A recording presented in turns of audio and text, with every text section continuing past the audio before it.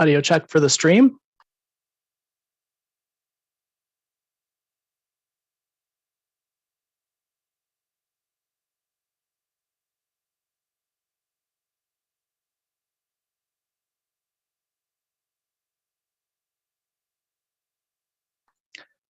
Second audio check for the meeting stream.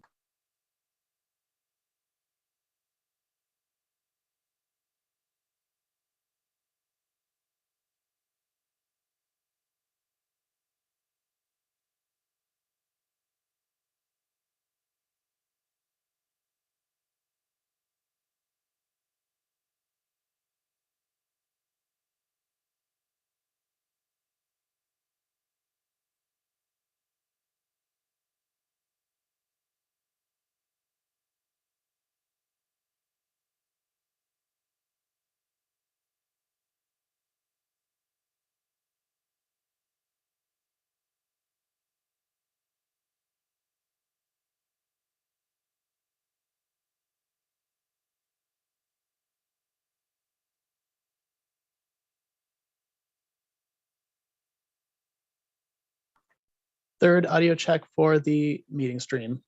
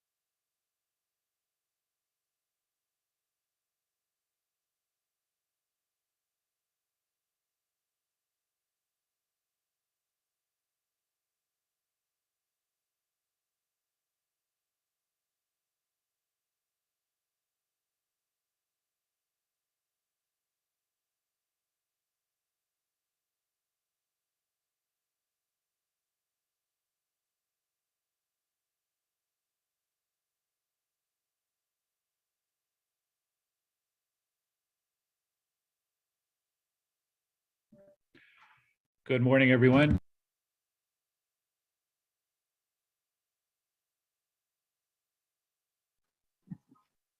Good morning, Chair. Good morning, Kelly. So Kelly, there were no additional speakers from the chair's notes you sent out this morning? Good, thank you.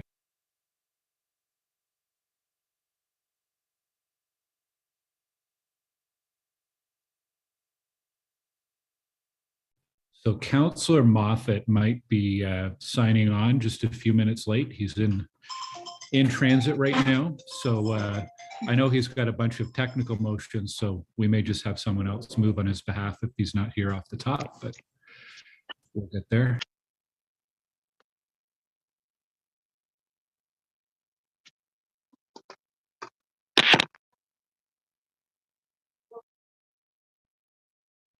Councillor Moffat is the king of motions these days. Well, he likes to move. He's a mover and a shaker. He's a mover and a shaker.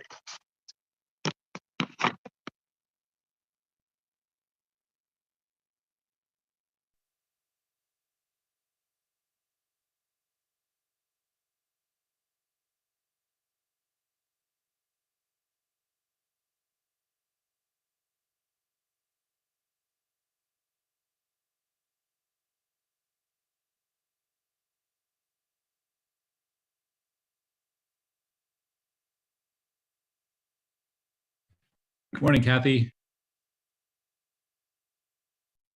Good morning. How are you doing? I'm good. Beautiful day out there. It is so nice. I know. So this will be a quick planning committee and we can all get outside, enjoy the sun. That's what was my plan for the day.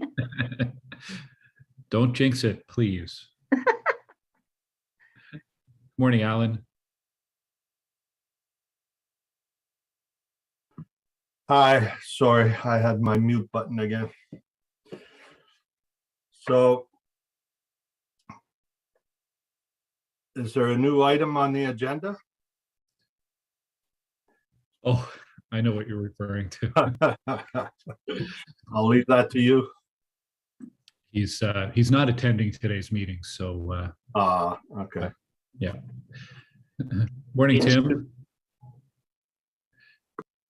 It's too bad that he's not attending. Morning, Glenn. Good morning, Teresa.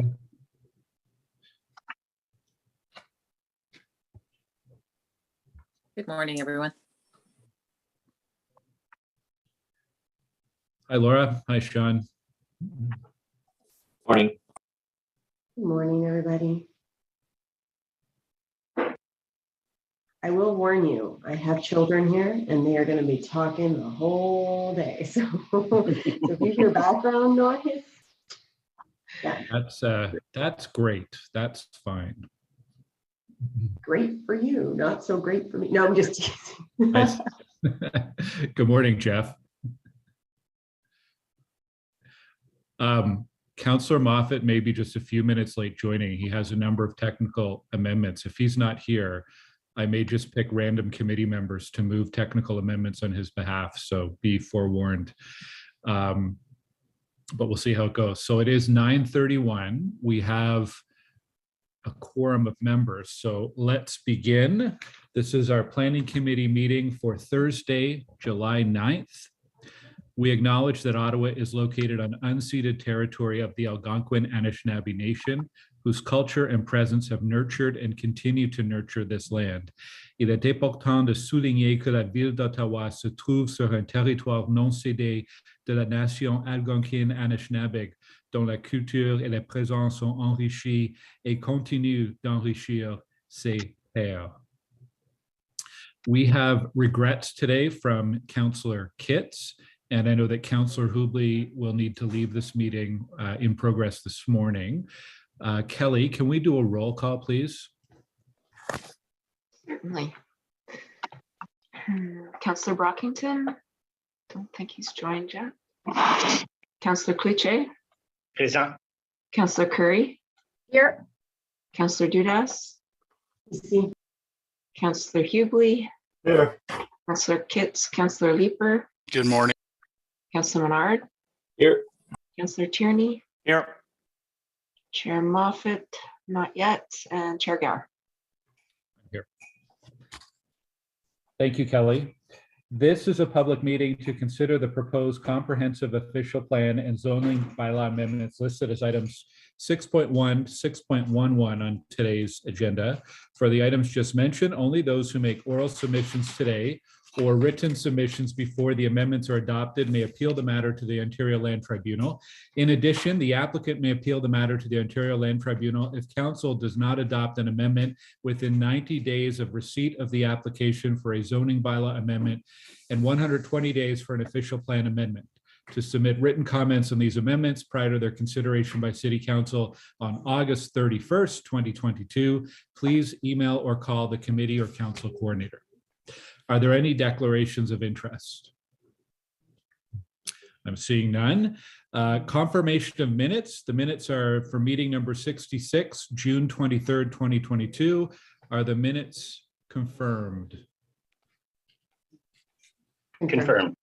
Thank you. There is one inquiry response listed on the agenda. We have a number of items on the agenda today. First two items are deferrals from the previous meeting on parkland dedication bylaw replacement and cash in lieu of parkland funds policy revision and parkland first policy. We have speakers on both of these items, so we're going to hold items 5.1 and 5.2. Going through the agenda, we'll see what other items we need to hold. We have item 6.1 is zoning bylaw amendment for 3776 and 3780 Albion Road in Gloucester Southgate. We have no delegations registered. I know there's a technical amendment. I see Councillor Dean's here.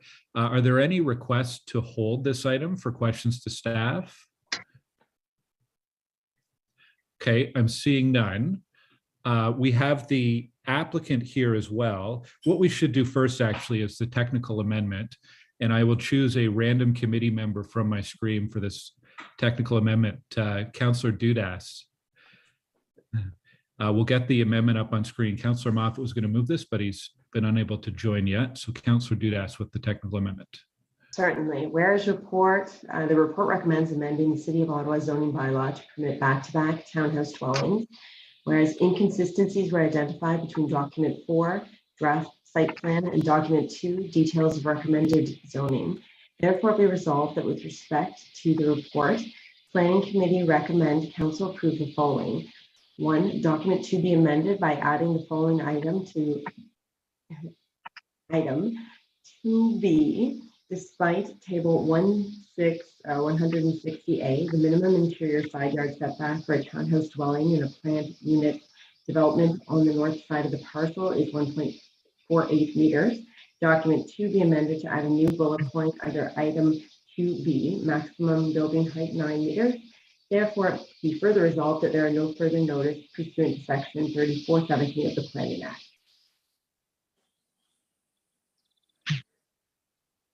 Okay, is the technical amendment carried? Carried. Carried. Carried. Okay, Councillor Dean? Can I just say a few words before this is passed, Mr. Chair? Yes, go ahead. Okay, I just wanted to thank the community for their input over the last year. This proposed plan for the site plan has evolved a lot. It started as a 3-story low-rise apartment building with 36 units. And today it's 8 townhouses plus 8 secondary units. And while there's still some concerns from the community, I believe this application is actually a very good example of gentle intensification and is in keeping with the surrounding neighborhood.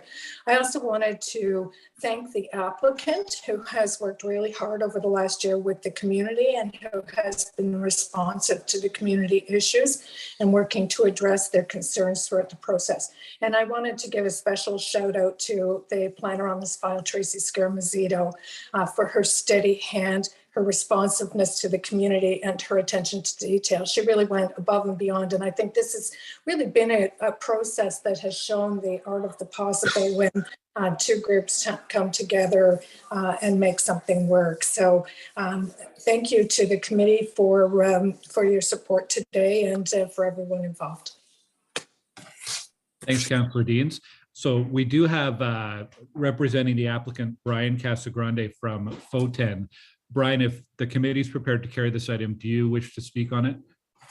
No, we don't. Thank you very much. Okay, thank you. So on the zoning bylaw amendment for 3776 and 3780 Albion Road, are the report recommendations carried?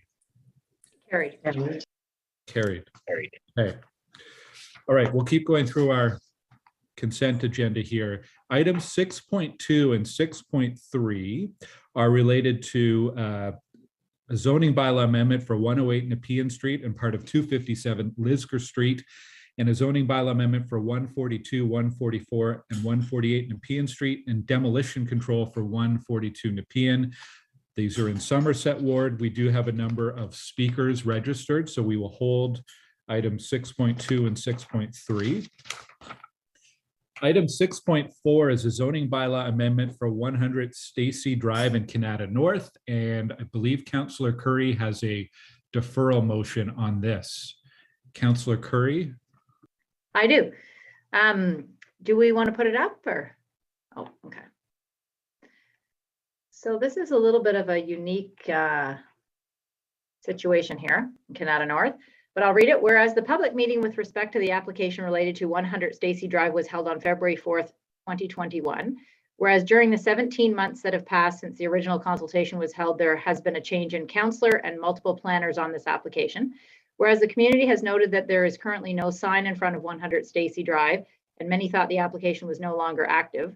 Whereas there has been no communication between the current ward councillor and the developer, and the recent briefing with staff did not convey the level of community concern.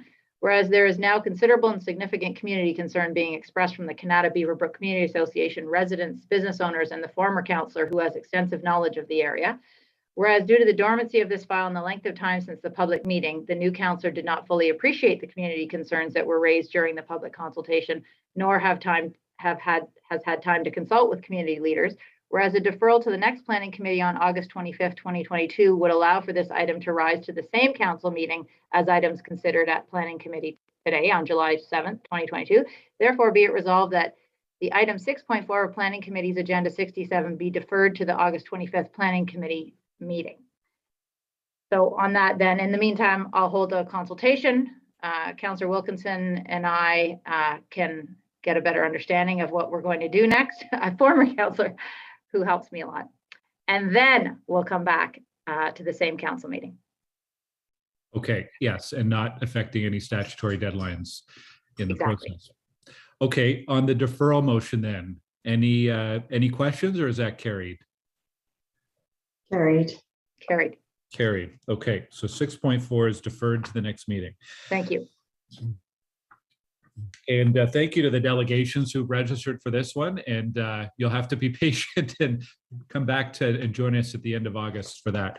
Okay, item number 6.5 is also in Canada North. It's a zoning bylaw amendment for 1055 Klondike Road. There are no delegations for this item. The applicants have representatives here. Any requests from the committee to hold this item? Councillor Curry, did you wish to speak on this item at all? No, I mean, there's some traffic concerns that we'll work out later on with a number of different groups and people that are concerned. But as for the idea of what we're doing here, it's good. Okay, thank you. And Christine McQuaig is representing the applicant today. Christine, if we're prepared to carry this item, do you wish to speak on it? No, Mr. Chair. Thank you. Okay, thank you, Christine. So are the report recommendations for the zoning bylaw amendment at 1055 Klondike Road carried? Carried. Carried, thank you. We're going to stay in Canada North for item 6.6, a zoning bylaw amendment for 101 and 201 Nipissing Court. There are no delegations registered. Any requests to hold this item from our committee? No. Seeing none, okay. And We do have representatives from the applicant here. I'm not sure if they're in the panelist room yet, but I will ask, there's Miguel Tremblay from FOTEN. If the committee is prepared to carry this, Miguel, does the applicant wish to speak today? We do not, thank you. Okay, thank you. So are the report recommendations carried for item 6.6? Carried. Carried. Thank you. Item 6.7 is a zoning bylaw amendment for 30, 38, 42, and 48 Chamberlain Avenue in Capital Ward. There are no delegations. I believe the applicant is here. Any request to hold this item from the committee? I'm seeing none. Brian Casagrande, you're representing the applicant on this one. If the committee is prepared to carry it, do you wish to speak? No, Mr. Chair, thank you. Thank you. Okay, are the report recommendations for item 6.7 carried? Carried. Carried. Carried. All right, we'll go a little bit south to Alta Vista Ward, zoning bylaw amendment for 1545 Bank Street. There are no delegations registered. Any requests from our committee to hold this item? Okay, we have a couple of representatives from the applicant. Wait to see them in the room. There's Kayla Blakely from Novatech. Good morning, Kayla. If the committee is prepared to carry this item, do you wish to speak on it? We do not. Thank you, Mr. Chair. Okay, thank you. So are the report recommendations for item 6.8, 1545 Bank Street carried? Carried. Carried. All right, staying in Alta Vista Ward, item 6.9, zoning bylaw amendment for 2571 and 2595 Lancaster Road. No delegations registered. Are there any requests to hold this item? Seeing none. Councillor Cloutier, did you wish to speak on this one? Thank you, Chair. No, I'm comfortable with the report recommendations for both the previous item and this item. I'm supportive of the application. Okay, we do have representatives for the applicant, Brian Casagrande, back again. Brian, if the committee's prepared to carry this item, do you wish to speak? No, Mr. Chair. Okay, thank you. So are the report recommendations on the zoning bylaw amendment for 2571 and 2595 Lancaster Road carried? Carried. Carried. Thank you. Okay, we're going to go even further south. One of the rare times we have a report in Osgood Ward on our regular planning committee agenda. This is a zoning bylaw amendment for part of 673 Rideau Road. There are no delegations registered. Are there any requests to hold this item? Okay, I'm seeing none. We do have representatives from the applicant here. Tim Chatter is with JL Richards. Tim, if the committee is prepared to carry this item, do you wish to speak today? No, we don't. Thank you, Mr. Chair. Okay, thank you. So are the report recommendations for part of 673 Rideau Road, a zoning bylaw amendment, carried? Carried. Carried, thank you.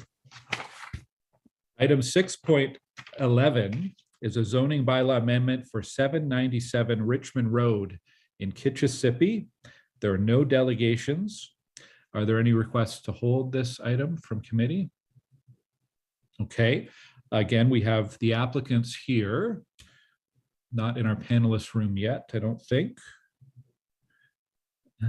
Just look for them on screen. I have a technical amendment for that one. Oh, okay. Well, Scott, co-chair Moffat, let's introduce the technical amendment. Thank you.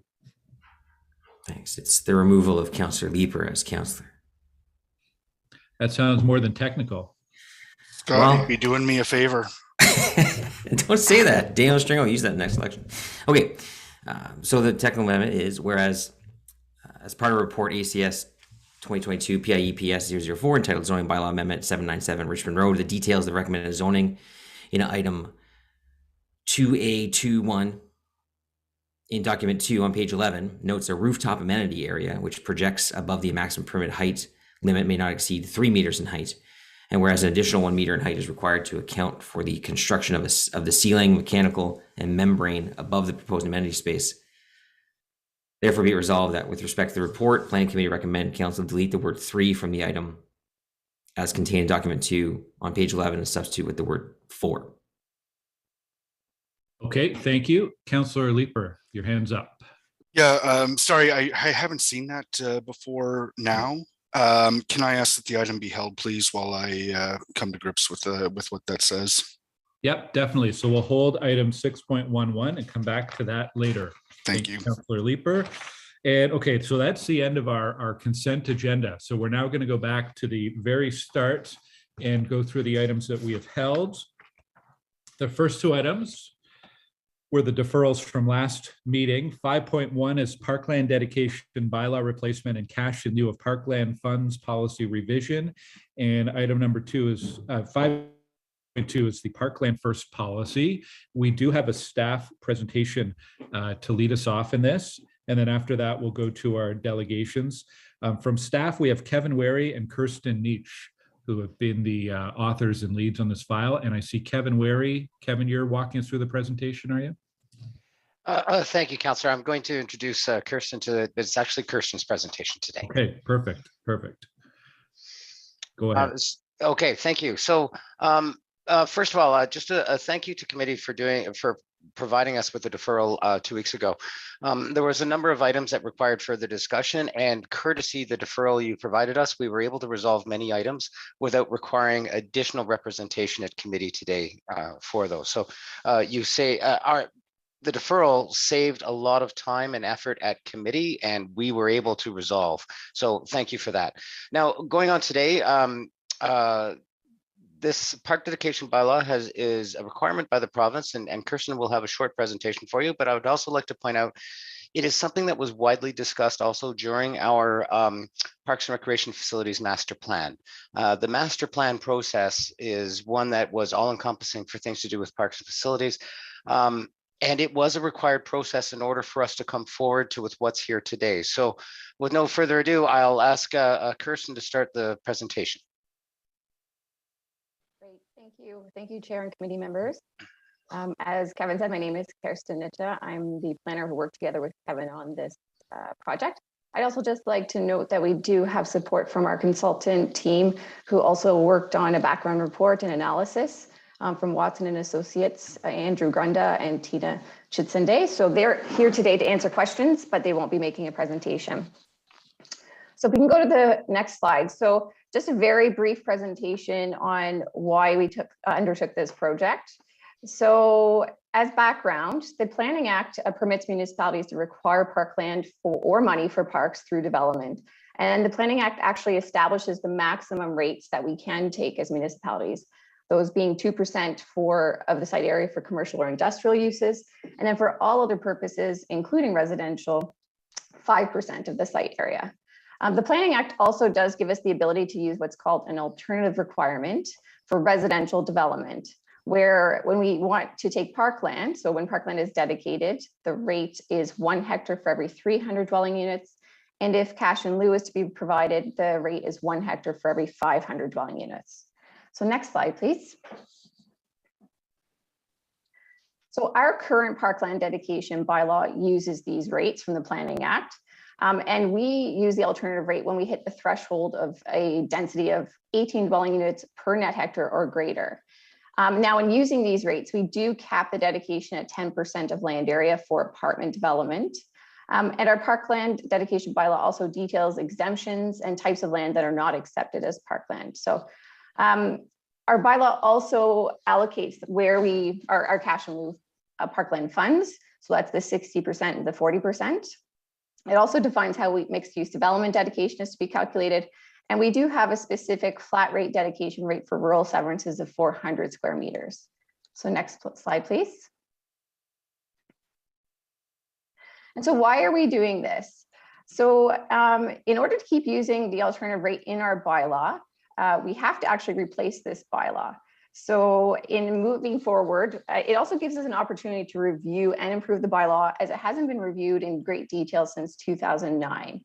And the legislative deadline for reviewing and replacing the bylaw is September 18th of this year. And this is why we're bringing this forward right now.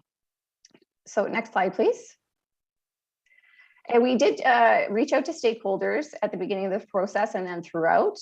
And through that input, we received comments that we should look at the 10% cap. We should look at development that's not subject to a planning application and how that can be subject to this parkland dedication bylaw. We looked at, or we heard that we should increase the requirements in areas that do not meet our parkland targets, and that we should also consider types of encumbered land as parkland. And then we should also review the exemptions list that we currently have within our bylaw, and also how cash in lieu parkland is distributed. So that's that 60-40 split. Next slide, please. So as I mentioned, we did have a consultant prepare a background report to understand how our current parkland dedication bylaw is working. And in consideration of the city's parkland target of 2 hectares per 1,000 people, they found that as the population grows to 2031, the core inner and outer urban transects will have the greatest parkland deficit. And that parkland deficit relates to meeting that 2 hectares per 1,000 people target. That also the suburban transects will have a parkland deficit. So next slide, please.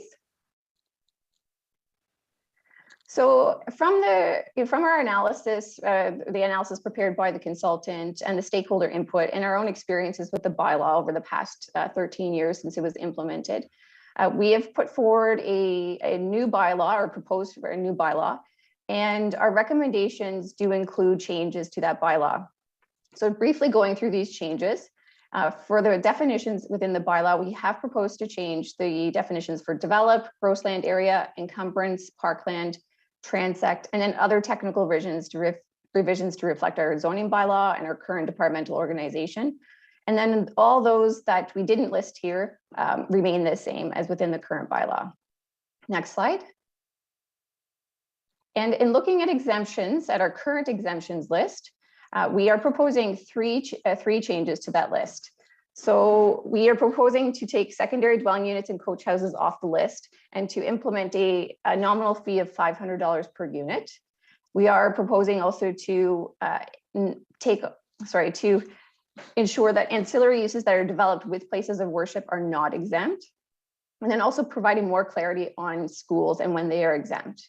The rest of the exemptions that are currently listed in the bylaw are staying the same. Next slide, please. And so another key change we're recommending is that all development and redevelopment be subject to the parkland dedication bylaw, including development that's only subject to a building permit. Currently, our parkland dedication bylaw only applies to development that is subject to a planning application. So that's those that are listed here: site plan control, plan of subdivision, etc. But we are experiencing development that's not subject to those. And so we're recommending that through building permit, they be subject to the parkland dedication bylaw. Next slide. And for the land valuation, this is just a recommendation to bring things more in line with the Planning Act, to bring the site plan control and building permits, their valuation to be before the issuance of building permit. But we're also recommending that the valuation only be valid for 1 year. The valuation provisions for the other applications listed here stay the same as currently listed within the bylaw, which is before draft approval or provisional consent. So next slide. And then a key change we're recommending is an increase in the caps. So we are recommending that the 10% cap remain for low density or low rise residential development, but that the cap be increased for higher density residential development, and specifically for residential development within mid-rise buildings, so 5 to 9 stories, having a cap of 15%. And then for development within residential development within high-rise buildings, so that's anything greater than or equal to 10 stories, being 25%. So next slide. And then with respect to the cash in lieu funds cash in lieu parkland funds policy, we did make some minor changes just to reflect the departmental structure and updated definitions. And our staff recommendation recommends that further review of this distribution be undertaken by the 4th quarter of 2023. So we are maintaining the 60-40 split as it is currently within the bylaw. And so I think that wraps everything up, and we welcome your questions. Okay, thank you very much, Kirsten. We will come back to staff for questions after the public delegations. So we have 12 delegations registered today. The first 3 to be speaking will be Carolyn McKenzie, Lisa De La Rosa, and Chris Greenshields. Carolyn will be first, and once we've brought her into the panelist room, we'll be able to begin.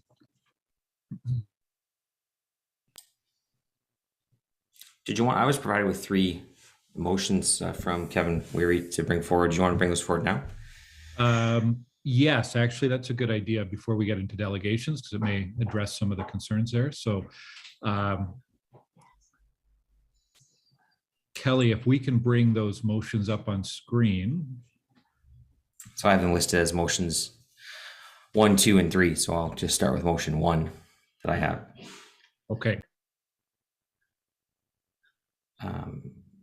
Which is whereas staff recommendation 1 recommends that council adopt a new parkland dedication bylaw as detailed in document 1, details recommended new parkland dedication bylaw, and whereas staff would like to provide further clarity on the transition provisions as detailed in section 14.3 of document 1. And whereas staff noted that section 15.2 of document 1 details recommended new parkland dedication bylaw references the incorrect subsections, therefore be resolved with respect to the report within document 1 be deleted, sections 14.3 within document 1 be deleted and replaced with the following. 3, an application for official plan amendment, plan of subdivision, part lot control, plan of condominium, consent to sever, or site plan control that has satisfied the requirements for completeness under the Planning Act as of the date of the enactment of this bylaw, or an application for building permit that was submitted as of the date of enactment of this bylaw shall be required to comply with the provisions of this bylaw as of the date that is 1 year from the enactment of this bylaw, unless the application has been appealed to the Ontario Land Tribunal or its successor, in which case the application shall be required to comply with the provisions of this bylaw as of the date that is 1 year from the decision of the Ontario Land Tribunal or its successor. And therefore be further resolved that with respect to this report, sections 15.2 within document 1 be revised to delete the references to sections 15.2, 15.3, and replace with reference to sections 14.2 and 14.3. Okay, so that's the first motion. We can move on to the second one. Yep. So I'm just going to skip the first 2. So whereas section 1 of document 1 includes a definition for develop, and whereas staff have determined that further clarity is required for the definition of develop to ensure consistency with the Planning Act as it pertains to portable classrooms on school sites, therefore be resolved with respect to this report, section 1 within document 1 be revised by deleting the definition of develop and replacing it with the following. Develop means the construction, erection, or placing of 1 or more buildings on land, or the making of an addition or alteration to a building that has the effect of substantially increasing the size or usability thereof, or creating dwelling units, or the layout and establishment of a commercial parking lot, but does not include a portable classroom on a school site if the school site was in existence on January 1st, 2007, and development, redevelop, and redevelopment have their corresponding meanings. Okay, and a third technical amendment. I suppose they're not technical amendments, they're just alterations there yes. For clarity for the most part. So whereas section 1 of document 1 includes the definition for dwelling unit, and whereas the definition of dwelling unit in section 1 of document 1 reflects the definition as provided within the Ontario Planning Act, but differs from the definition within the current parkland dedication bylaw, being bylaw 2009-95 as amended. And whereas staff have determined that further clarity is required to maintain the intent of the current parkland dedication bylaw, being bylaw 2009-95 as amended with respect to the conveyance requirements for residential care facilities, therefore be it resolved that with respect to this report, table 4, section 4, and within document 1 be revised by including residential care facility as defined by the zoning bylaw after other purposes and before excluding residential purposes.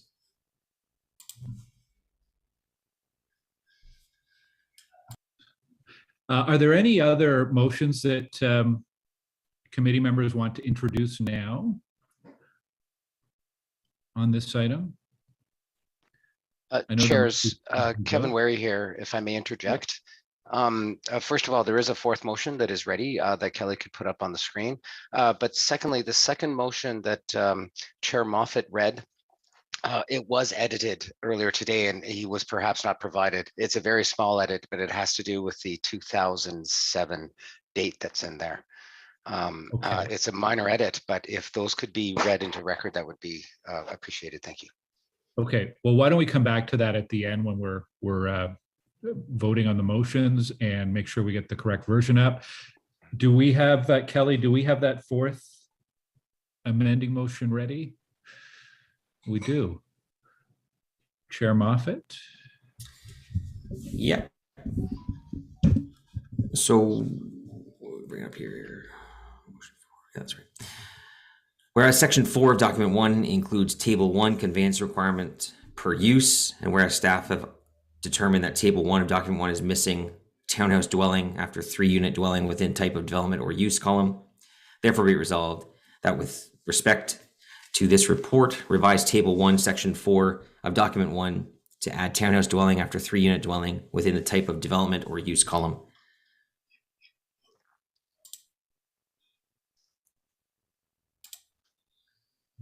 Okay, thank you. Any other motions now, or otherwise we will go ahead with our delegations? All right. Carolyn, thank you very much for your patience as we introduce those motions, and welcome this morning. Each of our delegations has 5 minutes for their presentation. So Carolyn, go ahead when you're ready. Okay, thank you very much. So first of all, thank you very much to staff for moving this work forward. I think the last couple of years has really demonstrated the importance of parks and green space to the health of residents in a very livable city. But I wanted to start by making an observation though about our parkland goals of 2 hectares per 1,000 residents. I don't think anyone would deny the challenge of adding parkland, particularly in the downtown and interurban areas. But I think it's also important to understand that our goal is a bit of a middling target, which I wasn't aware of until I read the staff report, actually. That report indicates that targets for comparable Ontario cities are generally between 1.5 and 3 hectares. And our overall goal is to be the most livable mid-sized city. So I'm not sure we're going to get there unless we raise our sights regarding our ambition for targets. So that's just an observation. It also seems clear that the further review of the bylaw needs to be equally ambitious at ensuring that there's a strong link between those high-level objectives and the plan policies to get us there. Because as it stands there, my understanding is that quite clearly we won't. In fact, the consultant's report again made it clear that the bylaw would provide nowhere near the city's targets. To get it closer, we will need to drop the caps, as I understand it, and apply the bylaw to all applications, including those building permits, not just those under site control. I'm not too sure there's a good reason for why those in affordable housing units or in towers in transportation-oriented demand areas should be deprived of parkland that others, including myself in my neighborhood, enjoy. So I hope the staff will be given direction to do additional work on the policy with this in mind. I also think that we need to reconcile what I see as the continuation of a disconnect between those high-level objectives and the practical basis for achieving them, and chiefly the development applications themselves. What do I mean by this? Looking at Lansdowne, which I was doing a fair bit of in the last few months, I had submitted a question to the city, so I'll use that as an example. I wanted to try and better understand how the new bylaw might be intended to apply to the anticipated application that will add about 2,500 residents to the site while removing upwards of 55,000 square feet of park space. In other words, to understand how we would do what the city said we would do to make sure that amenities, including parkland, keep up when we intensify. Staff now have direction to develop and design costing so that this space may be used. But according to the mayor, it's going to be very costly at over $30 million. So I think we can assume that we have a serious risk of losing a lot of usable park space while adding a lot of new residents. So my question to staff was, what analysis has been done to date regarding current versus future parkland targets, given the proposal to add 2,500 residents? And the answer was, quote, there has been specific analysis to date on this concept. The issue of parkland targets for transects are not accessed in relation to an individual development application. I think that's a little bit difficult wording or language really to understand. But what I took from that is that there was an explicit acknowledgement that no, we're not making any link between our parkland objectives and what happens at the development application stage. So I guess I would, to my mind, it seems like it's just wishful thinking to think that we can manage to meet parkland objectives if this is the case. We certainly hear, and rightly so, why an application should be supported because it contributes to growth management and intensification goals. Those are very important, but I don't hear similar arguments looking at the specifics of how parkland objectives should be considered. And I really hope that the staff review can also address this issue and how we can make that link. Very briefly and finally, I just wanted to touch on the issue of air rights and parkland requirements and how that would apply. At a consultation in June, staff initially seemed to indicate that development of air rights would not trigger parkland dedication requirements. The bylaw sets requirements based on the development of land. The word land is there, and it's perhaps not clear that land in this context includes air rights. I think it's important because as we look to intensify in the future, I assume that air rights may be increasingly used as a tool to build up, and residents of buildings developed using air rights will need access to sufficient park space just as much as residents of any other building. So clearly there was some doubt earlier what land included. I believe it would be useful to simply add a definition of land that explicitly includes air rights to the bylaws, which I assume would be a technical type amendment to this bylaw. So those are all my comments, and I appreciate being heard at committee once again. Thank you very much. Thank you, Carolyn. Councillor Menard has a question. Thank you very much for being here, Carolyn. Nice to see you, and a great presentation as usual. With regard to the cash in lieu portion, is that something that you see coming as in the 2023 update of the bylaw itself, or is it something that staff have said they'll work on now as part of this initial policy? Sorry, Sean, you mean when the cash in lieu, just the cash component, obviously, to the bylaw? Yeah, that's correct. Yeah. Yeah, I guess it's not completely clear to me what the review is meant to encompass, but there were certainly a number of issues that were raised. I mean, I realize that there's absolutely, it's absolutely important and critical, I would say, that this bylaw is passed today at committee, given the statutory requirement to do so. If not, we lose the basis to apply the alternative means, the alternative rates. But I guess what I'm trying to raise is that I still think, and I can only imagine that staff are in agreement, at least with some of the things, hopefully, that I've raised, that there's a lot more work to be done in a number of these areas. And I guess one of my concerns is that I guess another part of the answer to the question that I asked to staff was that the proposal for Lansdowne, the specifics, of course, for the parkland dedication would be considered at site plan control.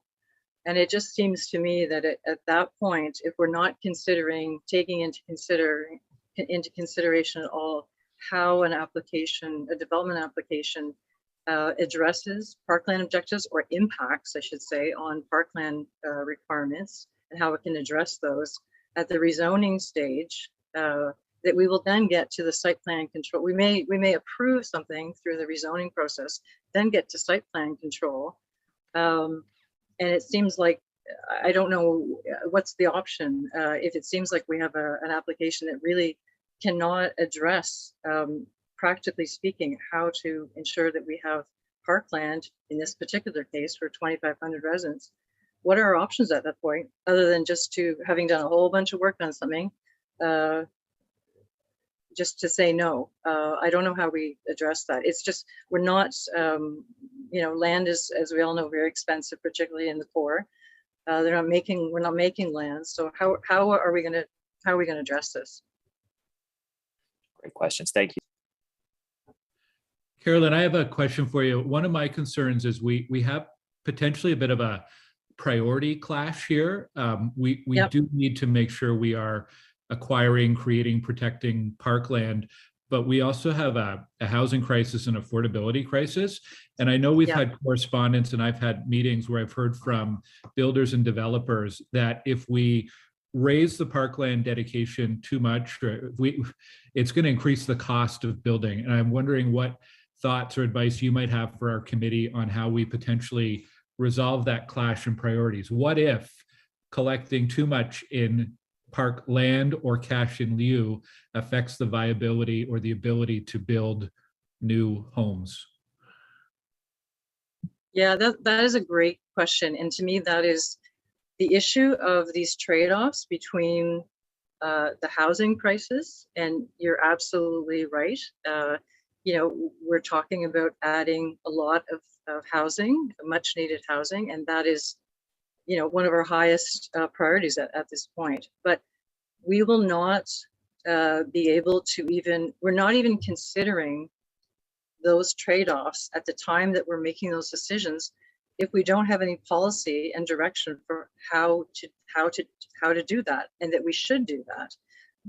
And to me, that is simply to say we have declared a housing crisis. We've also declared a climate crisis, and we have these great objectives. As I said, maybe a little more ambition on some of them, but okay, let's say we start out well with high objectives, and then we go to the development applications and we have our head in the sand. We have no basis for actually having a consideration of those trade-offs in any explicit way. We sort of talk around the edges and, well, we need housing, well, we need, and ultimately at the end of the day, housing always seems to win. And, in my estimation, housing seems to win. And maybe that's the decision that we as a city are making. Housing trumps everything. Trees always come second, third, fourth, whatever. But I think we need the mechanism to have that discussion and to make that trade-off. Okay, thank you. Thank you. Councillor Curry has a question. I hope this is quick because I don't want to have a long discussion about Lansdowne here because we're in the middle of something different. But I did want to say, though, in terms of the mechanism, we have a consultation period going forward where I know that the people from Canada are going to say, and they won't even maybe use it much, but that they would like to have that access to the green roof on the arena if that's the way it ends up going. And so then that's a decision at that point. I guess, Carolyn, I'm trying to understand, where is it that, like, we haven't made that decision? That is still possible. Maybe it's $30 million, but all of that is still possible. Are you seeing any other time that we would or wouldn't make that decision? I feel it's then, and that's still to come. Yeah, no, absolutely. I'm not saying that it's impossible. I'm saying that it's a decision to make that investment that needs to be considered and then taken. I was told, the mayor was very clear with me that it was too expensive, that it was not doable. I know the staff have been provided direction to investigate it and to the specifics, but there were some numbers. I heard a number of numbers, and again, I don't want to get in the weeds of Lansdowne, but between 20 and 35 million as to what it's going to cost, all of which was deemed to be too expensive for parkland. But again, anytime I asked about what about parkland, it seemed like we were covering over the idea that we were going to lose a huge amount of parkland with that proposal while adding a lot of dwelling units. That's good. Pretending that we really weren't going to lose it with no idea of what the plan was to provide anything reasonable for all these additional people. When you're in a 46-story tower, you need a place to play outside in the trees and the green. I mean, I've got lots of trees, and I live in the neighborhood. I've got trees around my house. But for those 2,500 people, the park is already well used. Where are they going to go? Okay, yeah, well, so lots of discussion to come. Thank you. Yeah. Okay, I'm seeing no additional questions. So thank you, Carolyn, for joining us this morning. Thank you very much. Our second speaker is Lisa Dalla Rosa from Foten. Good morning, Lisa. Good morning. Can you guys hear me? I've been having some issues with my mic, so I might just have to talk a bit louder. Yeah, you're a little quiet, but we can hear you. So Okay. go ahead. So thank you today, Councillors Gower and Moffat, for letting me speak. I'm Lisa Della Rosa, an associate with FOTEN, and I'm here today speaking not only on behalf of GOBA, but also as a planner. Not only will this bylaw significantly damage housing affordability for residents, and in some cases put the economic viability of residential projects into question, but I argue it doesn't align with smart growth planning principles. Although staff report does highlight consultations with GOBA, none of the discussions mentioned increasing cap rates by building typology. It's misleading and disheartening to imply that the industry endorsed the approach presented. We learned of the increases to caps when the information was posted online as part of the original committee's agenda. Since the deferral, we have had discussions with staff. However, even with the tweaks, the bylaw is still problematic. So I'm going to start with those caps for mid and high-rise developments. These are the building typologies in the target areas for intensification along main streets and close to transit. Are they the logical places to build parks? Requiring more unencumbered land for parks will decrease the area on which to build. Did the city consider the reduction of LRT ridership and the effect on intensification goals of the OP if the area to build housing is reduced? What effect did that have on the new unit projections used for the new OP? On the cash in lieu side, parkland is based on the value, the cash in lieu value is based on the value of the land. So if it already increases with density, there's no need to also increase the percentage applicable. We have been asked as an industry to absorb additional policy cost increases with inclusionary zoning, community benefits, vacant land tax, high performance development standards, and an increase to the DCs. This has caused the industry to put a pause on some of the higher density projects, which have a negative impact on land supply and achieving intensification targets. Requiring inclusionary zoning and a Parks First policy in PMTSAs is a guaranteed recipe for disaster. The Land First policy for high-rise projects in these areas should be reconsidered. There are some other concerns with this bylaw aside from the caps. The proposed transition clauses need to be revised so that projects currently being reviewed for approval are treated fairly. Planning applications take months of work alongside city staff to arrive at a plan. You can agree that it's not fair to change the rules midway through the process. GOBA in its written submissions has provided alternative transition policies that would consider all in-progress applications. The new definition of encumbrance is too broad. The demand for unencumbered land for parks is a barrier to innovative solutions, such as, for example, district energy or geothermal heating under a park. We have multiple examples of where we brought forward site-specific considerations that do not affect the park's usability or value. However, these were all met with resistance from park staff, and with this definition, that approach is going to continue. Another definition is that of gross land area. There have been interpretation issues with the definitions, and the proposed change does not clear it up. Gross land area should include only the total area of land subject to the development application, period. Despite the city's argument that NCC and school playing fields cannot be programmed according to local needs, surely there must be something that they count for. These non-city owned lands provide for recreation in part to the city identified as being deficient in park space. Some consideration should be given to their contribution, specifically in the downtown core and the inner urban transects. So in conclusion, we see no alignment of the proposed changes to this bylaw with the city's other goals, such as housing affordability, maximizing the land within the urban boundary, and achieving intensification goals as stated in the current and yet to be approved official plan.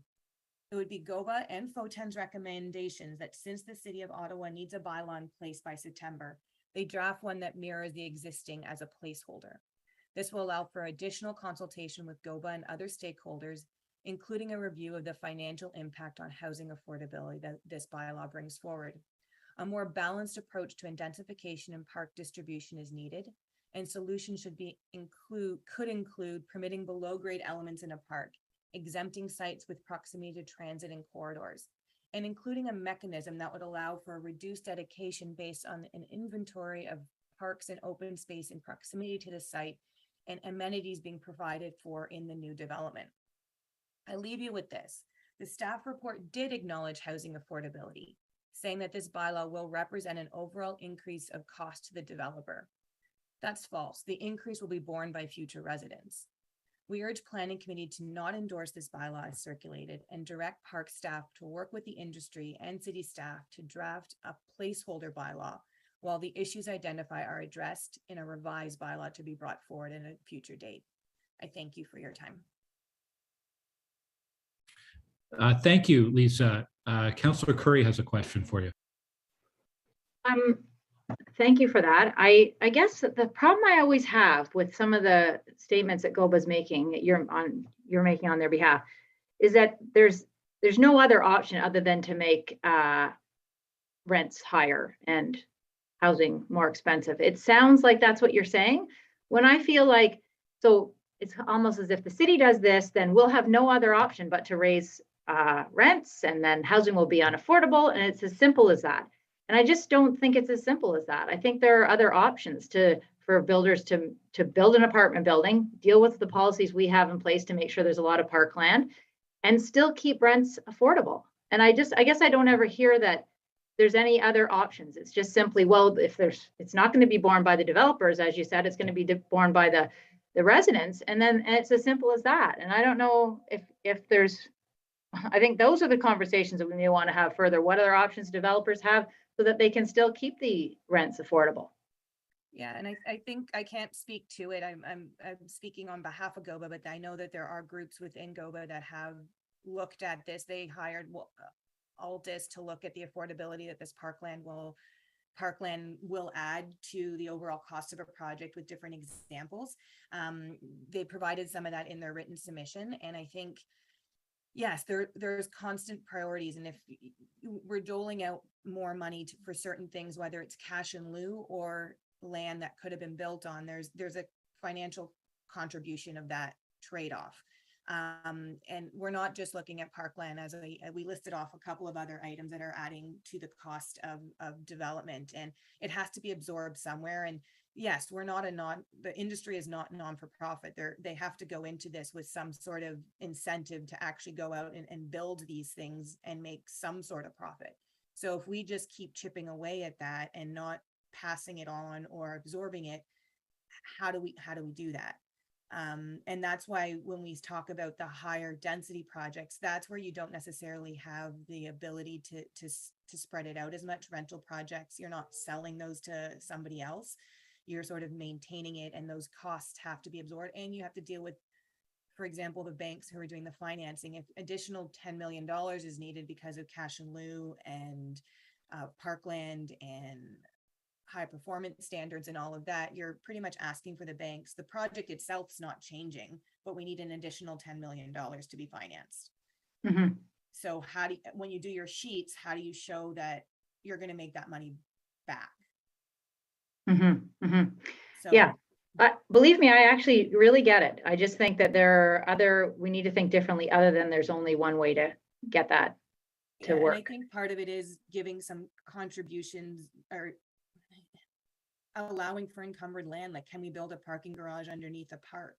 That parking garage allows us to maybe not go as deep in the part that we can build on, and then that helps alleviate some of that costs of donating that or giving that parkland.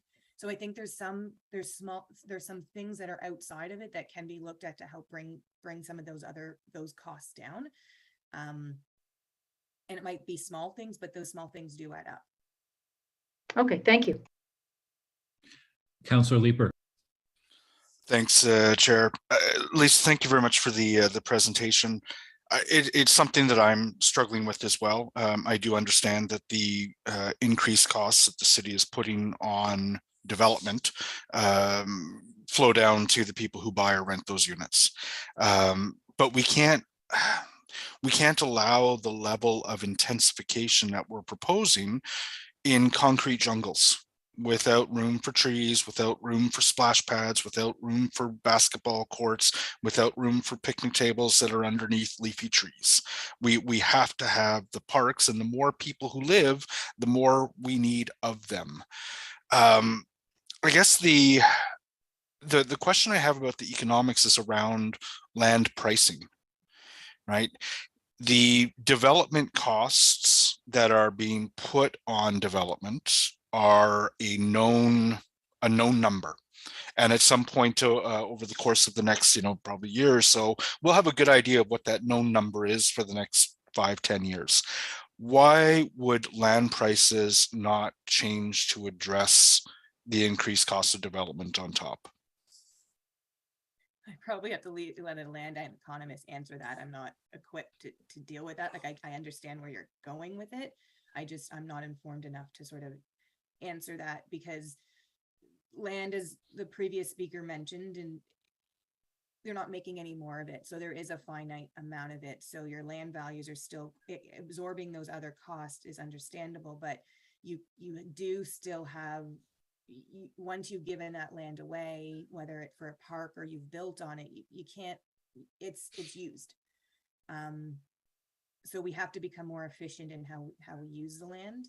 And to your point about providing for these new residents and not building the concrete jungles, I think if you look at some of the newer projects and the amenity areas that are being put into those buildings that are, they're not public, but you're starting to see pops and stuff like that, there should be some credit where people can still do those urban jungle gyms for adults where you can do push-up bars and that sort of stuff. You don't need the big green space for a soccer field. And I get there's a purpose to those sort of big field stuff as well, but there is something to be said about other types of recreation and the ability to go out, whether it's a rooftop or on top of a parking garage.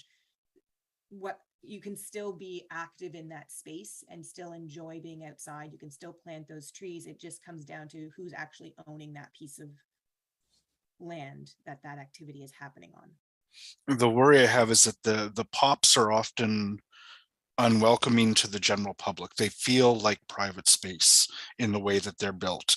And the residents who are moving into developments are using both the pops, but they're also using the green spaces that are elsewhere in the community, adding to pressure there without an offset to increase the amount of that green space.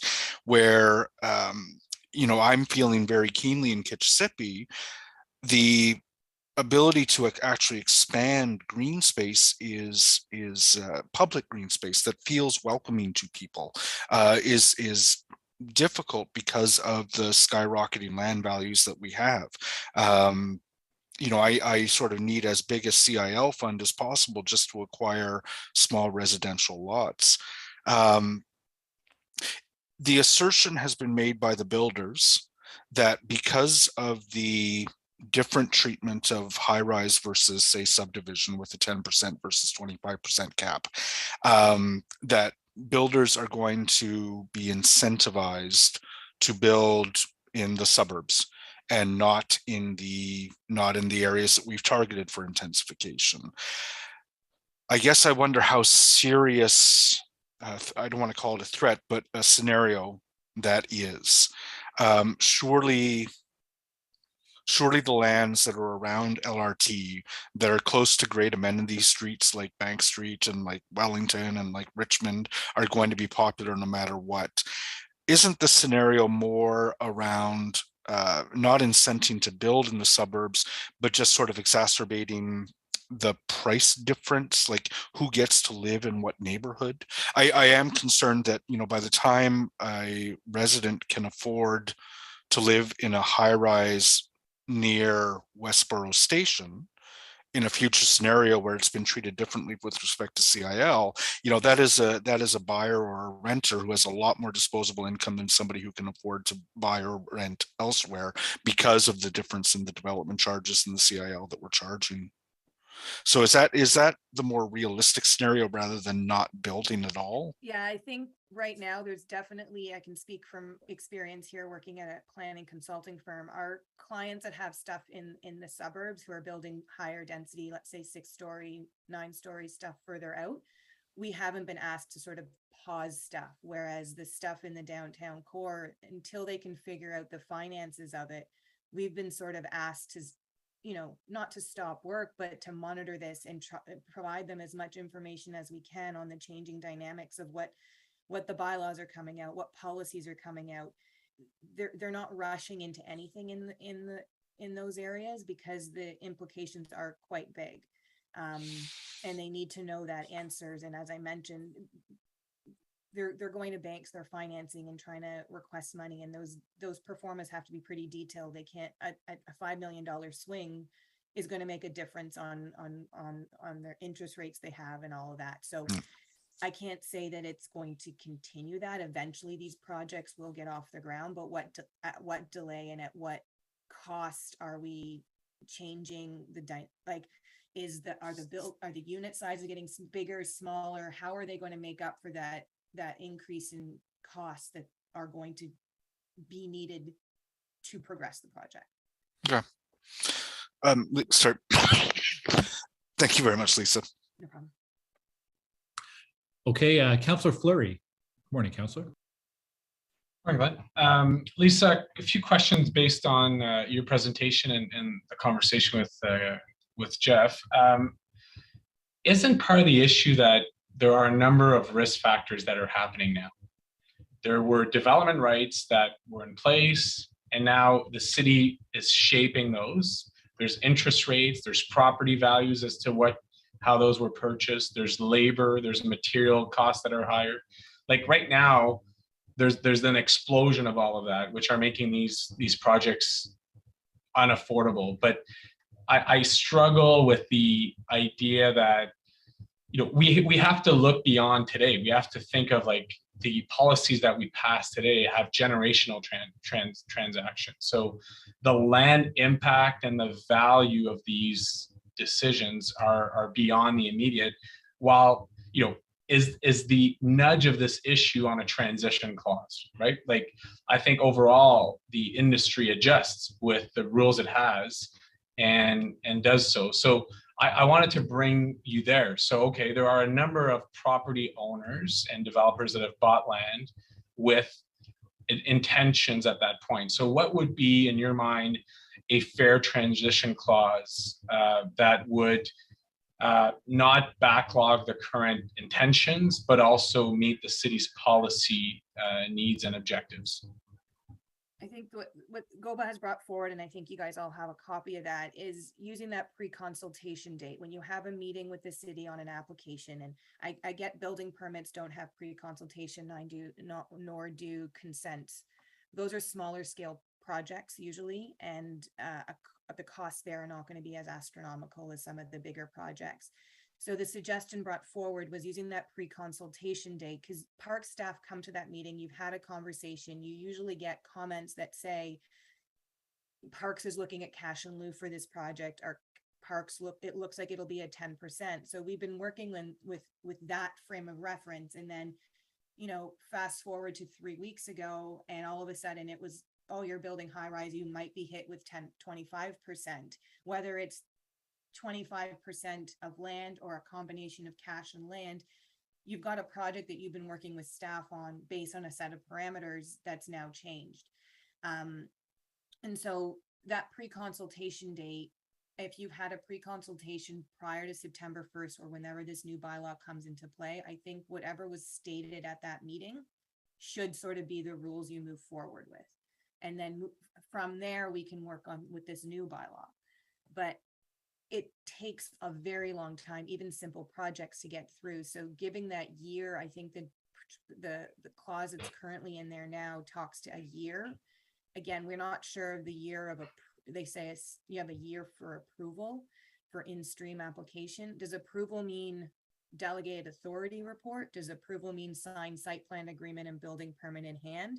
Those questions still we've asked, and we haven't gotten clarity on what that means. In our opinion, a year is not enough for a project that's halfway through the process. Would we be approved in a year from now? It's hard to say, because it's not just the parkland stuff. There's all the other issues that are being worked on through that process, or that planning process. Sorry. I mean, I'm not on this committee, but I do encourage the committee to, I think there's an important report in front of them. I think, the presentation that you're giving with the conversation we're having is much more nuanced in terms of saying, okay, there are economic realities and project timing realities for certain areas that that need to be captured and reflected appropriately. I understand the industry, anything that will impact rights, the industry won't be favorable to, but I think over time, it makes sense for us to make sure that those objectives are protected and retained. So, chairs, I would encourage some reflection as the delegations go on as to what is the appropriate transition clause. I mean, I think Lisa's put their thoughts on the table, which I think are something to be debated and discussed. Thank you. Okay, thank you, Councillor. I'm seeing no more questions, so thanks very much, Lisa, for your presentation today. We're going to move next to Chris Greenshields. Is Chris with us? He is. I think I saw him earlier. Yeah. Yes, I'm here. Thank you, Chair. Good morning. I'm speaking on behalf of the Vanier Community Association. The VCA has actively participated in the consultations concerning the replacement of the parkland dedication bylaw. We appreciate the work that has gone into the review and the consultations undertaken. The recommendations, including the revised recommendations as a result of thorough consideration of this item, suggest progress has been made, and today's additional motions also provide further clarification. VCA is engaged on this important issue because Vanier is one of a number of neighborhoods which are significantly deficient in parkland. In Vanier's case, approximately 1/2 of the targets under the new official plan, but that also includes NCC land. But taking into account the explosive growth expected in Vanier's population over the coming years through current development and future intensification, we will continue to go in the opposite direction of the new OP's parkland per capita target, even with the draft bylaw recommended by staff. The staff report acknowledges that the targets will not be met in certain transits, and these are areas targeted for intensification under the new OP. In some neighborhoods like Vanier, the targets will grow further out of reach unless more serious consideration is given to addressing the needs of highly dense and further intensifying neighborhoods like Vanier. Since there is no choice but to ensure a replacement bylaw is in place by the province's deadline, the recommendations as revised appear to reflect sufficient progress. I think the committee understands that its decisions today do not comply with the new official plan and must be interim. The VCA is encouraged that the revised recommendations provide better direction in requiring a further review, in which, in our view, should be even more ambitious. This committee should further recommend that staff develop the data also on a neighborhood basis and consider in particular those neighborhoods identified in the Parks and Recreation Master Plan as priorities for a more targeted approach with respect to the division of parkland dedication bylaw revenues, basically to extend the 100% provision available to existing special areas also to priority neighborhoods under the master plan. The VCA is also concerned, however, by a new recommendation to limit the bylaw in the case of transit-oriented development projects to 10%. As a neighbor, we share the concern, for example, of the Overbrook Community Association, that such an approach would affect a park-deficient neighborhood like Overbrook unduly, as like Vanier intensifies and the new per capita target goes further out of reach. Going forward, consideration needs to be given also to other measures under the new official plan and secondary plans to provide land use direction for city real estate strategies to acquire more parkland in priority neighborhoods, to freeze institutional zoning, to protect future public use as appropriate, for example, with respect to surplus schools and other institutional properties consistent with the new OP and the Planning Act, which provides specific direction concerning consultation with the school board, as well as the direction to staff provided in the decision taken by council at the time of the approval of the new OP in this regard. The master plan needs to reflect these considerations to address the impact of intensification and the increase of residents who will look to parkland and related tree canopy together with recreational facilities in their neighborhoods for a livable city. Thank you. Merci. Thank you, Mr. Greenshields. A question for you from Councillor Leeper. Thank you. Thanks, Chris. We have ambitious targets for the number or parkland acres per population.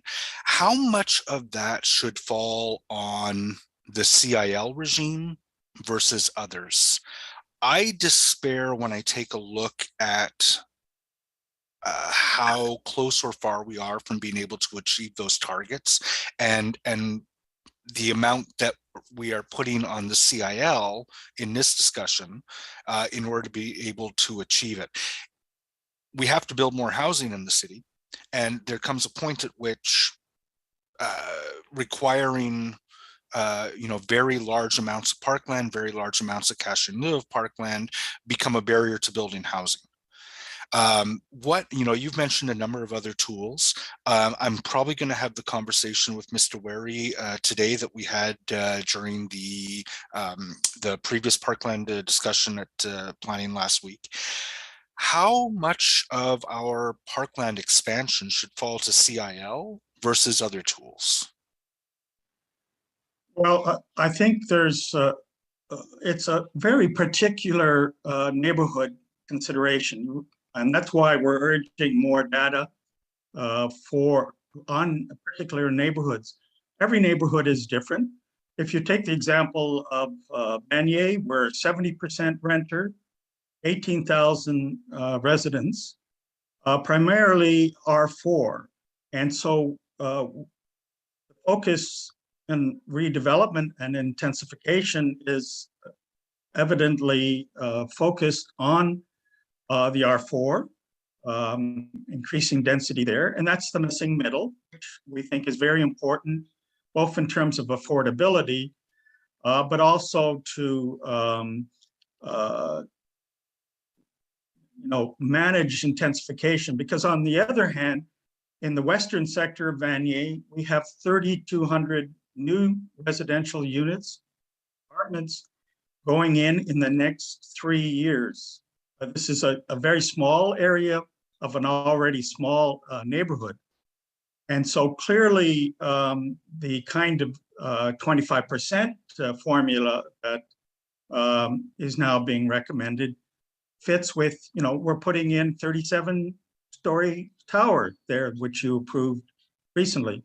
Another official plan amendment, 32 stories. So certainly that should involve both a mix of CIL money as well as parkland. And I think this is what we're going to get from those two major projects. On the other hand, the office conversions that we're seeing future conversions will, at least as I understand it, benefit from the expansion of the scope to include all new developments, including those not under the Planning Act, but require a building permit. So for example, in that area that I just mentioned, we have 168 new units, and there was no cash in lieu, and of course, no additional parkland. So I think every neighborhood is unique, and a neighborhood-based policy is very important. It has to go beyond the transit approach, I would say. Very focused answer. Thank you. Thank you, Councillor Fleury. Thank you, Chris. I'll bring you maybe somewhere else in your submission earlier. You were talking about the infill pressures particularly, and I wonder if you've seen a lot of the Committee of Adjustment issues in the community that are kind of spread two ways, right? One, which is single family home, folks come in and do the 4 townhouses within that lot, and then there's very few trees in the front yard, for example. And then you're seeing also the opposite, which is an accumulation of lots that are being turned into apartment buildings for rental, and both have the issues of seeing a tree canopy lost or issues of protection of green space, new trees on those projects. Can you maybe jump in on that, because you've shared those applications, and we've seen that now in a very high rental area, which I think the city struggles to capture. The city often looks at Westboro or some of the more owner-occupied areas of our city and doesn't properly understand at times the rental, the low-rise rental risks and issues with it. Well, I certainly think that the low-rise missing middle is really important. We do want to maintain housing choice. So, for example, in our predominant R4 area, we have very limited R1 or R2 areas. We want to see options for people who wish to live in Vanier. At the same time, we have very successful low-rise apartment buildings, well managed, and so on.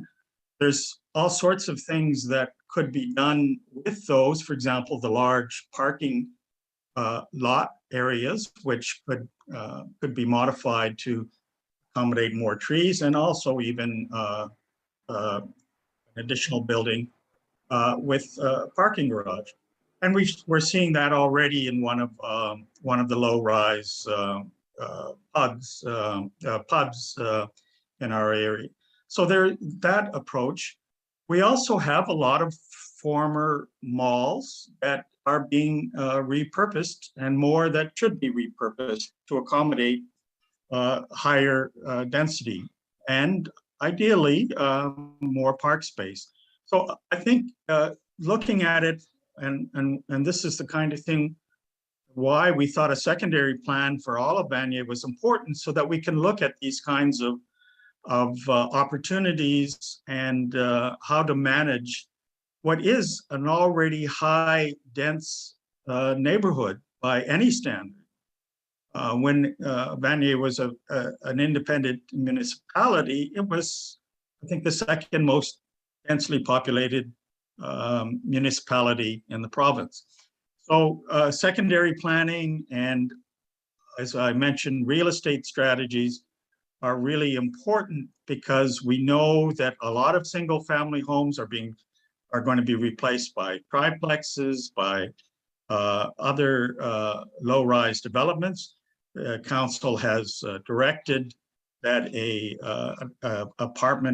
low-rise apartment design guidelines be developed for Vanier, pending the new guidelines.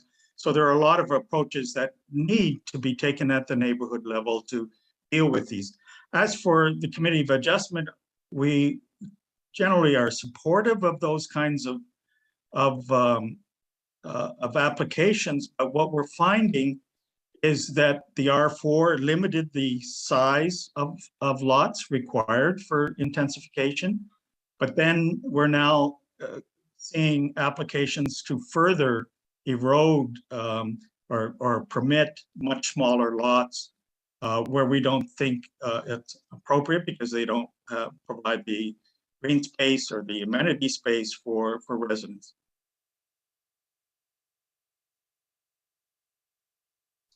Thank you. Thank you, Councillor Fleury. Thank you, Chris, for your time. Thank you very much. Our next speaker is Bob Brocklebank.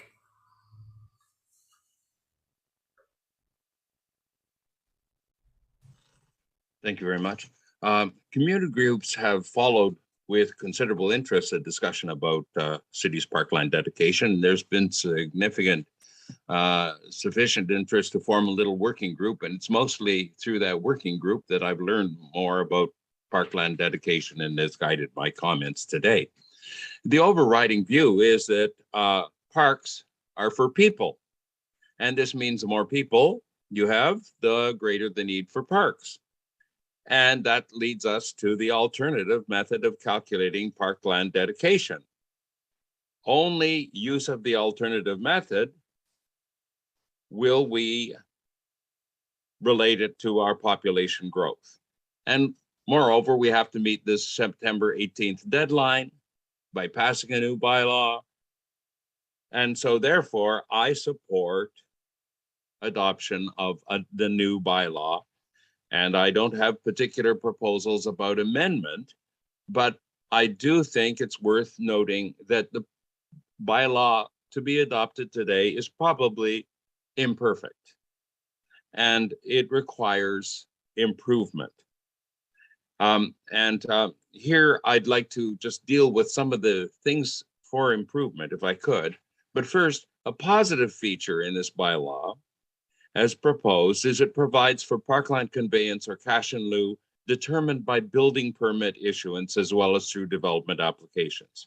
A serious issue with the current bylaw is that parkland dedication is not applied to as of right development, which adds residential density. In implementation of the new official plan, population growth will be accommodated through infill and redevelopment of existing properties. Those additional residents welcome to Ottawa need parks, and such development should contribute to our parkland inventory. Now, one problem with the draft bylaw is the application of caps. They're a sliding scale of 10%, 15%, 25% is proposed to limit parkland dedication for dense multi-story residential buildings. Now, it could be argued that this is an improvement over the flat 10% cap in the present bylaw, but I've heard really no justification for any cap at all. And I'm not pleased to read in the new documentation for this meeting, changed from the one for June the 23rd, that now a 10% cap for development in transit-oriented development zones is now being proposed. What are the criticisms of caps? First of all, it provides an incentive for the erection of tall residential towers on postage stamp properties. Second, in adopting it, we have this high-rise definition which begins at 10 stories, as if we don't have any 30, 40, and 50-story buildings in this city. So I know there are questions over the 60-40 split, and I hope that that will be addressed in the review that will follow, but it is only one example of the problems that we need to consider in the outcoming review.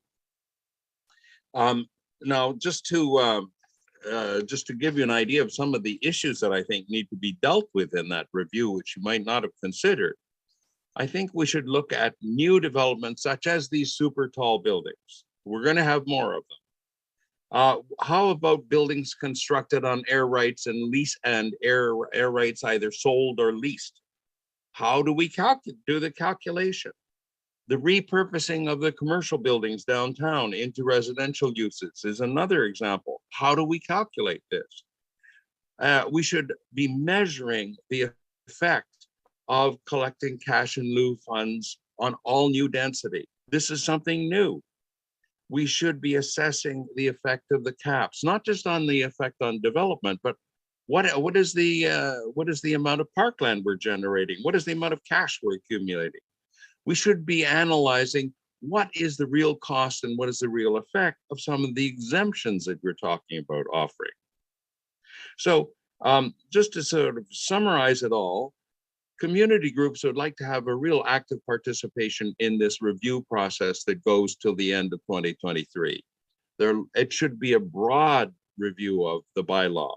But in summary, please move ahead, adopt the new bylaw, meet the deadline, and broaden the subsequent review so we can talk about some of these deficiencies in the future. Thank you. Thanks, Bob. I'm just going to go question here from Councillor Menard. Thank you very much, Chair, and thank you, Bob, for being here. I wanted to talk about caps a little bit. So you raised them, and obviously they're being it's being progressively raised. in the alternative parkland dedication rate at 25% of land area or value.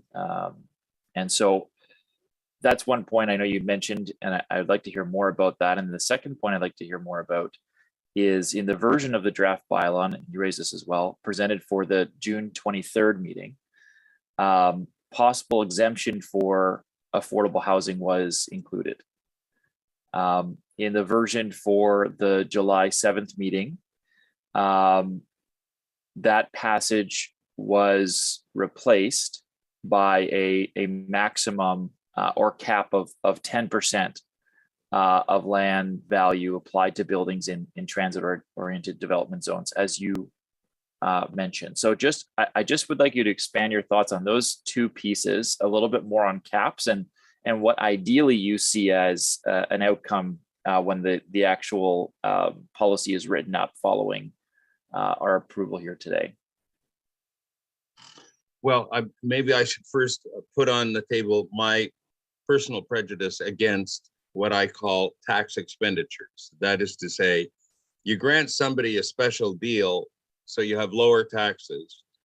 That does not fit into your budget calculation. You don't see that those of us who are balding get a special tax rate on our property taxes. You don't see that in your budget calculation. And so you don't know how much it costs. And we see this again and again. We don't know what things really cost. So let's go back to this cap idea. The cap idea is, generally speaking, that we're going to say, oh, well, you built this really tall and expensive building with lots of people in it on a very small piece of property. So therefore, you might even be paying more in parkland dedication than even the value of the property. Who knows? Don't forget, it's related to 500 dwelling units. So we have this tower that has over 500 dwelling units. We have to produce a hectare of land, right? Maybe you didn't even buy a hectare of land to put up this building. It would be more than 100%. You would think, oh, gee, that's terrible. We can't have a tax that's more than 100%. Ever buy a bottle of vodka? The tax is more than 100% on a bottle of vodka. It costs nothing to produce it. Anyway, the whole idea of caps should be looked at. Now, are we making progress? Yes, because up until now, if you build a super tall building, the maximum that you would ever pay is the value of 10% of the property, the lot on which you built the building. But remember, it's the lot that's the calculation. When I said air rights are a problem, there's no lot for an air rights. So this, imagine that Claridge builds a tall building on top of Rideau Center thanks to an agreement with Fairview Cadillac. What's the lot? Is the lot the whole Rideau Center? That doesn't make any sense. Is the lot just the amount that the building is sitting on? Most buildings have to have at least some side yard, front yard, setback, and so on. I mean, we've got problems that need to be resolved. Okay, so on caps, my question is, we should have a discussion about justifying caps. And that should be a discussion that is carried on in the next 18 months. Meanwhile, we have made progress because a tall building over 10 stories is now paying a maximum of 25%, whereas until recently it was only 10%. Have I begun answering your question, I hope? Yes, thank you very much, Mr. Brocklebank. That's very helpful and always pleased to see you here. Thank you, Chair. Thank you, Councilor Menard. Thank you, Mr. Brocklebank. Just before, I just wanted just a slight observation. We have these conversations here. I look at the speakers list. We have a number of individuals that are speaking that feel that communities need more parks, right? No argument.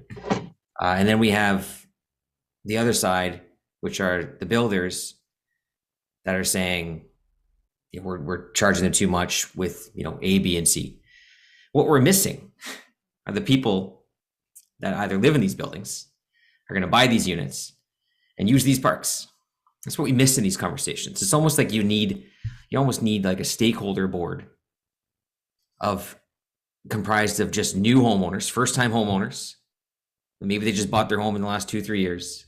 And then people that are prospective new buyers or new renters that are going to be looking at these buildings in the next 2 to 3 years and get their take on some of this stuff, because we always miss that in these conversations. We hear from folks that have no intention to move out of their homes and they're representing communities that are established communities. And then we have the builders. And that's it. And that's the conversation we have. We're really missing a big chunk of Ottawa when we have these discussions here. Anyways, I'm going to pass it back to Glenn. Thanks, Scott. Our next speaker is Kevin Harper with Minto. Good morning, Kevin. Good morning, Chair Gower. Thank you, Chair and members of the committee. My name is Kevin Harper, and I'm the Director of Infill Development with the Minto Group here in Ottawa. The Minto Group is currently working on a pipeline of more than 800 rental apartment units in the city, with projects in various states of construction and approvals. Next slide, please, Kelly. I have a short presentation. Kelly can put it up on the screen. Excellent. So I wanted to speak this morning to the impact of land development costs on infill development, specifically as it relates to parkland dedication. The land development costs represent a significant portion of the total project costs, and hence the total cost of each and every residential unit built in the city. To illustrate this, I'd like to use a sample project here. It's a mixed-use mid-rise project on a main street with 227 units. And some of you may recognize this as our Beechwood 2 project, which is currently under construction. Next slide, please, Kelly. As shown here, the total cost of each new apartment in this project is $520,000. If you look at the bottom circled number in the second column. And of that, $350,000 is purely the hard cost to construct it. So the concrete, glass, mechanical, electrical, you can see that in the cost per unit, second column, second bullet. Now, the remaining $170,000 in costs is the result of what we call soft costs. And this includes the price of the land, management fees, financing, and land development costs. The land development costs in this example comprise $34,000 of the cost of the unit. You can see the cost there, the top bullet circled. So what do these costs actually include? Next slide, please, Kelly. As shown here, these costs include development charges, cash in lieu of parkland, in this case, a Section 37 contribution, and the planning application fees. So for this particular project, these costs total some $6.3 million, or about $28,000 of the unit cost. Next slide, please, Kelly. So the cash in lieu of parkland for this sample project totals some $1.24 million under the current bylaw with a 10% cap. This would increase to $1.86 million under the proposed bylaw with a 15% cap for mid-rise development. Now, if this were a high-rise project, and assuming the land value remains equal, which of course it wouldn't, since high-rise land is much more valuable than mid-rise land, then the cost would increase to $3.11 million under the proposed bylaw with the 25% cap. Now, these increases are significant for sure, and they directly impact the affordability of an apartment unit, whether for rent or for sale. Not only that, and it's been mentioned by previous speakers, these costs will be stacked on top of those associated with other provincially mandated and official plan related policy initiatives that are on the horizon.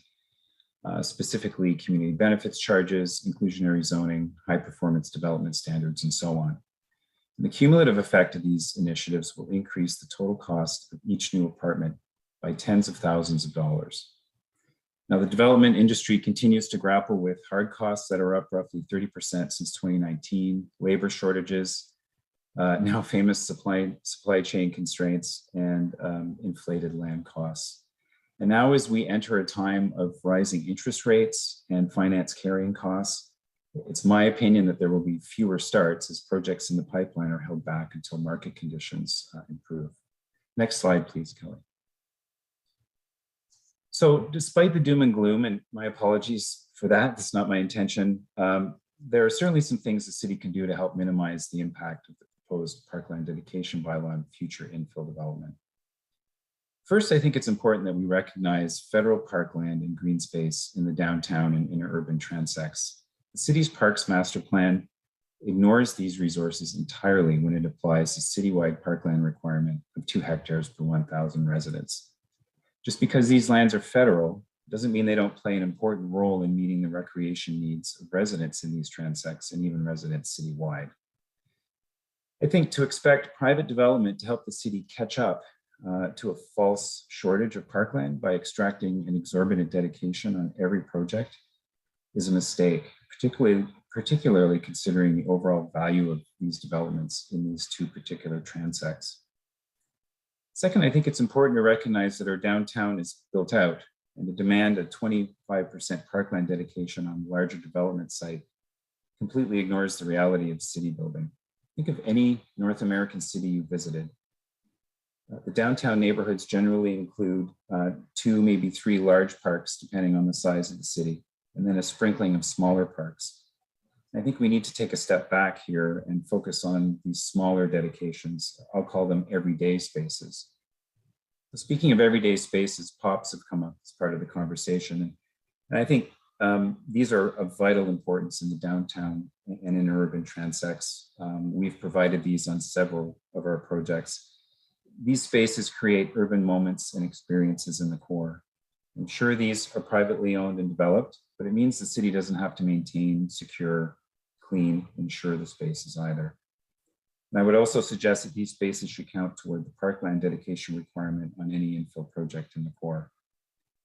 Finally, I'd like to point out that I think flexibility here is key. The city needs to work with the developers to create these great spaces in our city while ensuring the feasibility and design intent of any development. For instance, this means allowing parking under a parkland dedication to the city, or a design element above if needed. Parkland under a strata scenario should not be an issue in the downtown and urban transects if we want intensification, and we also want to increase the amount of parkland at the same time. I'm almost out of time, so I'll leave my presentation there, but I'm happy to respond to any questions you may have. Thank you. Thank you, Kevin. Councillor Fleury has a question for you. Too often I'm here speaking about the importance of rental, and Kevin, I want to begin by thanking Minto. It is important to invest in our city's core. It is important to see more rental housing stock being built. I'm going to go back to questions I was asking Lisa earlier, and I don't know if you were on at that point, but is there not kind of the struggle of projects you're working on with the cost of the land and the approach to those sites, rather than what I'm hearing from you is not, hey, if the future is where you want to go, great, that is clear as a city now, but it's the bridge to that that you're highlighting. Is that fair to say? I think it is. There's been a couple of comments and responses regarding land value and how land value will adjust. And I think it will. It takes time. I think there's 2 issues. One is on the mid and high rise, just the extent or the high level of the cap and the value of that contribution of a particular development. And then I also think on the other side of the equation is just what this does to the affordability, the actual cost of providing a housing unit. I think we'll get to where we want to go. I don't think it needs to be fully on the back of infill development, which is what the city's official plan is trying to encourage. I think there's other ways. There are other tools for sure. This should not be the only one. What are those tools? Well, I think, Chris Greenshields raised a good point, right?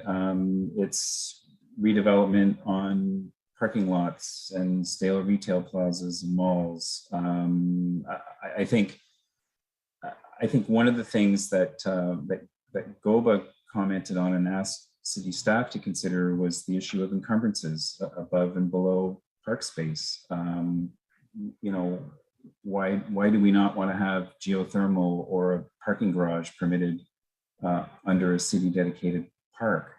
I think POPs need to play an important role. I know in our Beechwood 2 project, Councillor, there was a significant contribution there of, high quality urban finished space, pavers, planting, lighting, seating. None of that was deducted from the cash in lieu of parkland requirement for this project, which was $1.2 million. So I think there's a number of different ways that this can work. And my opinion is that, the exaction that's being proposed is really significant. And I know the city has a pretty significant war chest for CIL right now, and that's going to grow. I think just we need to spread the responsibility around a little bit more. Maybe just to on a final question, or final area of questioning, how far does Minto plan out? Like you were saying, 800 new units or so on. Lisa earlier was saying, projects that have been through pre-consult at the very least. Like, give me a sense, and obviously this you're speaking from a Minto perspective. Like,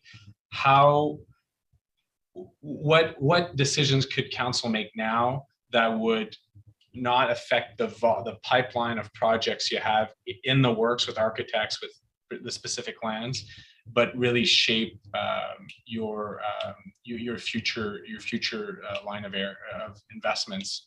I'm curious to just understand, is it a 1-year thing? Is it a 3-year thing? Is it a 5-year thing? What does that look like? Great question, Mr. Chair. So for Minto, using Beechwood 2 as an example, the land was acquired in 2019. We went through, our 1.5 years of planning approvals during the pandemic.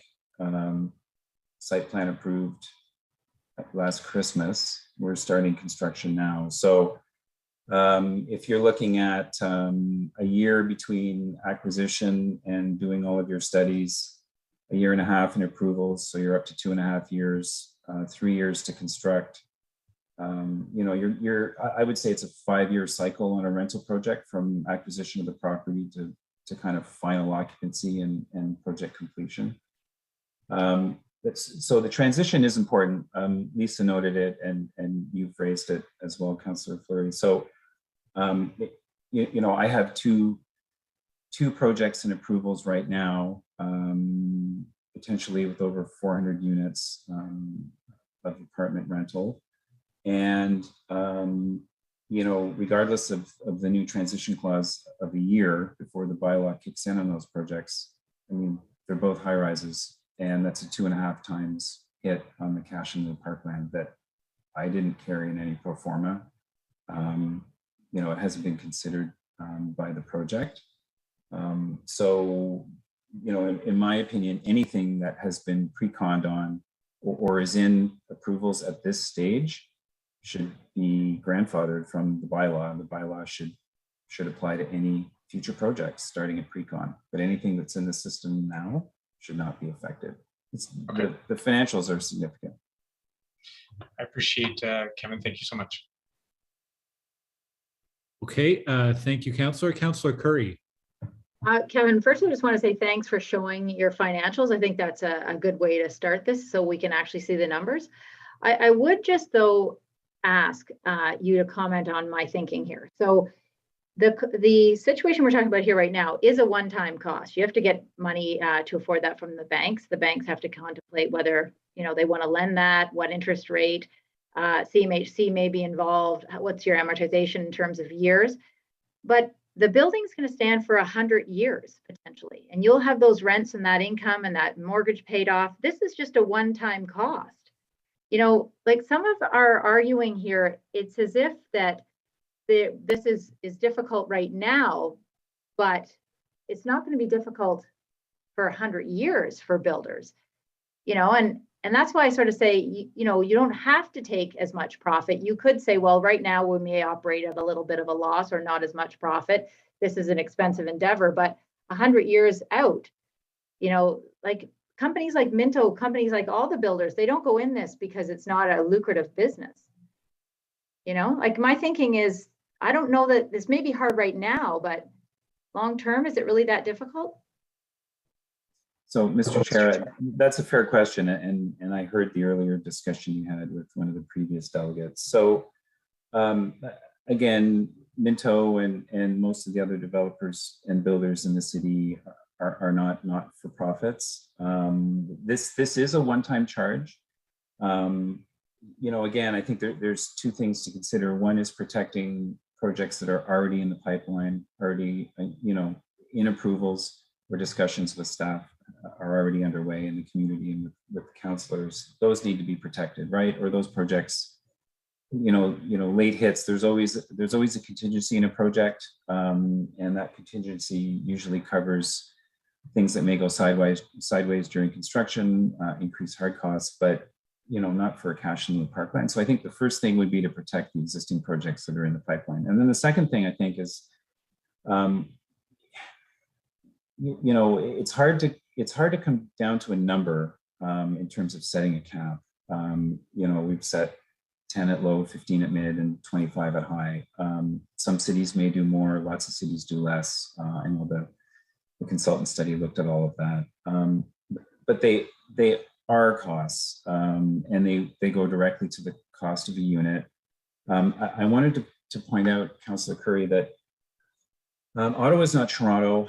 I know you've all heard kind of these rule of thumbs or urban legends about $1 million of profit per story on a tower, or $2 million of profit per floor in a tower. I can tell you, after completing 3 projects in the city, that is absolutely not the case. I mean, sure, every developer would love to have a 20% margin on a mid-rise or high-rise project, but I can tell you it's far from that. I mean, Minto is a big machine. Claridge is a big machine. The money those companies make, it's not based on an individual project. It's based on spread across multiple projects. So every little bit adds up. And I think the point I was trying to make, and it was raised earlier, is that unfortunately the timing of these increases in costs is unfortunate, right? Because we have a new official plan with a number of policy-led initiatives. We have, these provincially mandated initiatives, and they're all adding costs in a time when Ottawa is trying to increase housing supply and decrease the cost of that supply. So maybe it's just a matter of bad timing. I don't know, but I think as interest rates rise, and I mentioned this in my presentation, I think we're getting to the end of that sweet spot, particularly for rental, where the low finance charges and carrying fees. I think that time is coming to an end, and that was the sweet spot for rentals, and you've seen it in the cranes on the skyline. We have thousands and thousands of units in the pipeline, which is a great thing for Ottawa. We desperately need those. We've gone 4 decades without rental housing being built for a number of reasons. And I just think we should do everything we can to try to help those projects continue and not turn off the tap on them. I hope that answers your question, Councillor. It does. And I can appreciate the, retroactively applying this is not really fair. I get that. But anyways, thanks for that. This is a discussion that could go on and on. So we'll just stop there. But thanks so much for your honesty. You're very welcome. Councillor Leeper. Thanks. And it could obviously be an all afternoon discussion, so I'll keep it relatively short. But I'm taking a look at the development that you're proposing at the corner of Parkdale and Wellington, which will add, 300 new residents, maybe a couple more, into an area that simply doesn't have any potential for more parkland, except on a very, very expensive basis. The addition of those residents is going to pressure Parkdale Park, it's going to pressure Hintonburg Park, it's going to pressure Reed Park.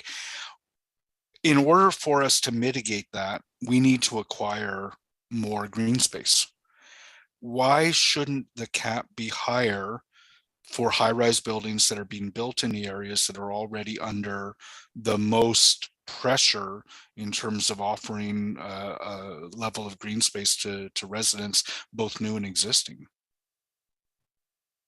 Yeah, Chair, that's a fair question, Councilor Leeper, for sure. And I get staff's approach on this. More people are coming into an area. That means we need more parkland or more recreation resources. The problem is that where this intensification is happening is that it's in an existing context. We're in a built form, like we're in an existing city. LRT runs through existing city for the most part, and we're putting up buildings close to that and around stations, and that's exactly how it should happen. And staff's made the adjustment on the land first policy by dropping the land to 10% in TODs, which is absolutely required. Why would you take the most valuable land in the city around a station and ask for 25% of that to be dedicated as parkland? I mean, it makes no sense. So, but I think, and I tried to make the point, Ottawa's very lucky in being a capital city and having, the Grey Bear plan and implementation by the NCC. We have lots of park and open space land in the city. In your ward, Councilor Leeper, you benefit more than others, I think. So if I'm coming from outside of the city and I want to buy a home, or even if I'm looking to move and I want to go downtown, I'm not really thinking about city recreation resources. I don't see the difference between municipal and federal. I want to be near the canal where I can run or bike. I want to be near the Ottawa River where I can run or bike or ski in the winter. The city has great parks, and adding parks is difficult when an existing urban context exists and the cost of land is so high. So I guess what I'm saying is that I think a blanket 2 hectare target per 1,000 residents citywide just doesn't work in a dense urban setting. And the downtown transect and interurban transect, we shouldn't be aiming for 2.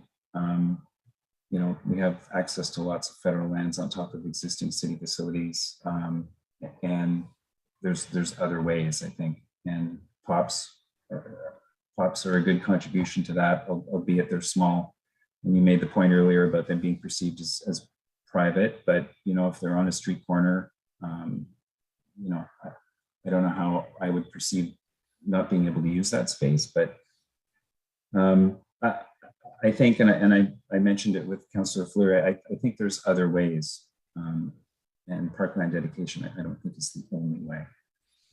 It is an elephant in the room in terms of the Absolutely. Availability of federal land, especially, right? Absolutely.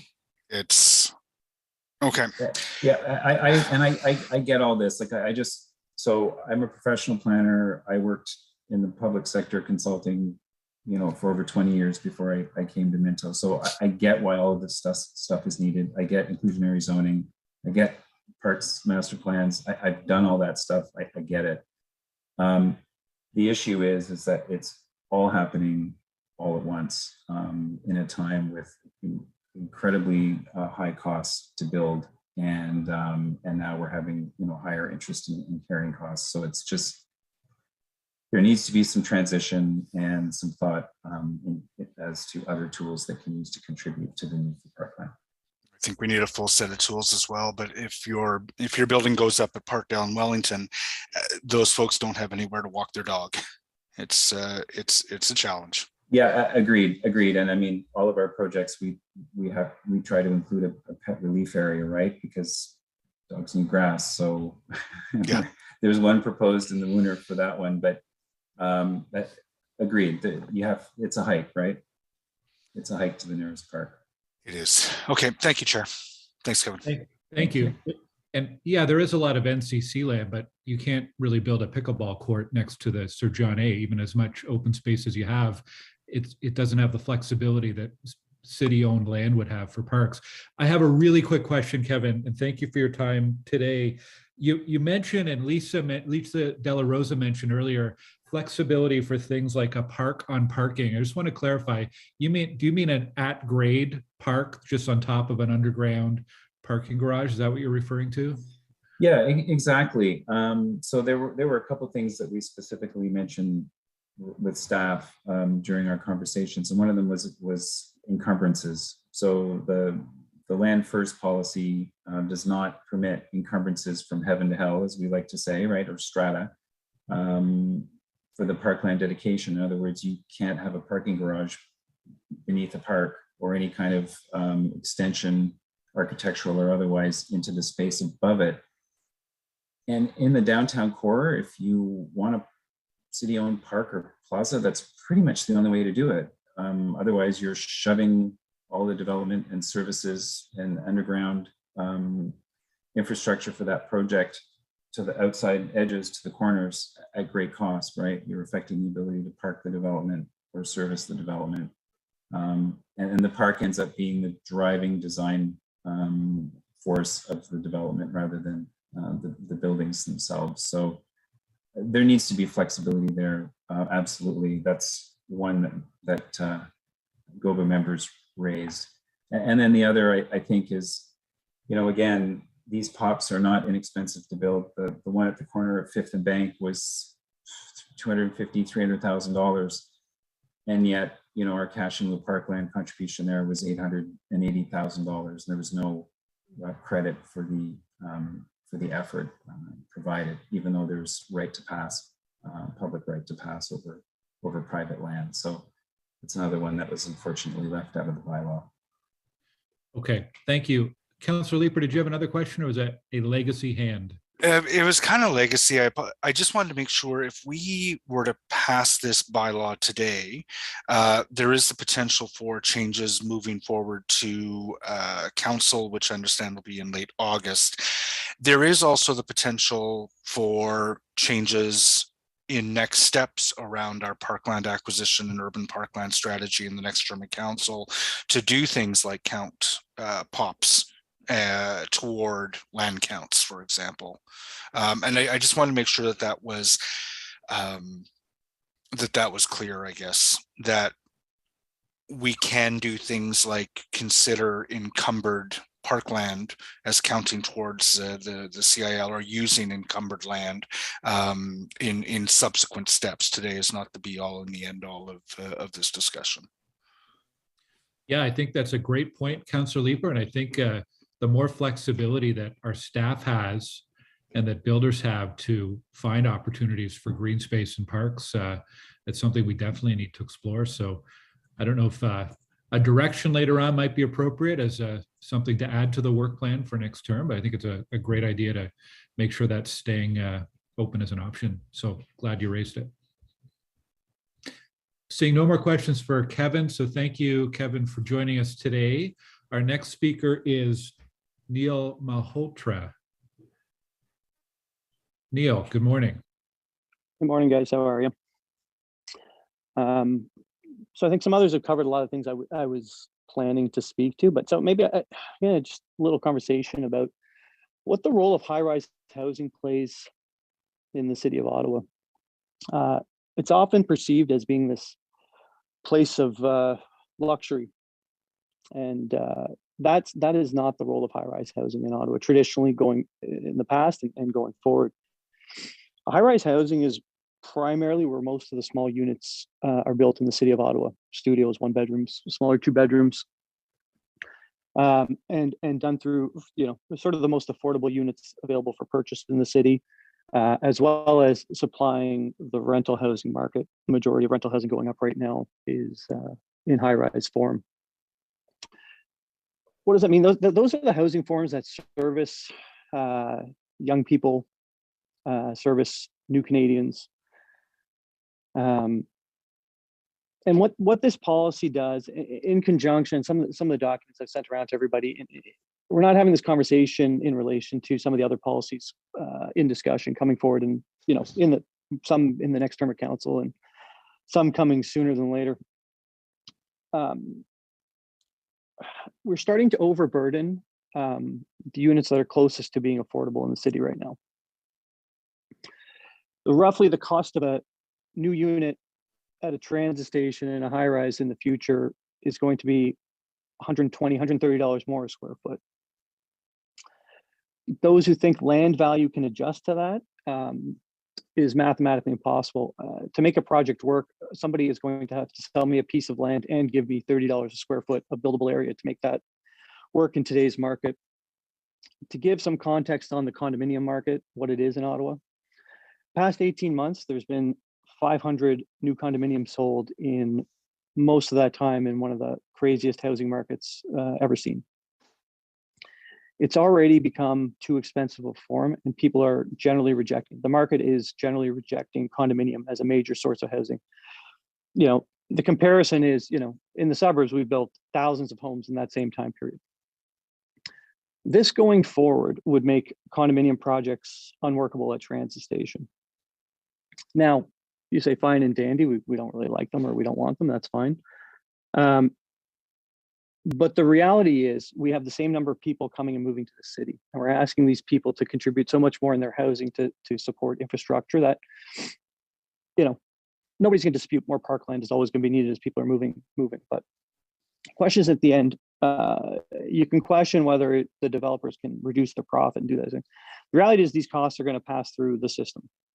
That's just the reality. And the alternative is projects just don't get built. Companies like Claridge, companies like Minto, Ridgecraft, Tamarack, the major high-rise builders in the city are also home builders. I mean, what I'm planning for in the future, these policies come forward, is we're going to be building a lot more housing in the suburbs. And it's not necessarily going to be by choice, but it's just where the market demand is going to shift. You can set the high-rise rate at 20, 25%. It's all a little too much of a burden to create housing at transit and in main streets and where we want to put the high-rise housing because of the nature of the units that need to be built there. The official plan is reinforcing that we want those small units built at transit stations, but we're making them so burdened it's going to become impossible. People cannot afford housing in the city right now. The housing market has become very slow. Interest rates are a major contributor to that, but the fact of the matter is housing has become too expensive in the city.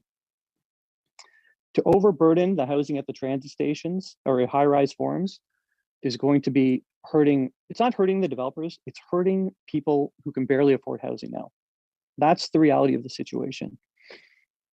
Is there an easy answer to how to resolve some of the infrastructure shortfalls? No, there isn't. I mean, to be honest, the reality is some of it's got to be ratepayer based, some of it's got to come from other places. But if we truly want to have a city that's driven by intensification and moving people to the transit stations, making it the most expensive place to develop is not the solution. If you believe, if the environment is of your greatest concern, this policy is actually going to trigger a great more deal of housing in the suburbs, eventually going to trigger more and more lands needing to be brought in as official plan reviews occur. We are going the opposite direction of what the policies of the official plan are asking for. And it's not necessarily the city's fault. It's not the developer's fault, not necessarily the community's fault. There's macro issues going on in worldwide economy. But if we want to see a successful official plan in the next 5 years, 10 years, the reality is we are pushing people away from transit stations. We are pushing them to the suburbs. At the end of the day, people have to be able to afford the mortgage to cover these things. If they can't, they're not going to get built. And we're already seeing prior to these policies putting in place, condominiums are not getting built. We've seen some success in the last 5 years in construction of rental housing, but that is also coming to a grinding halt. I know of projects where they've already started construction that have come to a stop because of the change of interest rates and the cost of inflation. I don't see a lot of new projects starting in this. And the reality is the housing that is still going to get built. It's just going to get built in a way that the official plan is hoping it's not being built. Neil, and that's the reality. You're at time. I think you're at the end anyways, but there are I'm at the end. A few questions for you. Councillor Curry is up first. Thanks, Neil. I'm finding this hugely interesting, these conversations here. Maybe these other meetings just weren't as exciting, but this one's good. My question is, but say if the banks said, okay, no, we're good with 99-year mortgages. CMHC says, you know, never mind the 25, but 40, 50, 60. Like other countries have multi-generational mortgages. Like we just aren't doing that in Canada yet. Say if they did that. Say if, I understand the banks make more money that way, but say if. I just don't think that this is, you know, it all hinges on this perfect storm we have right now. The reality of the situation is that doesn't exist here yet. And there's no indication that that's going to exist in the future. CMHC has done some things where they're allowing 50-year mortgages on rental housing. But the consumer market is, you know, consumers are not being given even, barely giving 30 years is difficult to get today. So that's just not a market reality. It's just not. And in the midst of a housing crisis where we have such a housing shortfall, and we have 2 million immigrants coming to this country, and Ottawa is going to get more than its fair share of those immigrants. The reality is, in the short term, we don't have the ability to let the market pause right now on construction and wait for the market to absorb all this. The reality is, like I said earlier, somebody would have to give me money to take land right now to develop under these future policies. If these are all put in place, the inclusionary zoning is put in place with the CBC, with this increased cash flow, to do a high-rise development at a transit station will be the most expensive place for me to develop. I'm fine doing it if there's a market. I just don't believe people are prepared to pay for it. And that's the reality. And that's already in the market. People are not prepared to pay the increased cost of construction right now, or the increase in land values. The market's rejecting the cost to develop a condominium right now. We're not selling condominiums in the city. It's not Toronto. Toronto's selling 25,000, 30,000 condominiums a year. We sold 100 this year. We've sold 500 in the last year and a half. It's not a hugely accepted form of home ownership at the current cost. It's pushing people out further. We're lucky we collect some tax base if we push them to Canada. It's more problematic. We're pushing them to Kemptville and Carleton Place and Rockland and other places. We're not even getting their tax base.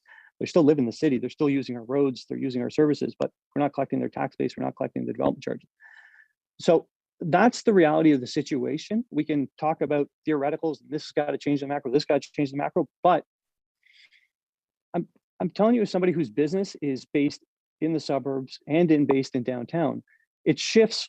We shift with what the market demand shifts. And to put, $50,000, $100,000 of extra costs on a studio apartment downtown at a train station is going to push somebody to saying, well, I'm closer to being able to afford a walk-up apartment in the surface parking lot in the suburbs. That's easier for me to afford. I'm going to have to make that choice. It's not a choice we want people to make. We don't want to have disincentive for people to live at transit, which is what's starting to happen. 20 years ago in the city of Ottawa, we had to create incentives to get people to live downtown. We had to, I believe it was Jackie Holzman, had development charges waived downtown prior to the super city being created. We've gone the opposite, where it's going to become more expensive to develop downtown. And there's other issues that aren't even in this discussion yet.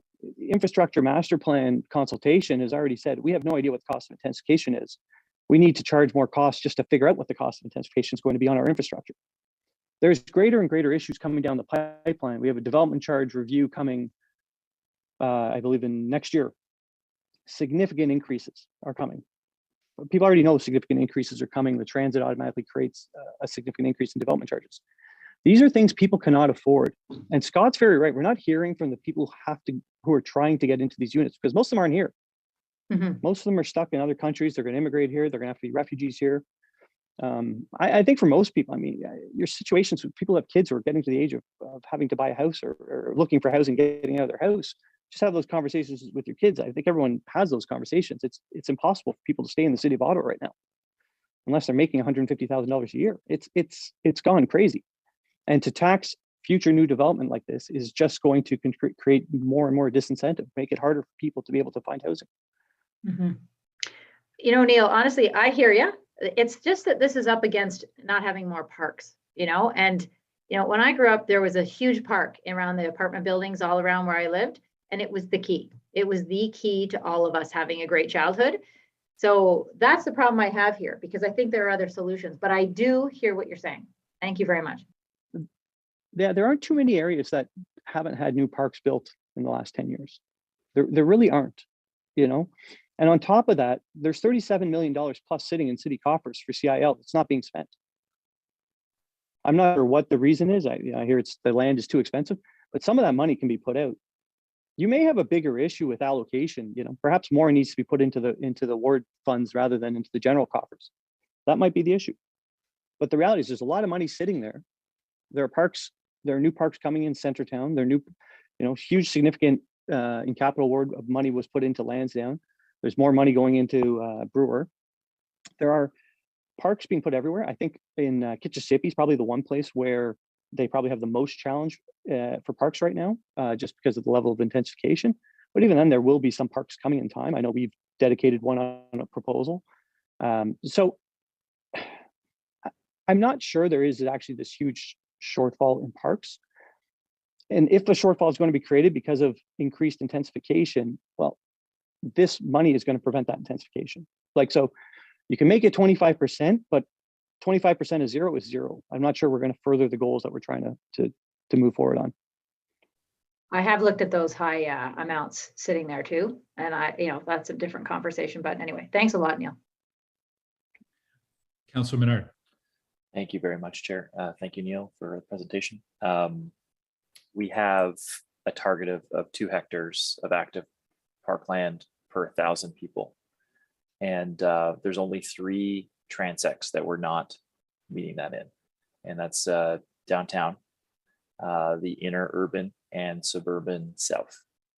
And so those are the areas that, we've got some work to do. Lansdowne, of course, we're going to be losing park space potentially in the future. And certainly appreciate the conversation around costs. And I do want to, talk about that a bit. What is your understanding right now of what the TOD zones will require as a cap? Well, I think there's been a bit of a misnomer on that discussion a couple of times today. So there was a change. I believe it's now that the Parkland First is limited to 10%, but the remaining 15% still to be paid in cash. Right. And so on the affordable housing piece, though, which we're targeting for TOD, what's your understanding of those? Because, I mean, obviously inclusionary zoning coming in, there's going to be affordable. We have to define that, but affordable in the TOD. So you don't think that's going to change sort of the payback of those areas that we're trying to develop when we're considering affordable housing going in TOD? What do you mean by change the payback? Well, just in terms of the policy that we're bringing forward, and it's probably something that staff needs to jump in on, because my understanding is the new bylaw would replace the cap, which limits parkland dedication to 10% of the land area of any development writ large. But on TOD zones, there's a difference when it's considered affordable, and that cap, when it's affordable housing, would be 10%, is my understanding. So I just want to get clarity on that, because I think what you're saying is important, right? There's a couple things. The DC charges, they're out of whack. There's a huge advantage in Ottawa to build a single family home or single unit home compared to everywhere else in the province of major cities. That should probably change. You should probably lower our multi-unit DCs and increase our single unit, if that's what we're saying we want, right? So agree with you on that. But on these changes around TOD zones, you're saying that we're not going to be incentivized to have development go there as a result of some of the policies coming in recently, which I think are actually, they're fairly tinkering on the margins compared to your other costs, your construction costs, for example, which are obviously the largest costs. But I don't know that we're actually accurate on how much we're going to be charging for new development in transit-oriented development zones when it's considered affordable, which majority of them are supposed to be having some affordability baked in as a result of inclusionary zoning. So I just want to get on the same page of that. Staff would be helpful probably in this conversation with that too. But I guess your understanding is you're up to 25% potentially in those TOD zones, and I didn't see that. So yeah, no, that's I think written right into it, the 25%. So yeah, it's a combination of all these policies. They're happening a little bit in a vacuum of each other, right? And that's an issue. But if we're concerned about getting people to live at the transit stations, the burden can't be $100 plus a square foot more than otherwise, right? And that's the thing. This isn't, despite the belief, high-rise housing is not this big thing in the city of Ottawa. It's not this huge thing. It's very limited market. It's not being pumped out in a significant way. There's a little boom in rental construction strictly when there was a low interest rate environment. That low interest rate environment's already gone. So it's very challenging, and we're making it very hard to build this stuff. Like okay. I am the biggest advocate for it. We've been building the most of it over the last 10, 15 years. I'm just trying to make it clear to everybody that it's not me that's going to decide not to do it. It's going to be the market. They can't afford now, and they're not going to choose to pay even more to live at the transit station. The benefit's not there. Factor in, I mean, you're dealing with macro issues like potentially a totally decentralized downtown because the majority of the workforce doesn't come back to work there. Like there's significant issues in changing.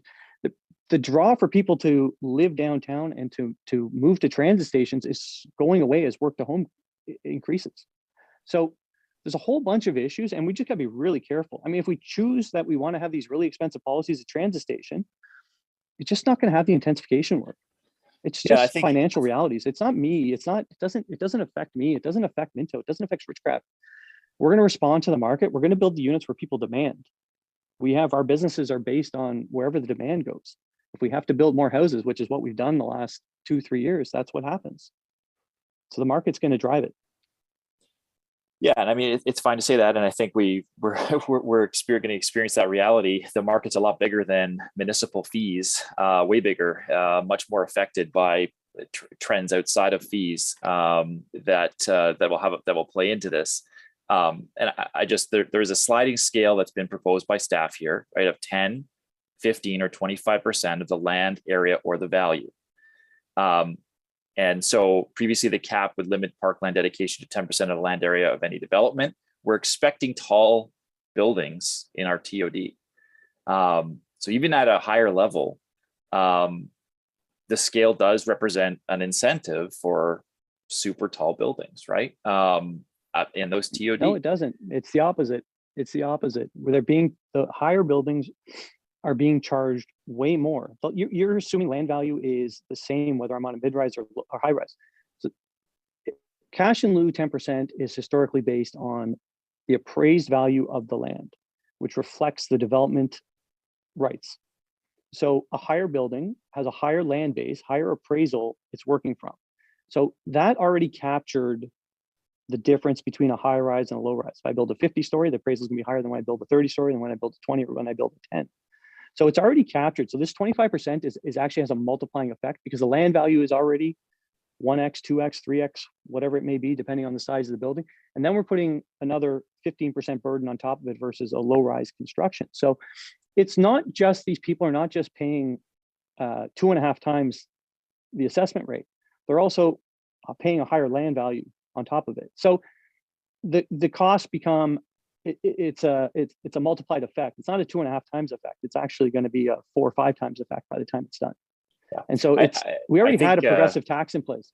Yeah, I think that the cap will incentivize larger buildings, more units that will be created there, because if you've got a cap, you're going to want to go higher and create more units. So you're going to try to get as much height as you can as possible in those TOD areas to potentially offset, and that's what we're saying we're going to allow in those TOD areas is a lot more height and a lot more units and density. And so the math is going to be tricky, perhaps. It'd be good to hear from staff on this and how we make it work. But I appreciate your perspective and hearing from you today at committee. So thank you, Chair. Thanks, Councillor. Councillor Leeper. Thank you very much. I do just want to quickly say, with respect to the cash balances in some of the wards, land is expensive to acquire. I've just acquired a parcel. I think it's just a little under 400 square meters to build a park. That's $1 million, and that's before demolition and actually constructing the park. So those CIL balances can be wiped out fairly clearly if we're pursuing things like acquisition. Neil, what about having a slightly higher rate in terms of the cap, but spread across all 3 building typologies? So a 12% cap on low, mid, and high, or a 13% cap on mid, low, and high, and then rejig the CIL distribution formulas to try to make the parkland acquisition possible in urban areas. I think that's a more reasonable approach. Like I said, I think the reality is land appraisal actually captures the difference in different building typologies at the end of the day. Should everybody be contributing about the same? Probably at the end of the day. Yeah, the housing forum should be contributing equal amounts. That's the reality. I have a hard time with a policy that the people who are paying $400,000 or $500,000 are contributing more than the people building $3 million homes. Okay. Yeah, questions for staff. Neil, thank you very much. Thanks, Neil. This conversation, it's almost like deja vu from our inclusionary zoning in a way, where it's almost an analogy or a stand-in for a larger discussion about land value, land economics. You've articulated quite well, and many other speakers have, this clash of priorities: building more homes, building new homes, building apartments, building affordable housing. And then I think what we're trying to respond to as a committee is there's more to building a city than just building homes. We need parkland, we need transportation, we need all sorts of amenities. I was going to ask this rhetorically, but I think it's actually a serious question. Do people buying homes, apartments, condos, do they not care about having enough park space? Like, don't you think if we get 10 years from now and people don't have enough swimming lesson spots to enroll in, or enough swing sets in the local park, or enough soccer fields for kids to play in, or enough benches to relax on in the summer, are they not going to be resentful of our council for not having the foresight to properly fund park space? 100% in terms of like we're community builders. Nobody wants deficient communities or neighborhoods. Not Claridge, not Minto, not Bridgecraft. Like we don't. We want good communities. Claridge, we've been on large sites, very much supportive. I like we show up with Parkland First in our initial concepts. We want those parks in those communities. The question is, how much new development can afford to contribute? So I don't think it's a question of, are we building housing versus infrastructure at the end of the day? Like, it's a question of, where is this housing going to get built? If the housing is going to get built one way or the other, there's too many people coming to the city. Question is, where do we want it to be built? Personally, my read on these costs being added on through these different policies is it's going to financially push people to the suburbs. It's going to be too expensive to purchase something at transit because too many regulatory burdens are being added in the process. I'm not sure if you asked a 28-year-old who's struggling to buy a place today, if they're that concerned about contributing enough parkland to make the existing community happy versus having enough parkland to make the new building satisfied.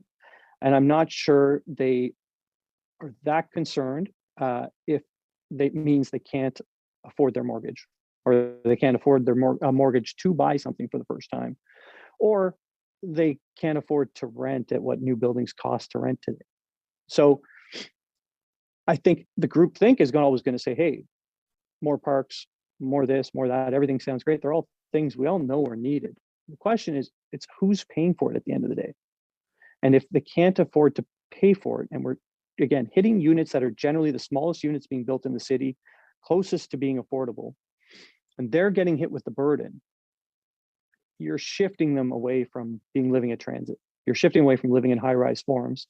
They have to go find something they can afford. At the end of the day, people can only afford so much. And that's just the reality. And that's going to shape where housing gets built, because the housing is going to have to get built. The people are coming. That's not going to change. I mean, our official plan is already a few 100,000 people short of what current projections are for our population. So it's just a question of, will people pay all those extra costs to make the choice, the right choice to live at transit? The reality is, I'm not sure, because right now they're not making that choice to live in infill areas right now. The overwhelming, it's like 9 to 10 units are being built in the suburbs versus in the city when it comes to at least ownership. So we don't have a trend where there's lots of people moving in transit right now. We just don't. Okay, thanks, Neil. I'm actually going to have a motion later, because I am concerned. You mentioned earlier these policies, these fees, charges in a vacuum, and I appreciate that. I don't think any of us have a really strong, well, with everything, the volatility of the market, I am concerned about what this means for development. So I'll have a motion later on about reviewing that so we can bring them together and not look at these things as individual policy pieces or individual charges, but be able to take a holistic look at it. There's one more question from Councillor Fleury. Thank you, Chair. And having lived the consequences of poor generational planning at Amalgamation, I'm not blaming any developer for the fact that I have to register at Plant Recreation Center for a morning class for my son. I don't think that is the spirit of, a new homeowner moves into a neighborhood and sees the amenities that aren't there and adjusts accordingly. Fortunately, I have privilege to do that, but many families don't. But back to the spirit of what you were describing, Neil, would a series of interventions here, I think Jeff was onto something relating to equal pressure across all zones. I heard you. I'm a big booster of rental. You know that. I think we should incentivize rental in all shape, forms, and areas. And then you jumped in and really keep making reference to the transit hubs. And I wonder if we could just go briefly through all these pockets. So if we are to apply the financial pressure or the space pressure to all zones, what does that look like?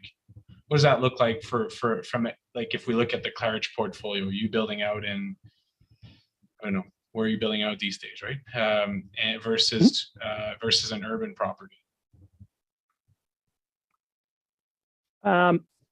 What does it look like? At least you have an element of fairness if it's shared burden across everywhere.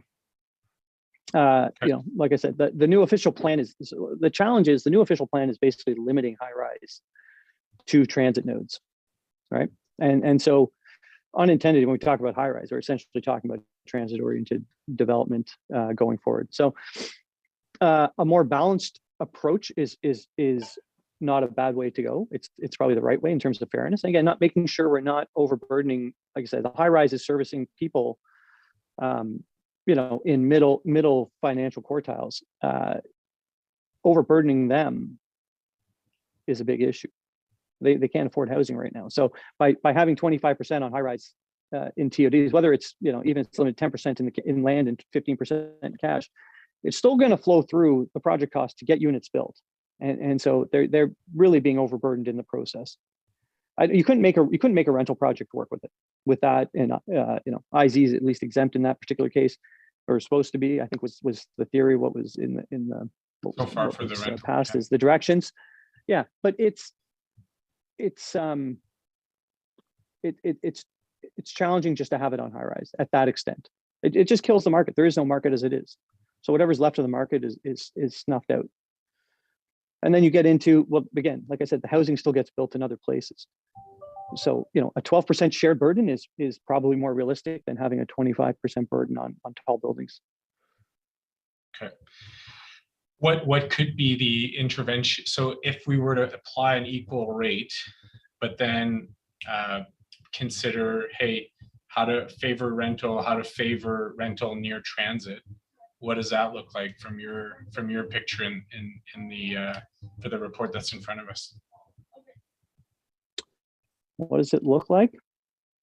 You've got different tools, how you want to create the incentives. If you need to, you made reference to the Jackie Holzman days. Like when I came in, I think your property on Rideau was the last one benefiting from that DC waiver, if I'm correct. How much of an incentive was that DC waiver to build on Rideau? Significant. There was, listen, I started in the business in 2000. There was no high-rise construction in Ottawa at that time. The DC waivers allowed some projects to start getting built with time. And it started to create the momentum where it was possible to develop inside the old city of Ottawa again, especially in Centertown. It was significant. Do we need a full incentive at this stage? No, but I also don't need to pay $100 a square foot more to build at a transit station at the end of the day, between IZ and between parklands and everything. I don't need to have the cost to build at the station to be so much higher than to build anywhere else. at the bare minimum, it should be equal in terms of municipal burdens. We can't control some of the issues. None of us can control what the construction cost is going to be. None of us can control the labor market. None of us can control what CMHC does with mortgages. But where the city can help is at least keeping that as a reasonably level playing field. So at least if the market's, at least so that the market actually pushes towards the transit because there's economic benefits for somebody to live at transit. Problem is the costs are getting so great, it's going to offset, the cost you would save by riding transit instead of having a car is out the window when you're spending, another $300-400 a month on your mortgage to live at transit. I think one of the conversations that we're not having, we didn't have directly, and it's not, back to Scott's earlier point around who are we not hearing from? We're not hearing from the resident who's making those choices. And I've been in that case. I grew up in Sandy Hill. I have friends who used to live in Sandy Hill. They love to live in Sandy Hill. They bought in Limoges. And you ask why? Property value. They moved to Chelsea. Why? Well, I don't have to commute downtown every day. They move out to, Kemptville, wherever, right? They move out of the city. And in Perth. Perth is like a beautiful gathering area now. So I think Neil's talking to us as the city of Ottawa, but the policies we make and the costs we put on housing actually expand our pressure into the greater region. So we have to be sensitive to that. And it's unfortunate sometimes because the policies we make locally should be done across municipalities as well, so that we're not forcing that into, oh, well, why don't I just move out of the city of Ottawa to not pay that DC or but then benefit from all of the access to our libraries, to our roads, to so on. I think there's a bigger conversation here, but I think, Neil, you've hit, for what's the report in front of us, you'd hit the fairness piece. We don't want to disincentivize what the OP wants to do. I think that's a very important message that you're sharing here. Thanks. Thanks, Councillor. Yep, looking at the whole commuter shed, which extends much larger than our city limits. Councillor Leeper again. Thanks. I'm not suggesting this would be a good thing, but is there not a relatively affluent and large demographic that would be able to afford the rents and prices in the transit areas that still make economic sense for you to move ahead and complete projects, thus adding to supply? No, again, so come back to my original comments today. That high-rise housing does not support, is not fulfilling demand in high-income demographics for the most part. Limited in a very, very limited way it is, but the majority of the housing that's built in high-rise form is in small form units targeted at young professionals, most in condos, buying their first home. $400,000-600,000. The majority of condos are not multi-million-dollar things. It's not the reality. Those people are buying the duplexes in your neighborhood, Jeff. But I've got the Mizrahi project, for example, going up at the corner of Island Park in Richmond. There are some additional sort of large unit multi-res that are going in because people want to live in Westboro. They want to live in Hintonburg. They want to live in these great neighborhoods. Surely some of that development is going to continue to move ahead, unfortunately, just appealing to the people who can afford to live in those kind of urban environments if they so choose. But you're saying no. It's maybe 5% of the condo market over in the last short-term few years, and even in the last 20-year horizon.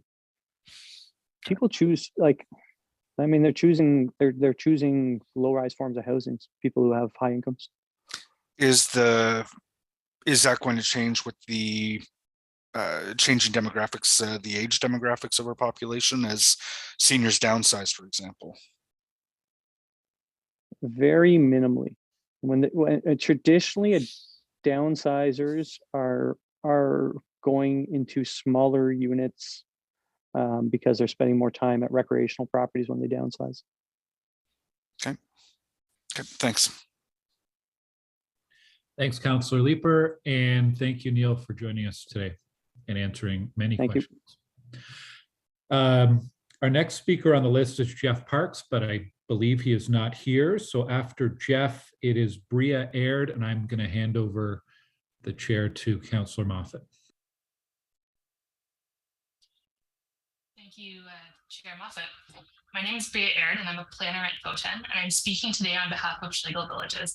And I just want to note my colleague Brian Casgrande is also here. He doesn't have a separate presentation, but he'll be available to answer questions along with me.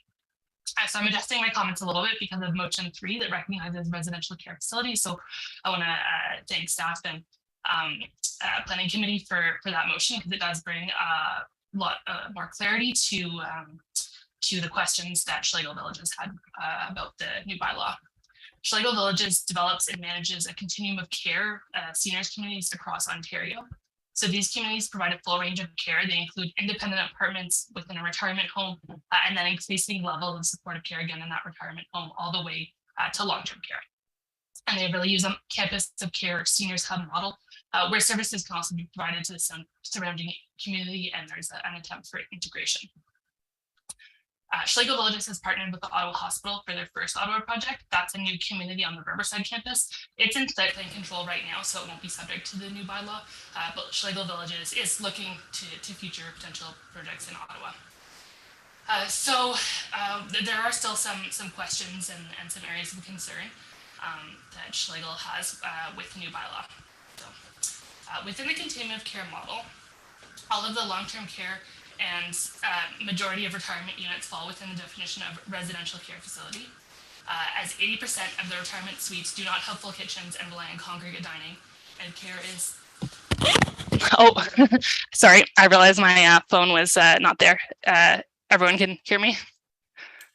Yeah, now you're just a lot more clear. Oh, perfect. Thank you. Sorry about that.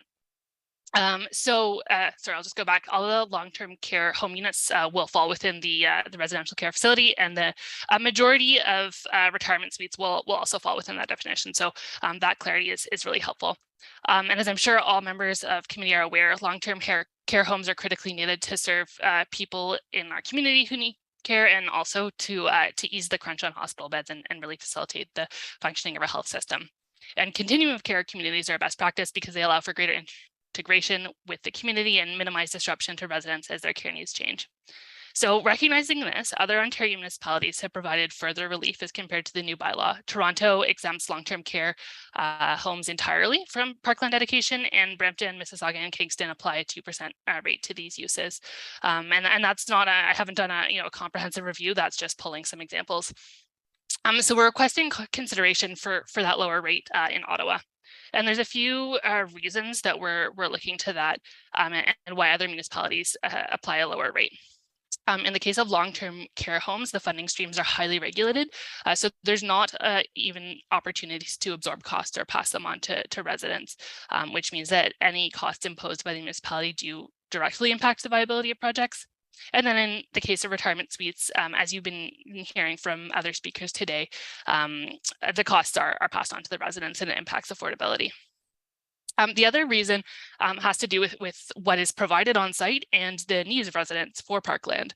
So the Ministry of Long-Term Care requires secure landscaped amenity space to be integrated into all long-term care facilities for resident well-being and safety. And Schlegel Villages in their communities goes well above and beyond what's required by the ministry and the zoning bylaw to provide parkland outdoor amenity space. So that's accessible to all residents as well as members of the public, and they have decades of experience in designing and operating these amenity areas to respond really directly to the needs of residents. And that's because many residents can't access municipal parkland because of distance, because of dementia, physical frailty, so they really need space that's right on their parkland. In terms of the sort of outstanding questions we have, one is just a clarity use.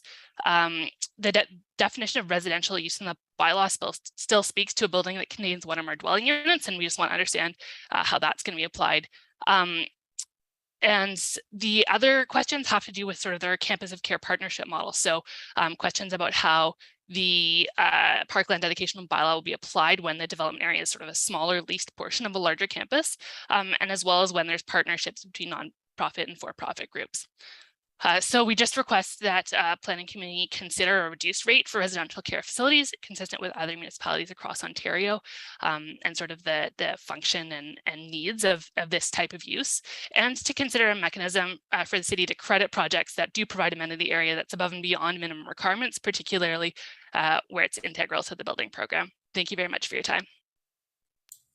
All right, thank you, Bria. Appreciate your time here. I don't see any questions from members of committee. So thank you again. Thank you. And now you mentioned Brian Casarande is here, but that's a separate presentation. It's not. So he was here just to assist me in answering questions. So if there's no questions for either of us, then. Oh, so I don't have to call him on to listen to him? Just unless you want to hear his voice. No, I don't. So we're all good. All right. Thank you very much. Thanks. Brian will appreciate that. It's all good. Okay, so our next speaker then will be Angela Keller-Herzog, followed by Jason Burgreff, followed by Robert Brinker.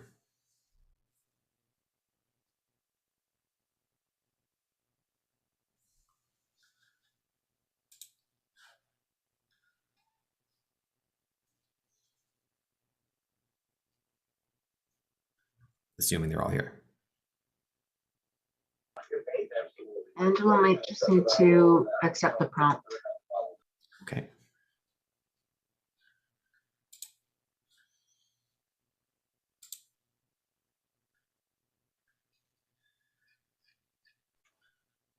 She is joining now. Good morning, Angela. Hi there. Good morning. Sorry that prompt took a while to appear. There's a lag somehow. It's all good. So I sent in a visual presentation with many pictures, so I'm waiting for that to pop up. So since you've started the timer, maybe I'll start talking. I'm Angela Keller-Herzog, the Executive Director of Cafes.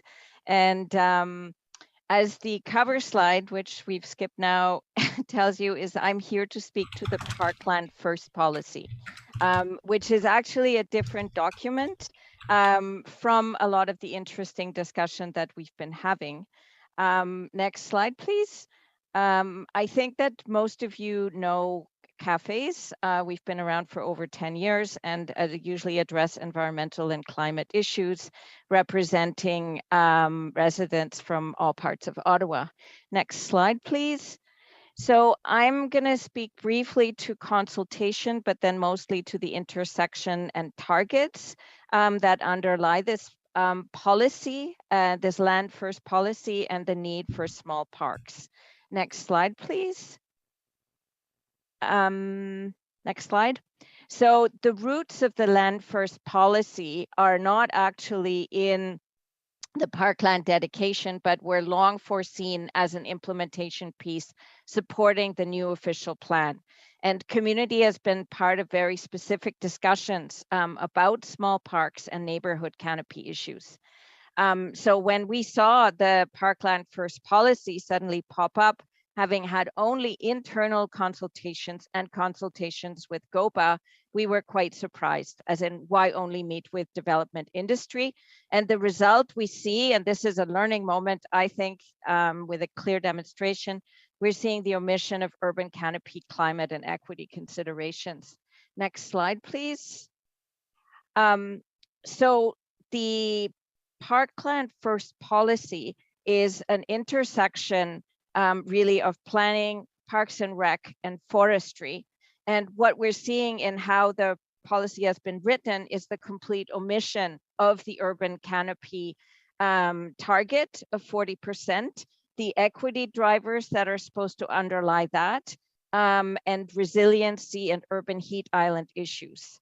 The benefits of canopy trees and small urban parks greatly outweigh the maintenance costs. And in terms of that decision, whether to go for cash or whether to go for the land, the Parks and Rec, who is the lead on this file, they're saddled with the maintenance costs. So suddenly that becomes huge. Next slide, please. In terms of the need for small parks, the technical requirement for the establishment of a canopy tree is 3 meters cubed. And I actually want to pay attention to the cubed. If we're going to do it on top of parking garages, we need depth of soil as well.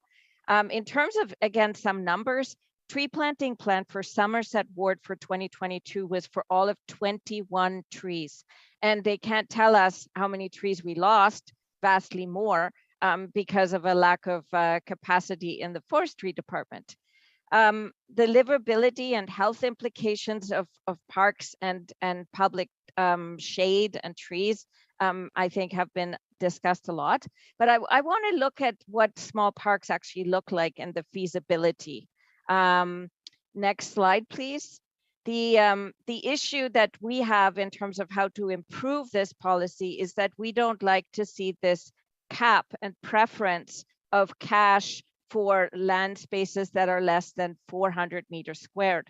So the picture in front of us here is Arlington Park at a small 304 meters squared.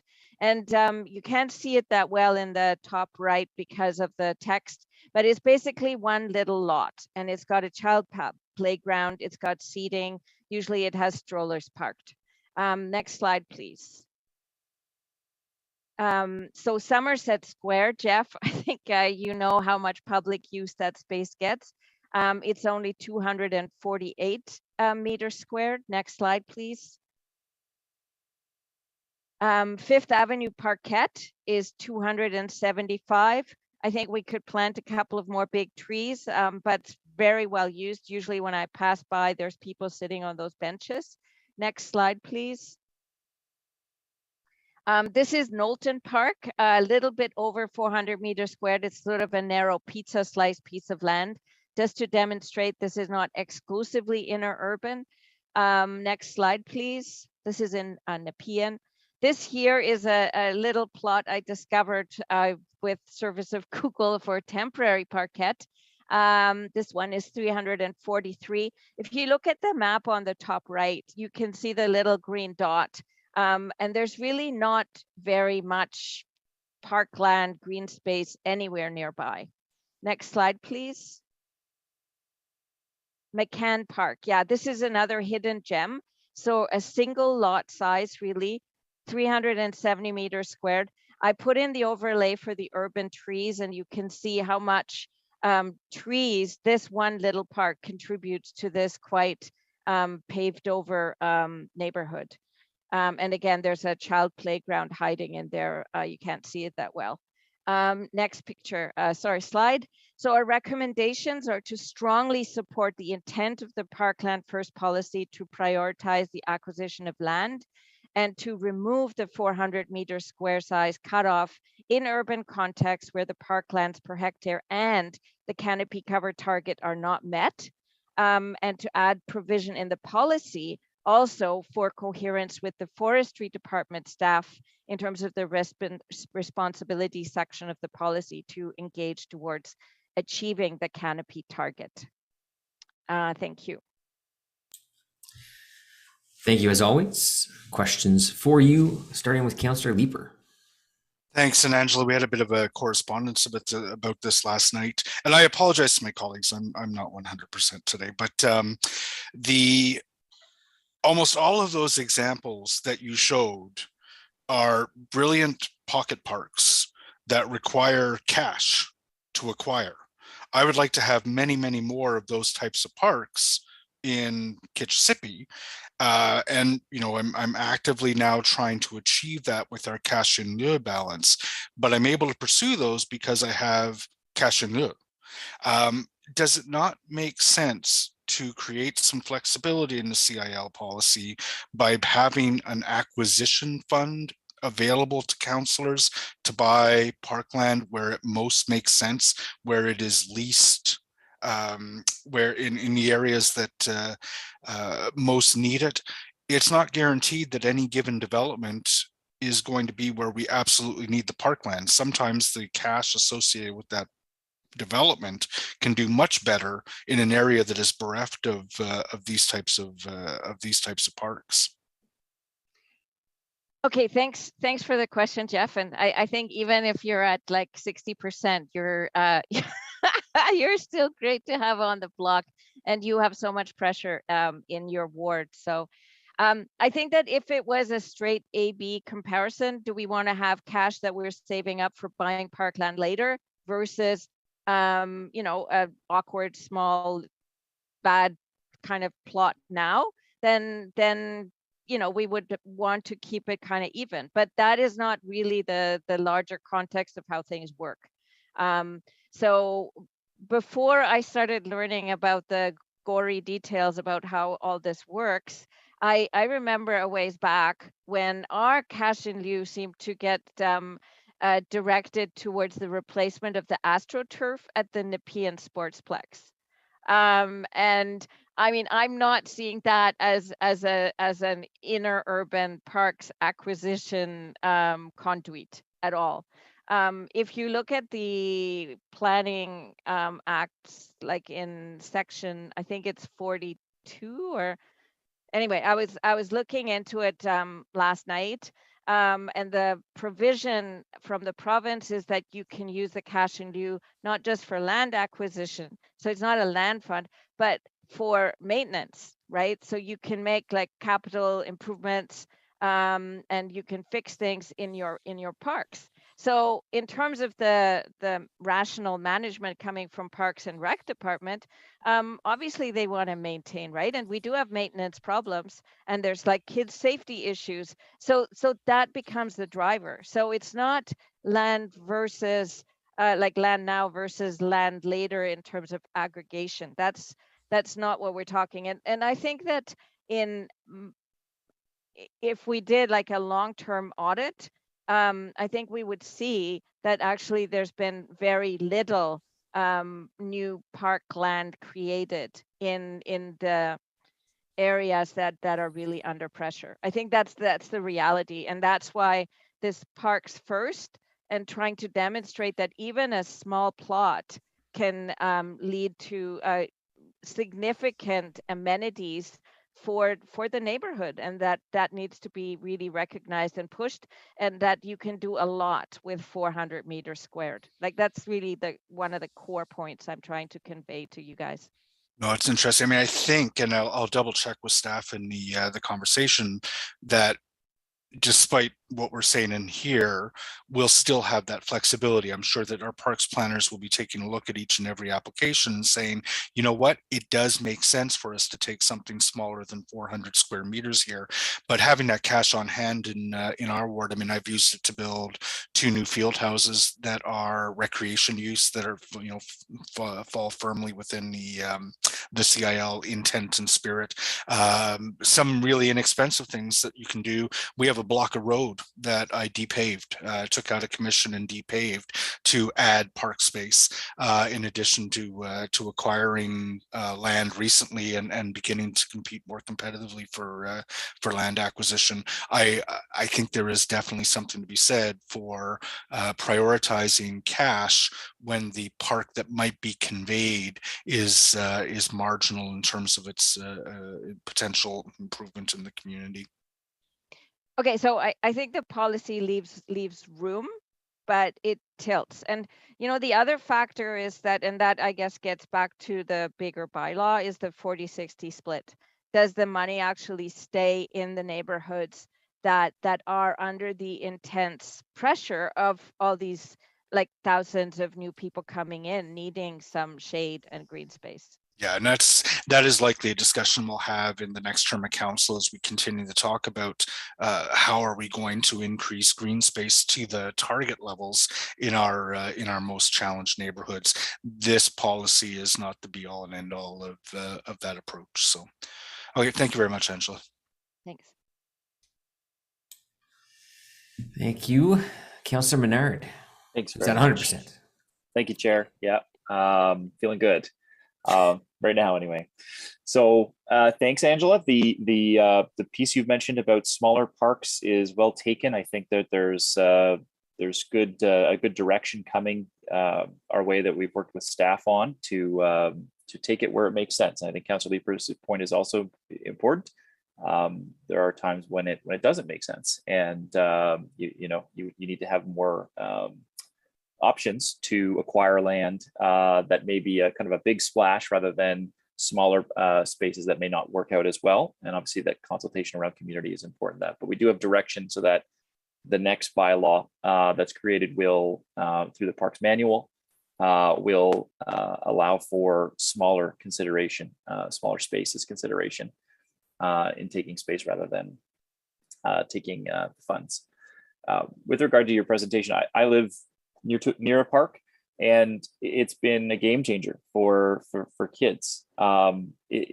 Just even having smaller parks nearby can be a huge difference for children growing up. And so I recognize where we don't have park space, and there's 3 transects that really are not meeting the city standards. So I wonder your take on just, the kids, raising kids, and the importance of park space with regard to that. Okay, this is amazing that you should answer this question, because when Councillor Moffat earlier said, like, we need to kind of think about who's in the room and who's not in the room. Well, like, the people that really are not in the room are the kids. And beyond that, I think the people who are parents of young kids tend to be so overburdened between work and family that they certainly don't have time to hang out at council meetings and committee meetings. So, but if we start asking ourselves, well, what kind of city are we building, right? So we've got thousands of people coming in, and Neil got us thinking about who's going to move to where.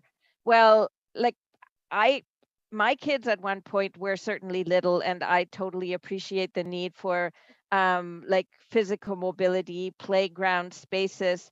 I know that when my family lived in Berlin for a couple of years, they have a requirement where if you want to build like a multi-unit res building over a certain size, you must put in a play structure. You must put in a playground.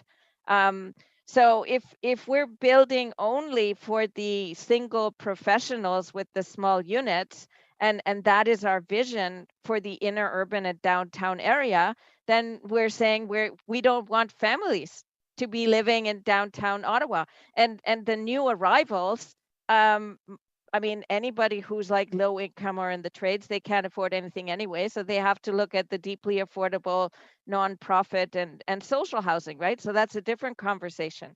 So I think that having this land first and setting up like small spaces that are adjacent to our new denser lots is key. And I mean, the seniors, like, not being able to drive, being like needing to walk to a nearby park bench, sitting underneath some trees, like, that's key. And like, so if we're thinking about who we're building for, I think if we want kids to be moving into the inner urban area, then it's really clear to me that like, you can raise kids in apartments. And I mean, I spent some years with my family living in apartments, but there was definitely like play spaces nearby. So I think it's like there's a huge question there about who are we building for. Thank you, Chair. Thank you, Councillor Curry. Hey, Angela, I'm here for the kids, okay? I'm representing them, not to worry. So Angela, back and forth on this, and Sean, Councillor Menard has a direction to staff. I agree with what you're trying to do because it's more proactive, and I hear what Councillor Leeper is saying, but it is a little bit reactive. And then there's the how long would it take to actually get some little space to build a little park? Whereas I think what you're suggesting here is more proactive. The other part of that is that as the new councillor, I got a list of all the things you can spend your cash in lieu on, and there is a long list. Like, it doesn't have to be park space. So I'm with you. The other thing I will say is you and I and Barbara Ramsey were at an event at Hub 350 where Dr. Tremblay from CHEO, who leads the HALO project, Healthy Active Living and Obesity, talked about how critical it is, small or big, that any little park space is really important. So I love what you're trying to do here. The timing of this is that this won't go to council till the end of August, right? So Councillor Menard and talking to Mr. Weary, there's a direction to make sure that it is right when it gets to council. So I thought Councillor Menard was going to say more about this direction, but I guess you will when the direction comes up. Yeah, he's nodding. So anyway, so I thank you for what you've had to say, and I fully agree. Thank you, and thank you for being here for the kids. Yes, thank you, Kathy, for being there for all of my kids. All right, I don't see any further questions. And we will get that direction. We'll have an opportunity. I'll provide direction to Sean to give his direction so that the direction can be accepted by staff as direction. Okay, thank you so much, Angela. Yep. We move on to Jason Burgraff with GOBA. Well, thank you, Chair, very much. I'm going to end up repeating a few of the points or just reiterating some of the points you've heard already from Lisa, from Kevin, from Neil. But I do have a bit of item to bring up that they haven't touched on yet, which I think is critical too. And really, so the most critical point that I want to make is, and reemphasize, is that the bylaw as it's written right now is continuing the additional cost burden on housing, the kind of housing that targets that the city says it wants to build the most of, which is density around transit stations. It was extremely disappointing to see that housing affordability wasn't considered in the bylaw so far.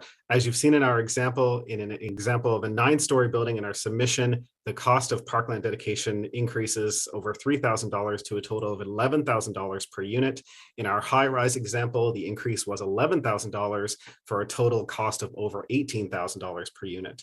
And the parkland is just one example of the cost burden that infill development is seeing lately. When we look at what the DCs are increasing to in the fall, we add in parkland, add in the potential CBC charge, inclusionary zoning charge, and the additional city-imposed costs on a condo or an apartment for a high-rise is now creeping over $80,000, while the same spread of charges on a low-rise in the suburbs is $46,000.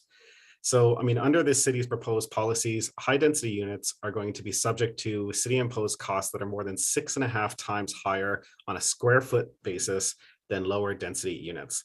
And that doesn't even count the costs of recent and upcoming policies, including high performance development, which city staff estimated at $11,000 per unit for a multi-res, and stormwater management, for which will be upcoming for infill projects, which staff say are going to be $6,000 to $14,000 again per unit. All of this on infill. So, and there's also site-wide charges on vacant property, tree bylaw, shoring, and other policies that are coming out of the OP. So there's so much cost burden happening on infill right now. And I wanted to take a moment to explore the impact of parkland dedication, specifically on our growth management strategy and the official plan. For those of you who heard me talk before, all roads lead back to the official plan for me. And the OP calls for 185,000 new homes over the next 25 years. So for round numbers, let's just say 5,000 for rural, 90,000 in the suburbs, 90,000 in infill. So the bylaw alone will instantly raise the city imposed costs on those 90,000 new homes that the city wants to see in existing neighborhoods and around transit compared to low-rise housing. And it's not just because of the increased charges on mid and high-rise that I've already mentioned. That accounts for half of that 90,000. But the bylaw also is expanding parkland dedication to all development, which includes the other 45,000 low-rise homes that the OP is counting on to be built in existing neighborhoods. So the example I want to use to illustrate that is 613 flats. The OP is counting on achieving 45,000 new homes in existing neighborhoods, and it does that by converting 15,000 existing single-family homes that are sitting there right now and converting them into 3-unit multi-res, the 613 flats. The bylaw is going to apply to all of these developments as well. So if by some miracle a builder purchases a lot with a house on it already, that's say 650,000, and converts it to a 613 flat building with 3 units, each of those units are now costing $22,000 more. And that's all just parkland dedication that's going on that wasn't being seen before, that hasn't been part of the bylaw up until now. So the fact of the matter is that the proposed bylaw in front of you today works against the city's goals for housing, especially for intensification. And you've already heard it, we're really concerned that if these costs on infill housing keep growing up, like the bylaw is proposing, and this is one portion of it, that the growth strategy of the OP is going to fail. The most significant cost burden of this bylaw and a number of other policies, and we've already talked that the conversation has to widen out, is that on the type of housing that's supposed to be the most affordable in the city, the 1, 2, 3-bedroom apartments that are supposed to be close to transit stations, they're the ones that are also taking the burden of increasing all the costs for the city, even when we're facing a housing affordability crisis. So, and again, it's been already referenced, this bylaw was written in isolation from anything else going on in the city, but it really needs to be considered in the context of the housing market that we're facing today. My understanding is that, I'm running out of time. So maybe I'll stop there, and happy to answer any questions, but we're really urging, this bylaw is not ready for prime time. It needs, you've heard it from all, that it needs to kind of come back and be worked on heavily. And that's what we want to see today. Thank you very much. Thank you, Jason. Just see any hands up for questions. Oh, yep, here we go. Councillor Gower. I believe it was Councillor Leeper earlier who floated a trial balloon around shifting some of the caps. So perhaps a slightly lower cap on high rise and a slightly higher cap on mid rise. Do you have any comments on that idea, Jason? Well, obviously, it's not something we've been able to take back to membership overall, since it just kind of came on the board. We would be happy to talk to staff and come back to even our Urban Infill Council on propositions like that, because the impact is so great. And Neil put it right. You're disincentivizing building around transit, which is ideally what the OP wants to see the most of. But I am still concerned, as I said, about the impact of the parkland dedication on neighborhood infill as well. Well, we do have 6 or 7 weeks between now and council to work on those on any changes. I also wanted to ask you higher level question, I guess. We're being pushed by the federal and the provincial governments as a municipality to support their goals of building as many new homes as possible, because we are in a housing crisis. Yep. And I almost feel like the approach is, let's build homes and figure everything else out later. Parks, schools, even roads. And how would you respond to that? Should we be building homes as a priority and let's figure everything out 10 or 15 years from now? Or do you think that more needs to be done around the amenity piece? I think amenities are certainly an important part of a complete community, no doubt. Do I think if all these competing priorities should be housing? Yes. I mean, that's what a zoning, like when we have this comprehensive zoning bylaw discussion in the next couple of months and next year, if we're not building housing for the residents who are coming in, what are we doing? If we're not providing the amount of housing that's supposed to be for the people who are coming in, whether it's 400,000 or 530,000, depending on what estimate you want to go with, all the park space in the world isn't going to make the housing more affordable if we don't have the units to accommodate them. So how do we square the circle then between affordability and our other philosophy we always talk about, which is growth should pay for growth?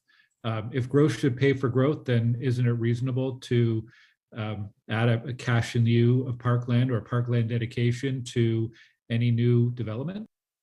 Well, I mean, there is cash in lieu already on some. If you want to, incentivize certain types of building over others, it's certainly the way to increase cash in lieu. But it's not like a park has only benefits to a new resident as well, right? There's going to be a benefit to existing for any park as well. So you could certainly supplement your cash in lieu to purchase new parkland by applying something to a taxpayer base or something that widens out the benefits to that actual existing community, which is not putting up the whole burden on the people who are newly coming in. Which is what we do for development charges in some of the categories of projects. Right. Okay. Thanks, Jason. You're welcome. Thanks, Chair. Thank you. I see no further questions. Thank you, Jason. Thank you. We now move to the newly crowned president of the FCA, Robert Brinker of the Carlington community. Funny connection to Carlington. My mom was born in Carlington. Actually, oddly enough, I found this out a couple years ago. She went to kindergarten with Jan Harder at Gowling, which we didn't know that until like 2 years ago. But there you go, my little Carlington connection. Interesting. Thank you, Chair. Good afternoon, Chair and councillors. My name is Robert Brinker. I'm the newly elected president of the Federation of Citizens Association, FCA, representing 70 community groups in Ottawa. We are meeting monthly to discuss issues of civic concern.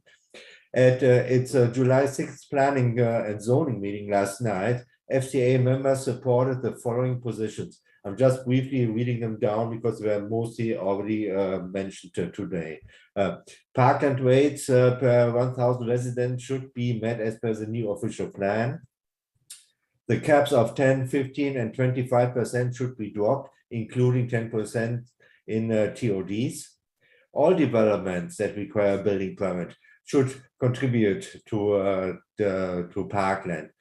Air rights, conversions of commercial building developments in partnership with the city should contribute too.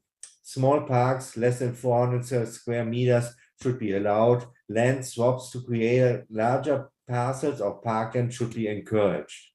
The FCA supports the current proposed draft as an interim bylaw.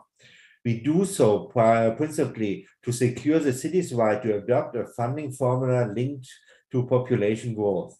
We ask for widely based stakeholder consultation next year, leading up to the Q4 2023 staff report, assessing the results of the interim bylaw, including, hopefully, as a direction to staff, a comparison of revenues raised under the new rules versus the current bylaw. Thank you, Chair. Thank you very much, Mr. Brinker. Let's see if there's any questions for you. I don't see any. So thank you for your time here today. Thanks.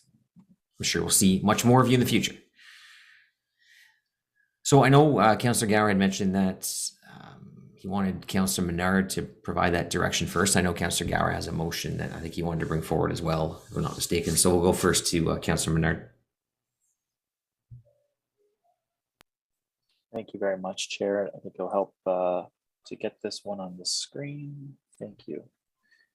All right, so, and thank you to staff for working with us on this and all the community that's inputted on this as well. So direction of staff is that the Park Development Manual, the manual, last updated in 2017, is required to be updated again to accommodate changes required by the Parks and Recreation Facilities Master Plan and Official Plan.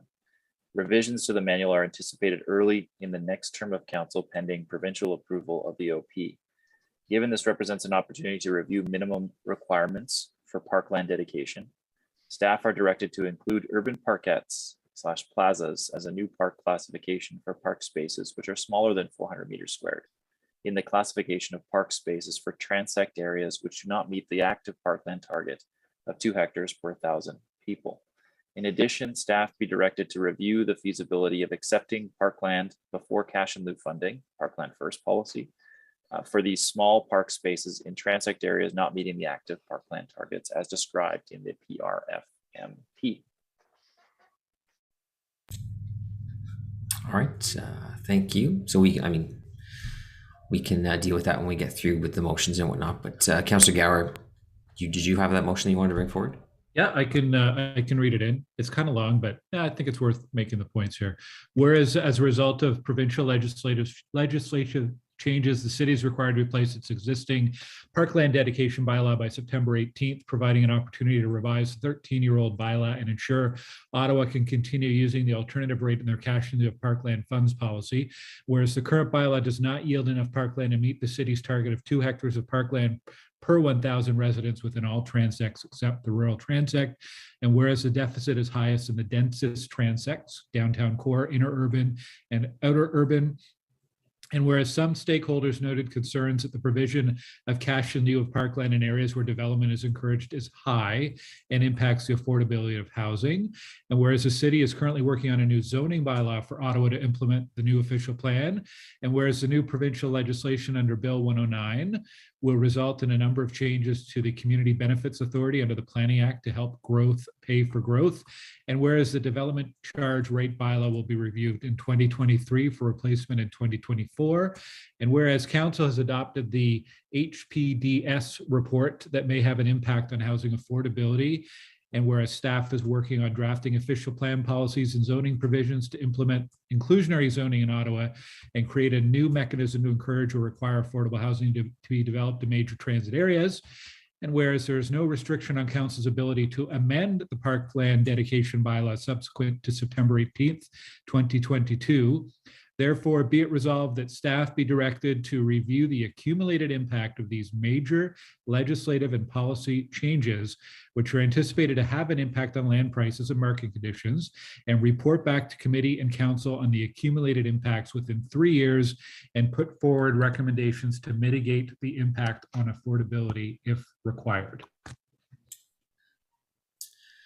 All right, thank you for that. I don't know if anyone has any more directions or motions, but if you do, you can work those through Kelly so that we can deal with those. But now we'll move to questions to staff on the motions or the report, whatever you want to talk about.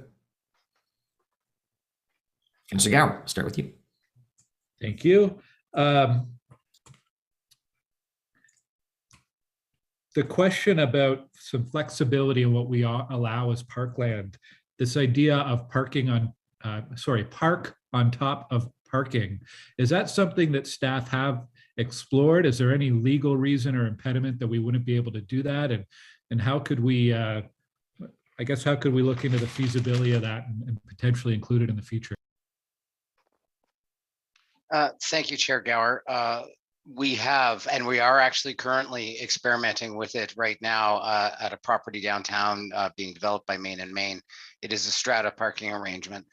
It is basically a park space that's being constructed over a parking garage, and it comes with its own set of restrictions that we are learning about, and we are still evaluating, and we want to be able to report back. One of the things that, for instance, has come back to us as limitations was our inability to construct things like a gazebo or park shelter. We could not get a water supply into the site because of the proximity to the ground of the parking garage below. There are considerations when we're doing that. And one of them is, if we're accepting land, are we accepting raw land, or are we accepting land that is restricted in its use and capability? We tend to prefer land that is constructible within the zoning that applies to it, whether the current zoning is O1, L1, L2. That is something that requires development rights beyond what is permissible with a parking garage. How much flexibility does staff have under this current bylaw or the new bylaw to be able to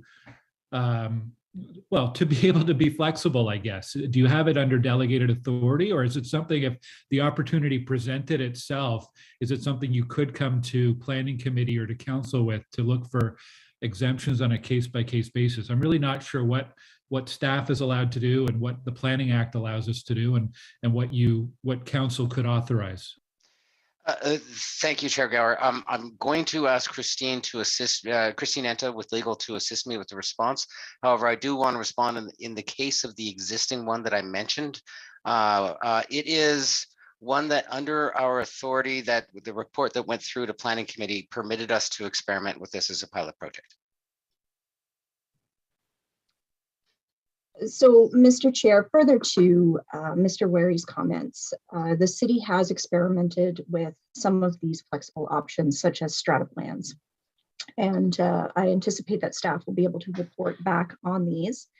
Certainly, under the Planning Act, there are some limitations on parkland and CIL. For example, Mr. Chair, CIL cannot be used for maintenance. It can be used for acquisition, it can be used for recreation and programming, but it cannot be used to maintain existing parks. So that is a limitation on the city that's established under the Planning Act. In terms of this bylaw, with respect to its flexibility, it would be my opinion that there is more flexibility than in the older one, because the general manager retains the right to look at flexible options and to work on developments, because there are no easy pieces of land left in terms of development within the city.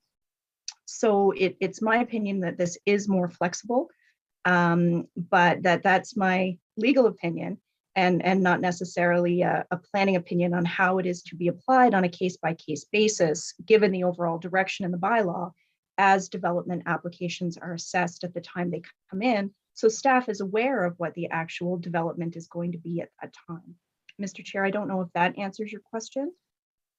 Certainly, it is always open, Mr. Chair, for staff to bring forward reports where delegated authority does not exist, or where staff wish to bring something forward to council for a decision. Okay, that actually is helpful. Mr. Malhotra referenced $37 million that the city is holding on to in cash in lieu funding. And I believe he's referring to the citywide and ward-specific reserves. I know one of the big challenges in acquiring new land is policy or rules that we have around procurement that we cannot bid above market value. So we are inevitably going to lose out on land purchase opportunities. Is there any future work being done or in the work plan around revising those policies so that it could be easier for the city to acquire land? Councillor Leeper referenced a specific instance earlier today. Yes, Chair Gower, absolutely. So the master plan recommendations of last year included us to come back with a land acquisition strategy. And that is intended to try to address the fact that the city isn't as nimble as it can be, certainly nowhere near as nimble as Mr. Malhotra can be when it comes to acquiring land for parks.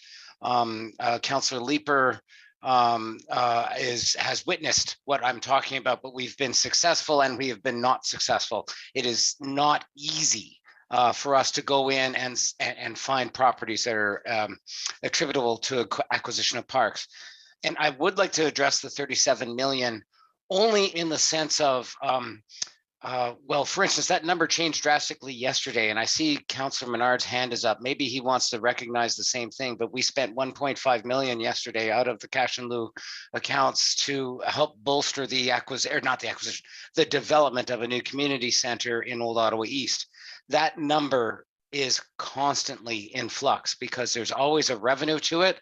And I think almost every councillor on this panel today has some expenditures coming out of the cash in lieu parkland accounts as well. It's a moving target.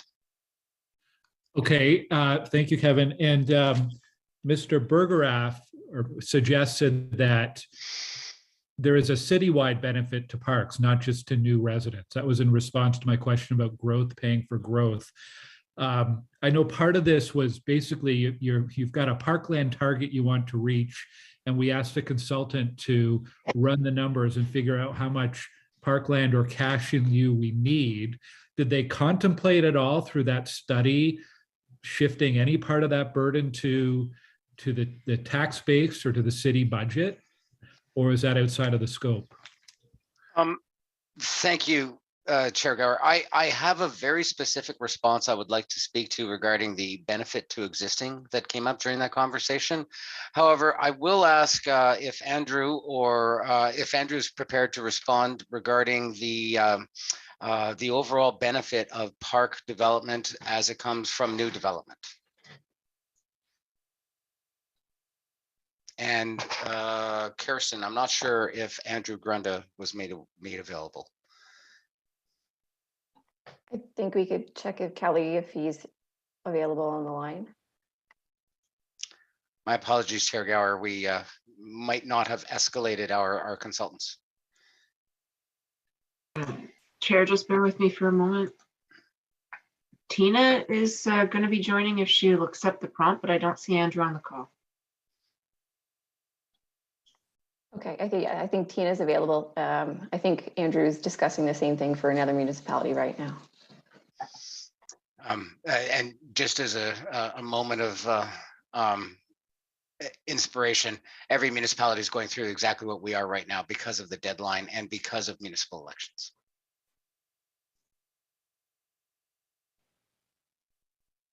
Oh, there's Tina with Andrew as the individual. Sorry, I apologize.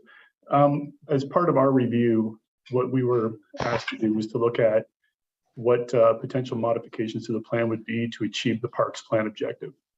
And so the recommendations that we had put forward in our report had sought to achieve that. And so there would be no benefit to existing in that respect. However, what the city is proposing with the lower caps would see less of that plan achieved.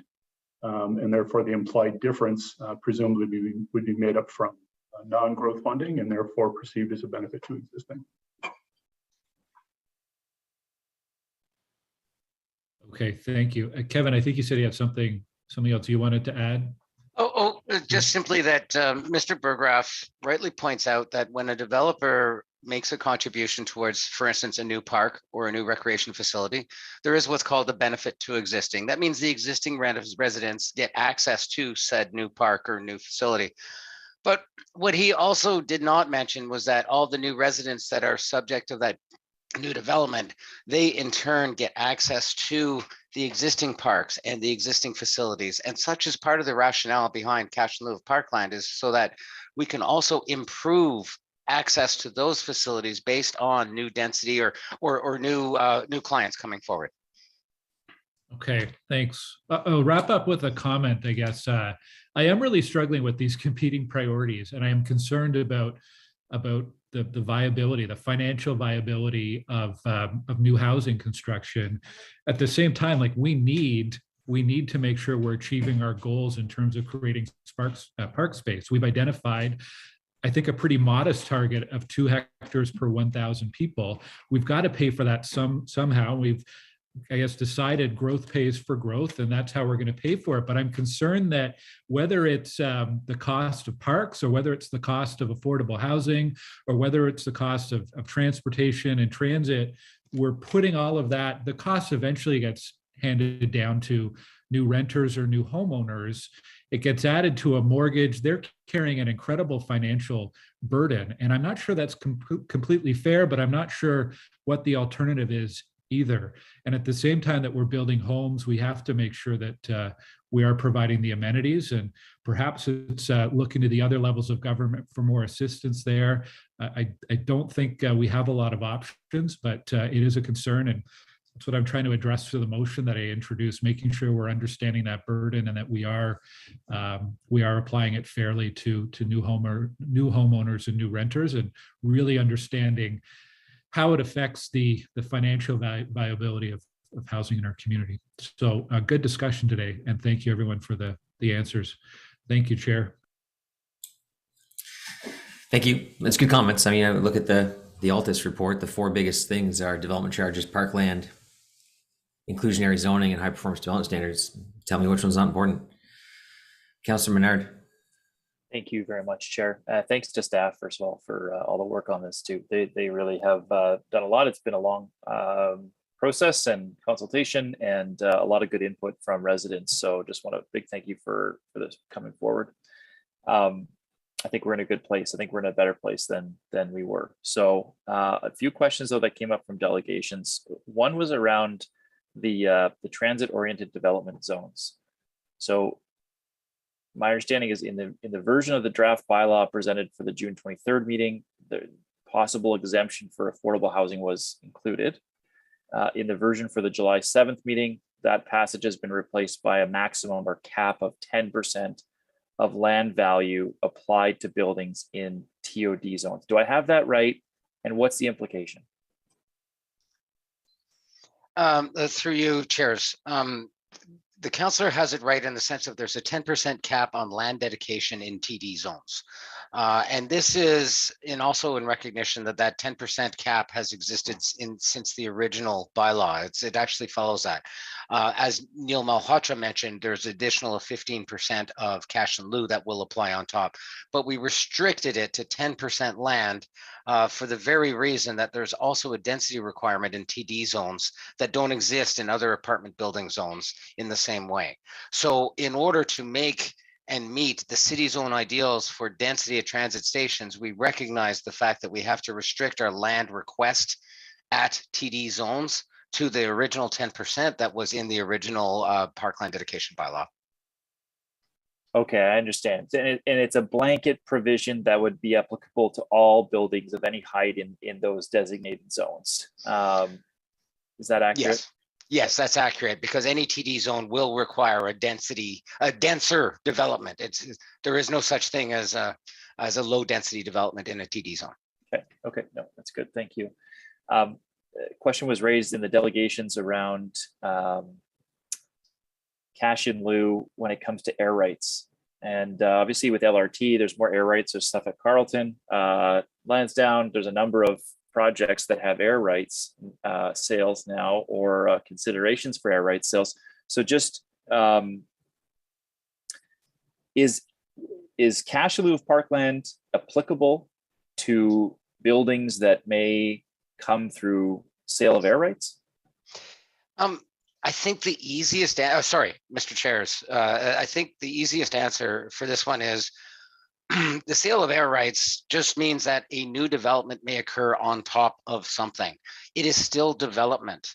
So any development by the Act will require an application under the city. And this means that it will be coming through development review, and all of our policies, including the park development bylaw or park dedication bylaw, my apologies, will apply at the point of application. So air rights, there is no such thing as granting air rights and building something new without having an application. And Kirsten, I see you going sideways. She is far more technically adept at me. If you'd like to add to that, Kirsten, I'd welcome it as well. No, thank you. You've done a great job. Thanks. Thanks. Well, thank you for that. And I guess the question or direction might be, can we explicitly include air rights and cash in lieu provisions in the bylaw review? Is that going to be part of it? Can we make sure that that is specified there? Because as I understand right now, it's not explicitly mentioned in the parkland dedication bylaw. I believe it'd be best for me, Mr. Chair, to refer to Christine Enta, our city legal, on this. My gut tells me that development is development. Development is development under the Planning Act, Mr. Chair, and an application for development, whether it's 50 feet in the air or on the ground, still requires a development application and or a building permit. Okay, thank you for that. I'm glad to get confirmation here today. Obviously with Lansdowne and other files, Lansdowne, we're removing 55,000 square feet of potential park space there. Not where the stadium is, but the east side where there's proposed to be a new underground facility, and that's 55,000 square feet. And so while we'd have development happening in the other portion, which also is public land, of course, different type of park space, I suppose, that's the area, obviously is a concern. So I'm just glad to get the confirmation here today that would be applicable to any new development there. And we'd be conversely losing park space. So for a lot of new people, and that's a question we're gonna have to grapple with. A question to forestry, and then I'll be done and I'll pass it over to Councillor Leeper. But how many trees could a small parkette typically support? Is it a meaningful way to kind of increase the canopy cover in our areas that do not have the 2 hectares per 1,000 people, and how can forestry integrate with RCFS to help meet those canopy cover targets that we've got now?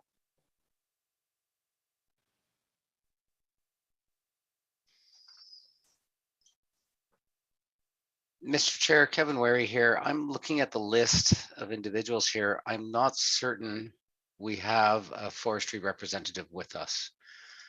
I can assist in the response only in the sense of from a parks perspective, parklands dedication, we are required to meet canopy covers, and that is actually part of what we've already mentioned. There was the discussion of the direction to staff that where parklands are dedicated, canopy cover for trees is to be discussed, and we already mentioned, I believe 40% in the OP is the requirement. So that's one part of our review of the park development manuals to make sure that we comply in city parks as well. I know some of our requirements are only at 30% for the simple fact we were concerned about trying to achieve canopy cover on parks that have a significant proportion of sports fields. It's pretty hard to plant trees in soccer fields. Okay, thank you very much again for all your work on this, Kirsten and Kevin and the whole team. You've done a great job and I appreciate your efforts. Thank you, Councillor. Thank you, Councillor. Councillor Leeper. Thank you very much, Chair. So to staff, I mean, we've heard the assertion from Claridge and from Minto that if this bylaw passes, it will serve as a disincentive to developing around our transit stations, that the focus will move to the suburban areas, which is counter to all of our highest level policies and plans in the official plan. What do you say? What does your math indicate? What do you think the effect is going to be? Why are you still recommending that we pass this? Well, I'm going to ask if Andrew Grenda has anything to add. He's our consultant on this from Watson Associates, only in the sense of there's a bigger picture as to how are we growing as a city. Thank you. So as part of our assessment in our report, what we looked at was what the impacts would be on development. And that was obviously provided with the higher recommended caps than what is coming forward by the staff proposal. What we did was we went and looked at what those implications would be on a per unit basis with the proposed caps. And to put that in some context, these are costs of development that have to be borne ultimately by the builder and ultimately the landowner. There becomes a question as to how housing prices are established, and to what degree do these municipal fees and charges play in setting those prices. Sometimes it's not necessarily very clear that it's an input cost driven assumption in terms of what those costs of prices are, but rather broader macroeconomic and debt conditions, employment markets and so forth that are really feeding into how these builders are setting the prices. So it becomes somewhat debatable whether or not increases in charges like parkland dedication will ultimately be passed through to the homeowner, or whether those can be absorbed within the current housing prices that have been established and the associated margins. But with that said, when we ran the impact analysis with the proposal, we ran in our study about 7 development scenarios, different types of residential mixed use types of uses in different areas of the city. Applying those proposed caps showed a per unit impact rate ranging between roughly around $600 to $4,000 a unit increase.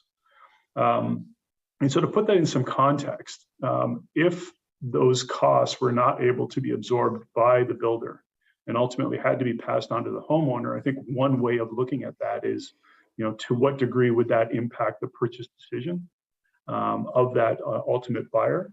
And if you think about it in that context, these costs would be wrapped into an overall mortgage payment. And so that would typically range, again, if we're looking at roughly a $600 to $4,000 per unit increase, an increase in mortgage payments somewhere in the term of about $4 to $20 per month is what that would range to. So it really becomes a question of balance with the city balancing between its parks plan, establishing the quality of life and level of service that it wants to achieve, and seeking to have development to pay for those increase in demands that it places. And ultimately what this is balancing against that objective is that impact on the homeowner, ultimately potentially again in the range of around $4 to $20 a month in an increased mortgage payment if it can't be absorbed. On the one hand, I'm hearing your analysis, which sounds very reasonable, and it's a certain figure in terms of the price versus what we're hearing from Minto and Claridge and Goba and others that's talking about tens of thousands of dollars impact per door in terms of the cost of construction with that new impact. I mean, how do you assess the analysis that has been put in front of us by Kevin Harper at Minto, for example? Is there a flaw in that analysis? No, I think much of it is determined by the underlying land value assumptions. So, for example, when we ran our analysis in the report, we were provided with average land value assumptions for the different transects within the city. And that's the basis that we have to prepare our analysis and our impact assumptions. I can't speak directly to the underlying assumptions that may have been used by some of the delegates in terms of their level of impact, but presumably they're using different values in that case.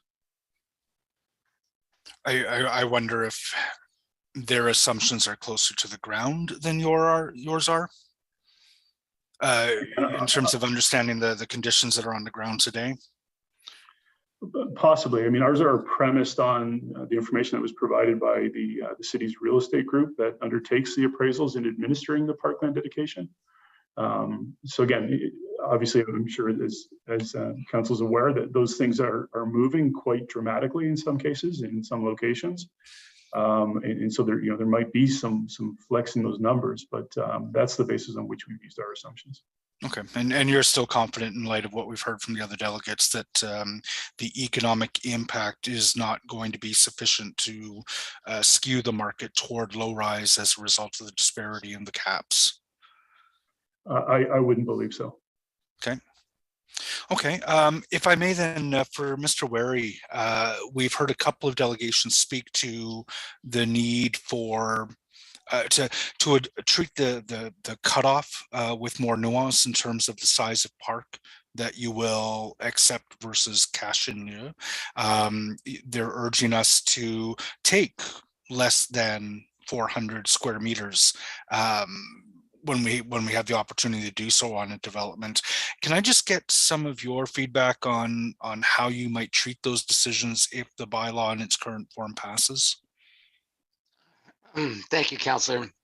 The direction to staff, I had originally thought would actually be for the next item, which is for the Parkland First policy. But wherever it comes, it's still direction to staff, and we will still follow. What we are being asked to consider is, yes, is there opportunity for us to take a smaller parcel? What are the conditions for it? Why would we take it? And I heard one of the presenters make a very clear point as to some of the benefits of a smaller parcel, especially in the urban area where we're missing, in most of urban areas where we're missing these little moments. We, from a friendly direction to staff, we actually, since we are undertaking a review of the Parkland Development Manual, we would like to take this back and we would like to research it, because when we came up with 400 square meters, that wasn't an arbitrary number. There was a group of us, which included myself, that visited every small park in the city of Ottawa, including the lady from, I forget what she called, was it Cafes? I believe it was called. Anyway, she presented some small parks in her in her presentation.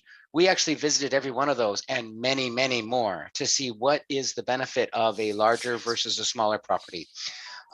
So I am happy to take back is there an opportunity when something even smaller is of benefit to the city?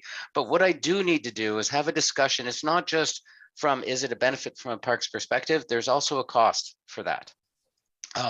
From, for instance, a public works and maintenance perspective, going off and sending a crew in a truck to maintain a very small property and lots and lots and lots of small properties.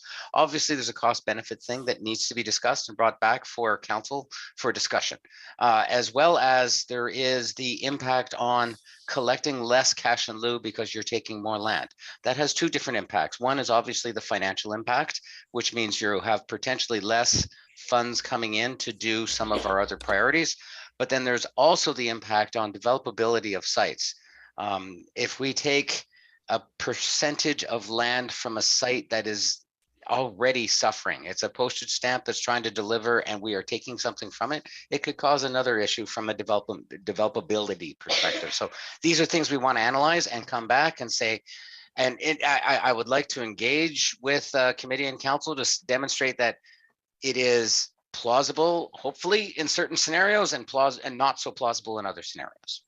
If the bylaw passes in its current form as proposed today, is there anything to stop that case-by-case discussion on the development applications over the next couple of years until we finalize that?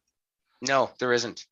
We still have the ability within our own rules that the 400 meters is our minimum standard from a land first policy perspective. It does not prevent us. The city, as of right, whether it through provincial legislation, can take the smallest amount of parkland should it choose. So the councillor and parks planners are looking at a potential development, see that, hey, there could be a really interesting little 300 square meter piece of green space in a neighborhood that really needs it, and that could move ahead. Correct. Fantastic. Yes. I will leave it there, other than moving that if Scott Moffat talks about his family connections to city council again, we remove him as chair. Once again, motion to remove me as chair denied. When will we ever learn, Leaper? When will we ever learn? It's fine. Okay, so no more questions to staff. I'm not seeing any. I don't see any further comments or anything. So we'll move on to, I'll start with the direction. Just to Kevin's point, we actually are hearing these two items concurrently. So we're just considering it concurrently. So the direction being on the other thing, it's fine. So the direction on item 5.2, which is on the directing staff to review the feasibility of accepting parkland before cash in lieu funding for these small park spaces in transect areas not meeting the active parkland targets as described in the PRFMP. So that's accepted by staff. So thank you. And then we'll move, oh geez, my dog's growling. That's weird. He's usually pretty quiet. And I'm at my office. Why is my dog in my office? Oh my God. Okay, so let's go to the motions. I'll go to the first motion that I read first, which is the transition. Yeah, this is the motion on transition. So is that motion approved? Carried. Carried. The second motion was just revising the word develop and providing that definition in the bylaw. Is that item carried? Carried. And you see the one on the screen is the one that I misread the one originally. So the actual, there was a reference in there, but the one that's on the screen is the proper one. So that's carried. Thank you. The third motion is the one that provides clarity on the intent of the current bylaw as it pertains to residential care facilities. Is that item carried? Carried. Thank you. Fourth motion speaks to the missing townhouse dwelling reference after 3-unit dwelling, type of development or use column. Is that item carried? Carried. And then the fifth motion was from Councillor Gower. Therefore be resolved that staff be directed to review the accumulated impact of these major legislative and policy changes which are anticipated to have an impact on land prices and market conditions and report back to committee and council on the accumulated impacts within 3 years and put forward recommendations to mitigate the impact on affordability if required.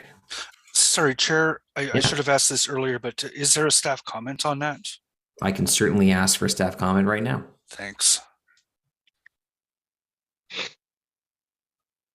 I mean, this would be, so Kevin could reply. I mean, this is obviously looking at, it's not just looking at the parkland piece, because it's also looking at the high performance development standards, development charges. You know, we haven't obviously approved inclusionary zoning bylaw, so it's hard to sit there and say what the impact of that is at this moment.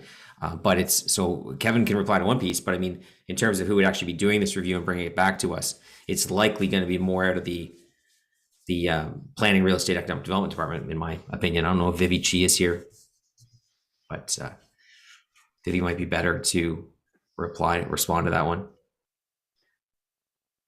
Chair Moffat, Kevin Wary here. Yeah. As you mentioned, we support from RCFS perspective. There is no concern. We actually, I consider this a very friendly motion in the sense of it's worthwhile to consider the big picture once we know what the big picture actually is.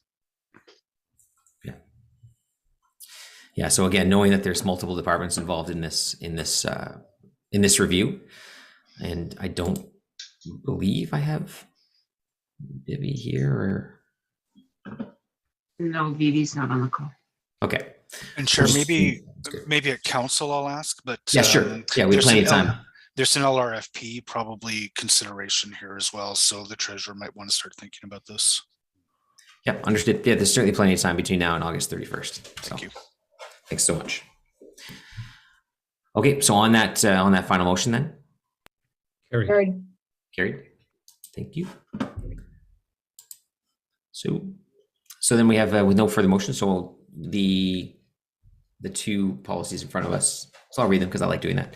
The Parkland Dedication Bylaw, one, that Planning Committee recommend the Council repeal Bylaw 2009-2-95 as amended, being the Parkland Dedication Bylaw, and adopt a new Parkland Dedication Bylaw as detailed in Document 1. 2, that Planning Committee recommend the Council direct the cash in lieu of parkland funds policy be revised as Document 2. Jean Cloutier, turn off your mic. Sheesh, getting lung butter in my my reading here. 3, that planning committee recommend that council direct recreation, cultural, and facility services, parks and facility planning to A, further review the distribution of cash in lieu parkland funds within the parkland dedication bylaw and the cash in lieu parkland funds policy.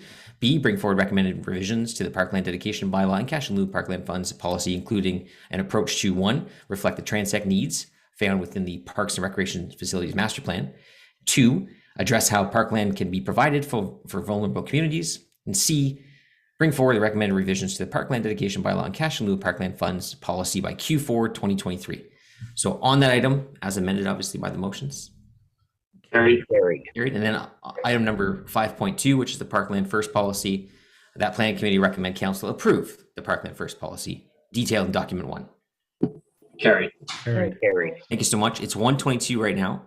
We're going to come back in 20 minutes.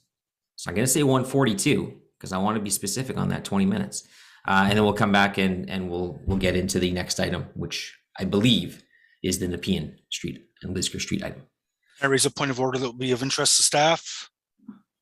My questions around item X.X have been answered, so I don't need that held. Okay, well, we can deal with that later. Okay. You're cutting into our break here, Jeff. Okay, so we'll be back in 20 minutes. 1:42. See you then.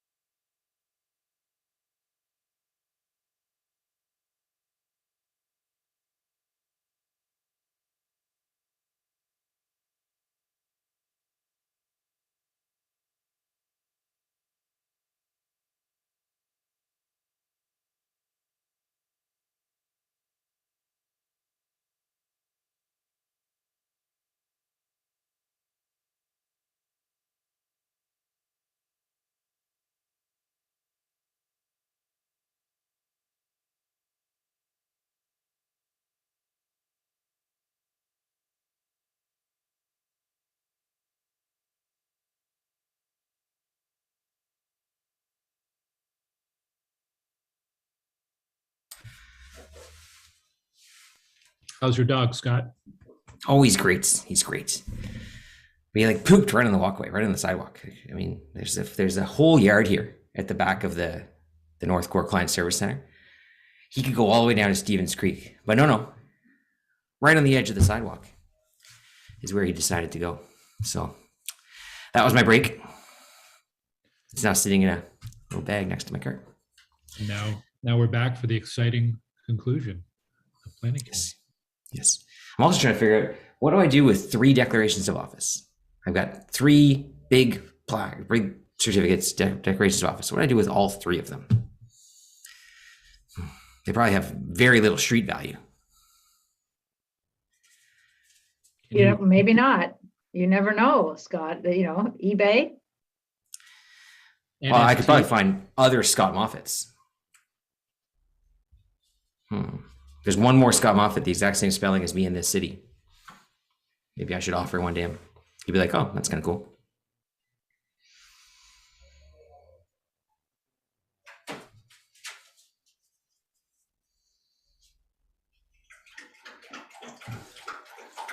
Oh, there's Tim doing his best Honey, I Shrunk the Kids impression. That's right. I'm walking in the weeds.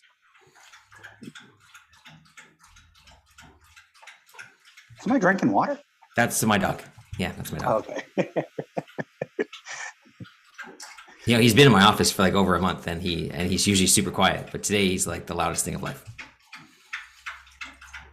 I can't trust him at home, so he's here with me. He's a convoy dog. He was born in the convoy. We got him from the Humane Society. Really? He was left behind. Holy cats. What is his name? We call him Jimmy. We named him after Jimmy from Yellowstone, because he's kind of like, you know, unconventionally attractive, like Jimmy from Yellowstone. I don't know if you watched that show. Not Jimmy Watson? You didn't know? No. No. That's silly. I want to name my dog after the mayor. Sheesh. He's a little bulldog pit bull mix, but Nice. he's a very snuggly little guy.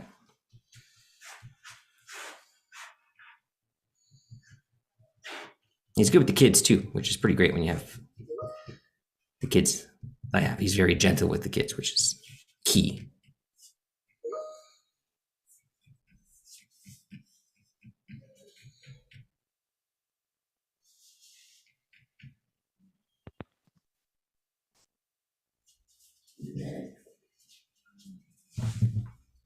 So Glenn, I think you're taking this part. Okay, I'm happy to take it. Do we have quorum, Kelly? Perfect. All right, yes, the exciting conclusion of Planning Committee. Thank you to everyone, especially our public delegations who have been sitting patiently for this item. This is item 6.2 and 6.3 on our agenda, the zoning bylaw amendment for 108 Nepean Street, part of 257 Lisgar Street, and zoning bylaw amendment for 142, 144, and 148 Nepean Street, demolition control 142 Nepean Street, both in Somerset Ward. We are going to proceed as follows. We have a short staff presentation followed by a presentation from the applicants. And then we're going to go to our public delegations. There are 6 delegations registered. After that, we'll come back to questions for the applicant and then questions for staff. I believe there is a motion to replace document 2, which we could introduce and just vote on right now, since it's a motion to replace a document. Do we have that ready, Kelly?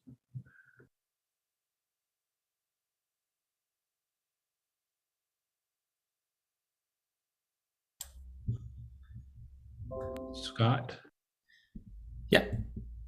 So whereas the report was published with the meeting agenda on June 27th, 2022, and whereas document 2 details of recommended zoning inadvertently contained incorrect provisions, and whereas the remainder of the report is accurate and the correct zoning details were provided within the body of the report, therefore be it resolved with respect to report ACS 2022 PIE PS 0072, the Plan Committee receive and replace document 2 with the revised document 2 on file with the Office of the City Clerk prior to the item being submitted to Council. Therefore be it further resolved that there be no further notice pursuant to section 3417 of the Planning Act. Okay. Is that motion carried? Carried. Carried. Thank you. Okay. We'll go now to Andrew McCrate, who's the planner on this file, for an introduction to what's in front of us. Good afternoon, Andrew. Good afternoon, Chair and members of committee. I'll just wait for the staff presentation come up and then gladly walk you through that. Great, thank you, Kelly. So the items before the committee are the zoning bylaw amendment for 108 Nepean and part of 257 Lisgar, as well as demolition control for 142 Nepean, and the zoning bylaw amendment for 142, 144, and 148 Nepean. Next slide. The subject properties are located at the corner of O'Connor and Nepean. You can see on this slide that the red box identifies 108 Nepean and part of 257 Lisgar. This is currently a 60-space surface parking lot, 44 of which are owned on 108 Nepean, which is currently the parking for the office at 190 O'Connor, highlighted in the yellow box. And the proposal consolidating these properties will result in a 27-story mixed-use building with approximately 300 dwelling units. 142 to 148 Nepean, identified in the blue box, just west of O'Connor on Nepean, currently exist as a vacant lot as well as a 6-unit apartment building.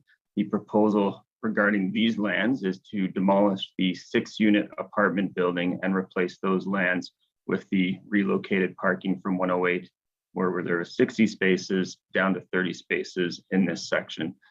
So that's why these items are being heard together, because there's overlap in the way they relate to one another. Next slide, please. So quickly on the proposed development at 108 Nepean and part of 257 Lisgar, it's a 27-story mixed-use building. As mentioned, it will have approximately 300 dwelling units, ranging from bachelor to 2-bedroom units. The ground floor and second floor mezzanine is designed for approximately 120 square meters of commercial space with local serving community uses. And the access to this development will use the existing access off O'Connor, which currently serves 257 Lisgar. That'll be a shared access but separate garages. And the garage for the new development will have 166 parking spaces, which is broken down into 136 spaces for residential and 30 for visitor. Also important to note is that the application does a very sound job on bicycle parking. There's approximately 400 bicycle parking spaces provided, including a very large ground floor bike room for use of the tenants. Next slide. This just shows you a quick image of the site plan excerpt of the proposed building. You can see it on the corner of Nepean and O'Connor, a 27-story building where the tower portion is set back from a 6-story podium. You get new street trees along Nepean and O'Connor. In the bottom, you can see partially that's the existing ramp from the garage that exists at 257 Lisgar. This is the same access that will be utilized for this development. Also worth noting is there is an access off of Nepean for this development, which will serve to internalize things like loading, moving, and waste collection for the new building. Next slide, please. Regarding the Nepean property, so 142 to 148, the Google Street View image on your right shows the base of the existing office at 190 O'Connor. And you can see some of the landscaping treatment there. The intent is that with the removal of the apartment building and the new parking lot, that same landscaping treatment will be carried through along the frontage, save and except for where there would be the access to the new parking lot. And then the image on your left shows the layout of the new parking lot with some landscaping along the middle and room for 2 trees at the rear. Next slide.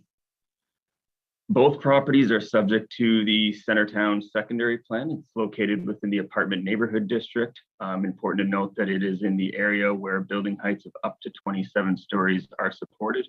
So this is an area for high intensification and mixed use. Next slide, please. The applications reviewed concurrently both took into consideration both the current OP as well as the new OP. Quickly on the 27-story building, staff feel that the proposed development is consistent with the official plan. It represents residential intensification, a mixed-use development which supports strong active transit uses, especially with their quite high bicycle parking ratio, very close access to Parliament O train station, and the design made quite a few improvements going through UDRP, such as reducing the floor plate size, working on the podium design, stepping back of the towers, and that recessed ground floor to really enhance the public realm and widen the public realm experience. On the proposed parking lot with the demolition of 142 Nepean, I think one policy to highlight that's quite applicable to this proposal in these applications is the ability to protect existing rental housing stock and support the production of more units. The policy speaks to not supporting zoning amendments that reduce residential units unless there is an equivalent or concurrent zoning amendment nearby to ensure that the loss of units is replaced within the same neighborhood. So when we look at everything that's happening with these applications, 60 parking spaces are being removed from the corner of O'Connor and Nepean, being relocated to Nepean, but reduced down to 30 spaces. And the removal of a 6-story apartment building with all of this working together is enabling a 300-unit development. So it is consistent with that policy direction. Next slide.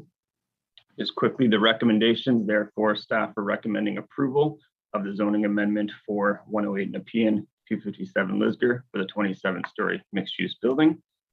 Next slide. As part of the zoning details, there is a holding symbol provision, and this is really securing the items that would have normally gone through Section 37, and the applicant has honored their commitment to carry forward with those contributions, such as burying hydro along O'Connor on the east side between Lisgar and Nepean, ensuring that at-grade design with the recessed ground floor and second floor, widening that public realm is done through site plan. And there will be an affordable housing agreement for 25 affordable units, broken down as 10 2-bedroom, 15 1-bedroom, 20-year affordability period, and rents will be determined at the time of the housing agreement, but the base is that it will not be higher than average market rent. Next slide, please. The recommendations concerning 142, 144, and 148 Nepean is that staff are recommending approval of the zoning amendment for the performance standards related to the accessory surface parking lot that will serve the office. Important to note that the details in the zoning make it very clear that it is parking for that existing office only. This is not a parking lot that can operate as a commercial parking lot. That's prohibited. Second recommendation is the recommendation for demolition control, and I'll speak to some of the conditions there in a moment. And third, there is a memorandum of understanding in document 4. And Chair, I believe there's a motion that will be coming forward as the recommendation to ensure that the MOU is executed prior to going to council, or when it comes into effect, it goes through. So there should be a motion on that. Next slide. As part of the demolition control conditions, it's our fairly standard conditions, but they've been dovetailed to this application. The main priority here is that demo of the 142 Nepean building is not permitted to take place until construction has commenced on the 108 Nepean building. So there's no scenario where we'll be left with 2 parking lots. There's protections put in place to make sure that that demo is not allowed until construction of the replacement building has occurred. And once that happens, they have 5 years roughly to complete that construction to ensure that we're recouping the lost units. And again, it's 6 for 300. Next slide, please. Just quickly on the MOU, and I suspect the applicant will speak to this as well, but it is framed around protecting the existing tenants such that they'd have opportunities to relocate into a new unit that's of the same as they have now, so 2-bedroom for 2-bedroom, as well as ensuring that all the associated costs with moving are covered. The applicants can speak to this, but this might result in a direction to staff if I could plant that seed. But one of the provisions was that when those tenants are relocated to a new unit, that their rent would be protected for 2 years. I believe the applicant is now offering 5 years, and then as well as first right of refusal to get into one of the new affordable units in the new build. I'll let the applicant confirm that. And if committee so chooses, that can be a direction to modify the MOU before it is signed. I will leave it there, next slide, but happy to take any questions following delegations and details you hear from the applicant. Thank you.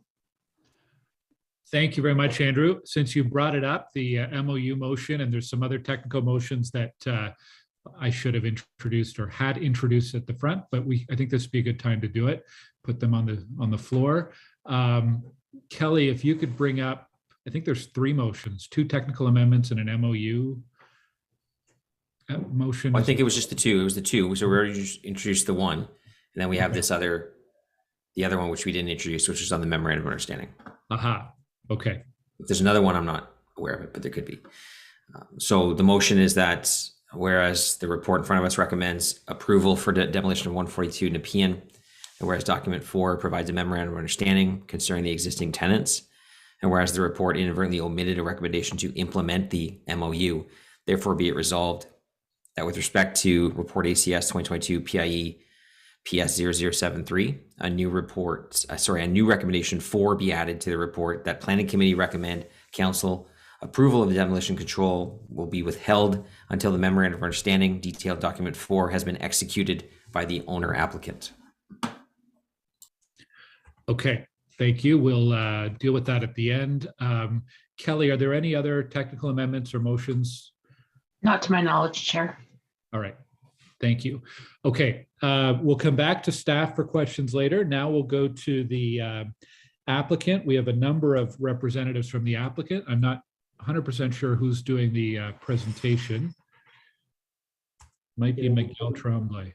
It'll be Mr. Chair, it'll be myself, and then the other representatives are here to answer questions at a later time. Okay, thanks, Miguel. Go ahead whenever you're ready. Okay, good afternoon, everyone. I do have a fairly fulsome PowerPoint presentation, but Andrew covered a lot of the material. So I'll just ask you to go to slide number 2, Kelly. And I think I will probably stay here for the duration of the presentation, just to save a little bit of time. Good afternoon, I'm Miguel Tremblay. I'm a partner with Fotan Planning and Design, and I'm here today representing Taggart Realty Management and Glenview. And I think that's an important point in that these applications are combined and that they're actually the outcome of a cooperative process between 2 developers, which is still somewhat rare. But there are numerous synergies and overlaps between these applications, and they truly do need to be considered together and recognized as mutually dependent. And if you don't have one, you don't have the other, truly. Mr. McCrate's provided a very comprehensive overview of the planning policy, so I'm going to stay out of that for my 5 minutes, but I will spend a little bit of time on the mechanics of the applications. So as Andrew painfully read, there are numerous different properties here. You can see below the colors some of the existing property lines that are within these groupings. So for ease of our discussion, we've grouped them into 3 groups. The first is 108 Nepean and 257 Lisgar. 108 Nepean is at the corner and it's owned by Glenview, and 257 is the parcel adjacent to it and next to the Claridge high rise just to the east. And it's kind of an upside down T shape that is the frontage of the building for the 257 Lisgar, which is Lisgar is to the south here, and that's that bar building. Those combined properties are characterized as a surface parking lot of approximately 60 parking spaces. There's 44 parking spaces on 108 Nepean at the corner, and then there's 16 parking spaces that are for the Taggart building to the south, the 257 Lisgar. The parking spaces at 257 Lisgar are fully compliant. They're on the same lot. There are no issues with zoning compliance. Similar to 108 Nepean, it is those parking spaces are off-site for the existing 11-story office building at 190 O'Connor, which is now that second property. Those 44 parking spaces are considered legal non-conforming. That office building was built under the old Ottawa Z2K, which was in place before I was even a planner. So they are legal non-conforming and could stay there in perpetuity. They are there to support and meet the zoning obligations for required parking for 190 O'Connor, and that is owned by Glenview. And then the remaining grouping of properties is 142 to 148 Nepean.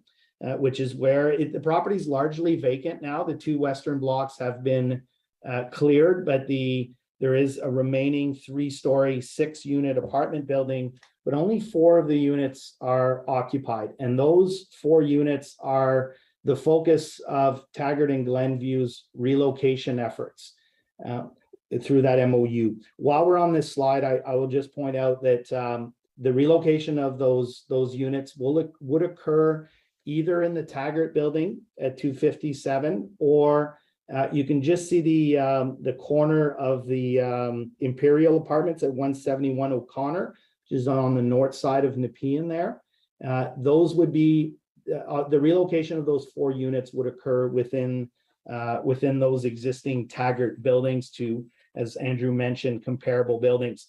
The intent of the applications is to relocate and reduce the surface parking from what is a very prominent intersection of O'Connor and Nepean and create a development parcel. The relocation would allow the construction of a 300+ unit rental apartment building with, as per the holding provision, 25 affordable housing units. Now, this building, as you heard from Mr. McCrate, is in full compliance with the policy direction of the Ottawa official plans and secondary plan, the Centertown secondary plan, which permits mixed use and residential buildings up to 27 stories. Again, I'll stay on this slide just for ease, but this translates into a net increase of a minimum of 296 units minus those 4, but the building might actually push to about 310. The building is in very close proximity to transit, employment, and commercial and other supportive services. You heard from Mr. McCrate that we are far exceeding the bicycle parking. That's a function of the site's location in Centertown, but the project also includes only 166 parking spaces, and that includes residents, visitor, and commercial, all in an effort to contribute to a more transit supportive development. With respect to that office building, rather than the 59 or 60 parking spaces, only 30 spaces will be relocated to 142, 148 Nepean. That represents a reduction of 50% of the overall parking and asphalt area. The new parking lot is much smaller in size. It's located mid-block and behind the existing buildings and away from the intersection, and will be landscaped for proper screening. The parking lot would now be contiguous to the office building, and it would address issues of safety and convenience and function. Glenview's objective here is always to have a well-performing office and employment building in the core, and to recognize that there's a need for at least some reasonable amount of surface parking, given that this is an existing building with existing leases and existing tenants and existing conditions. And just in anticipation of a question, for reasons of those existing leases, the construction staggering, which would a building at a 27-story building is estimated to take about 39 months to construct. There's no practical way to incorporate the parking spaces into the new building. So in all scenarios, the relocation of the parking to 148 Nepean is a necessary component of these applications. The net benefit from the city, and to echo Mr. McCrate's comments, is that the city gets a 300+ unit building with 25 affordable housing units built into it in proximity to transit, employment. The relocation of the parking lot is to a smaller, less visible location, and ensuring the good functioning of that office building, which I think should be a shared municipal objective. We want good functioning office buildings in our core. And while the application does remove six units, 4 of which are occupied, there are numerous safeguards built into the approvals here, whether it's the relocation and accommodation of the existing tenants through the MOU, the sequence of the demolition permits requiring site plan approval, and even the appropriate design and landscaping of the parking lot. So Mr. McCrate's already covered some of the MOUs, but you heard correctly that there's always ongoing initiatives by the developers to make things better, make things right. So you've heard that the period of the of the comparable rent will be elevated to 5 years. And there are other provisions in the MOE. Taggart and Glenview are here with me to answer questions about the holding symbol or the functioning of the office building. So I think I'll leave my comments to that because I believe I'm out of time, I would assume. So I thank you for your attention. Thank you. Thank you, Miguel. Okay, we'll go now to our registered delegations. So as I mentioned earlier, there are 6 delegations. The first 3 are Bill Ewenick, Joel Harden, and Lionel Newcomb. First up is Bill Ewenick. And Bill, I apologize if I'm mispronouncing your name.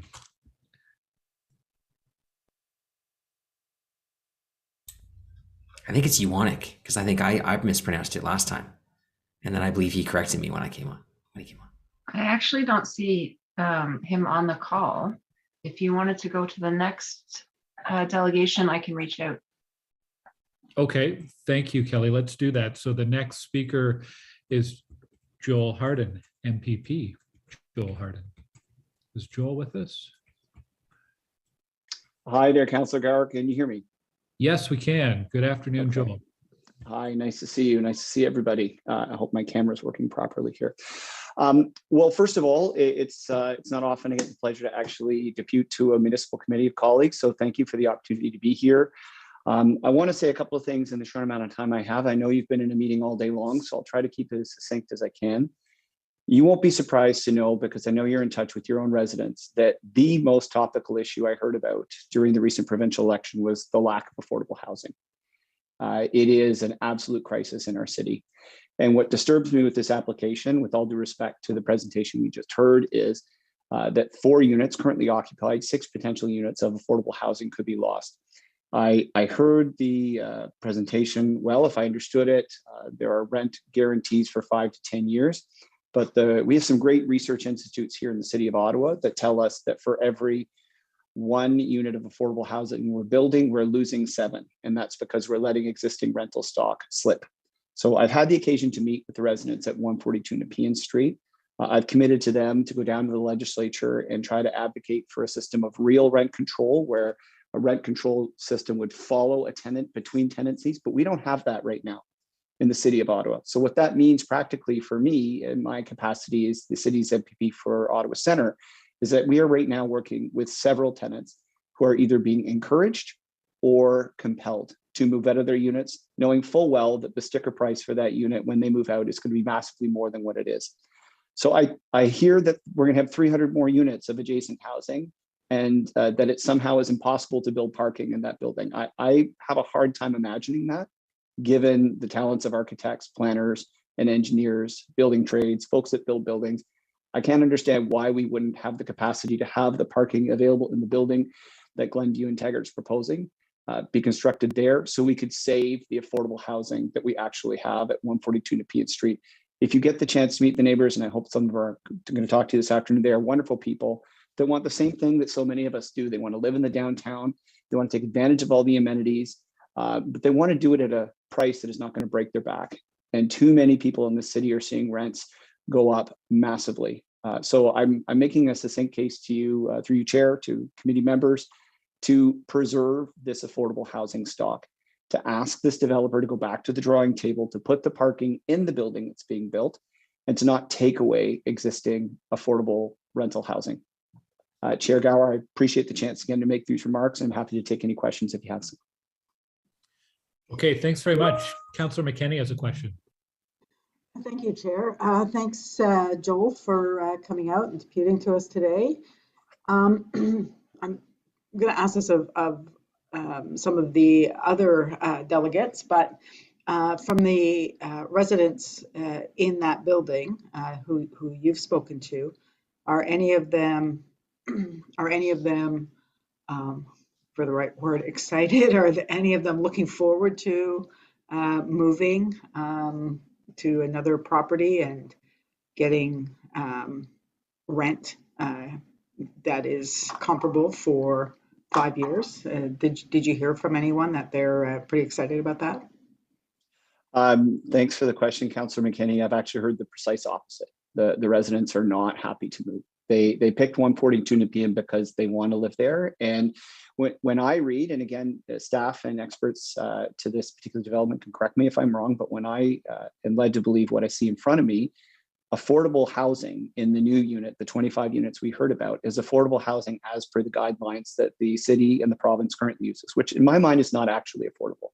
If we're going to be creeping up to $1,800, $1,900, $2,000 a month for a 1 or 2 bedroom, that is not affordable. The marker that makes sense for me is when a person is spending more than 30% of their disposable income, more than that, on housing.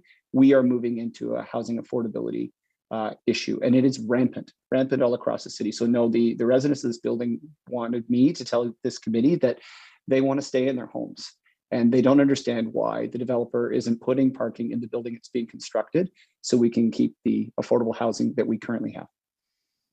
Okay, I appreciate that. It's what I've been hearing as well, but I'd like to have it confirmed. And if some of those residents are here today, which I believe they are, I can delve into that more as well. So thank you. Thanks for coming out, and thank you, Chair. Okay, thank you, Councillor. Any other questions from committee? Okay, thank you, Joel, for joining us today and for your My pleasure. Be welcome. Our next speaker, actually, we've checked with Bill, who was the first registered, and he's unable to join us today. So we're going to move on to speaker number 3 on our list, who's Lionel Newcomb. Is Lionel with us?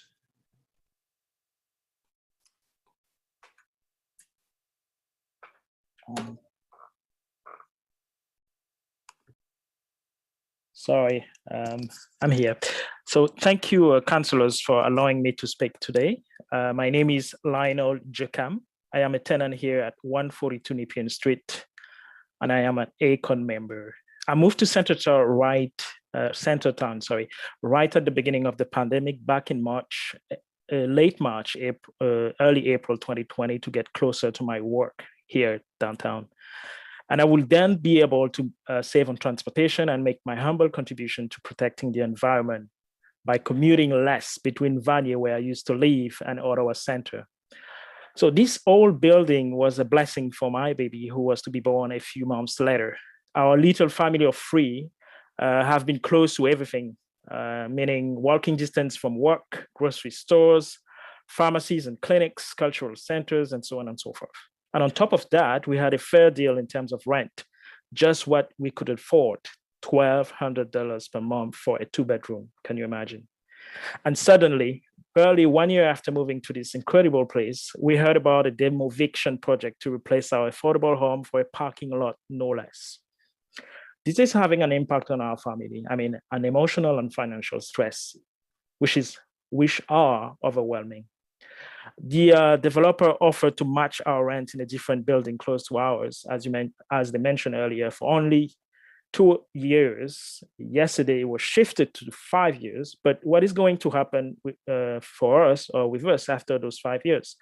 Our rent will skyrocket and we will be looking out for another home.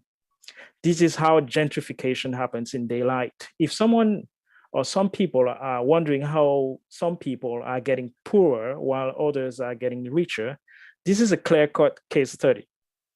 According to Zoomper.com, average rent for a 2-bedroom in Centertown is $2,149 per month as of June this year.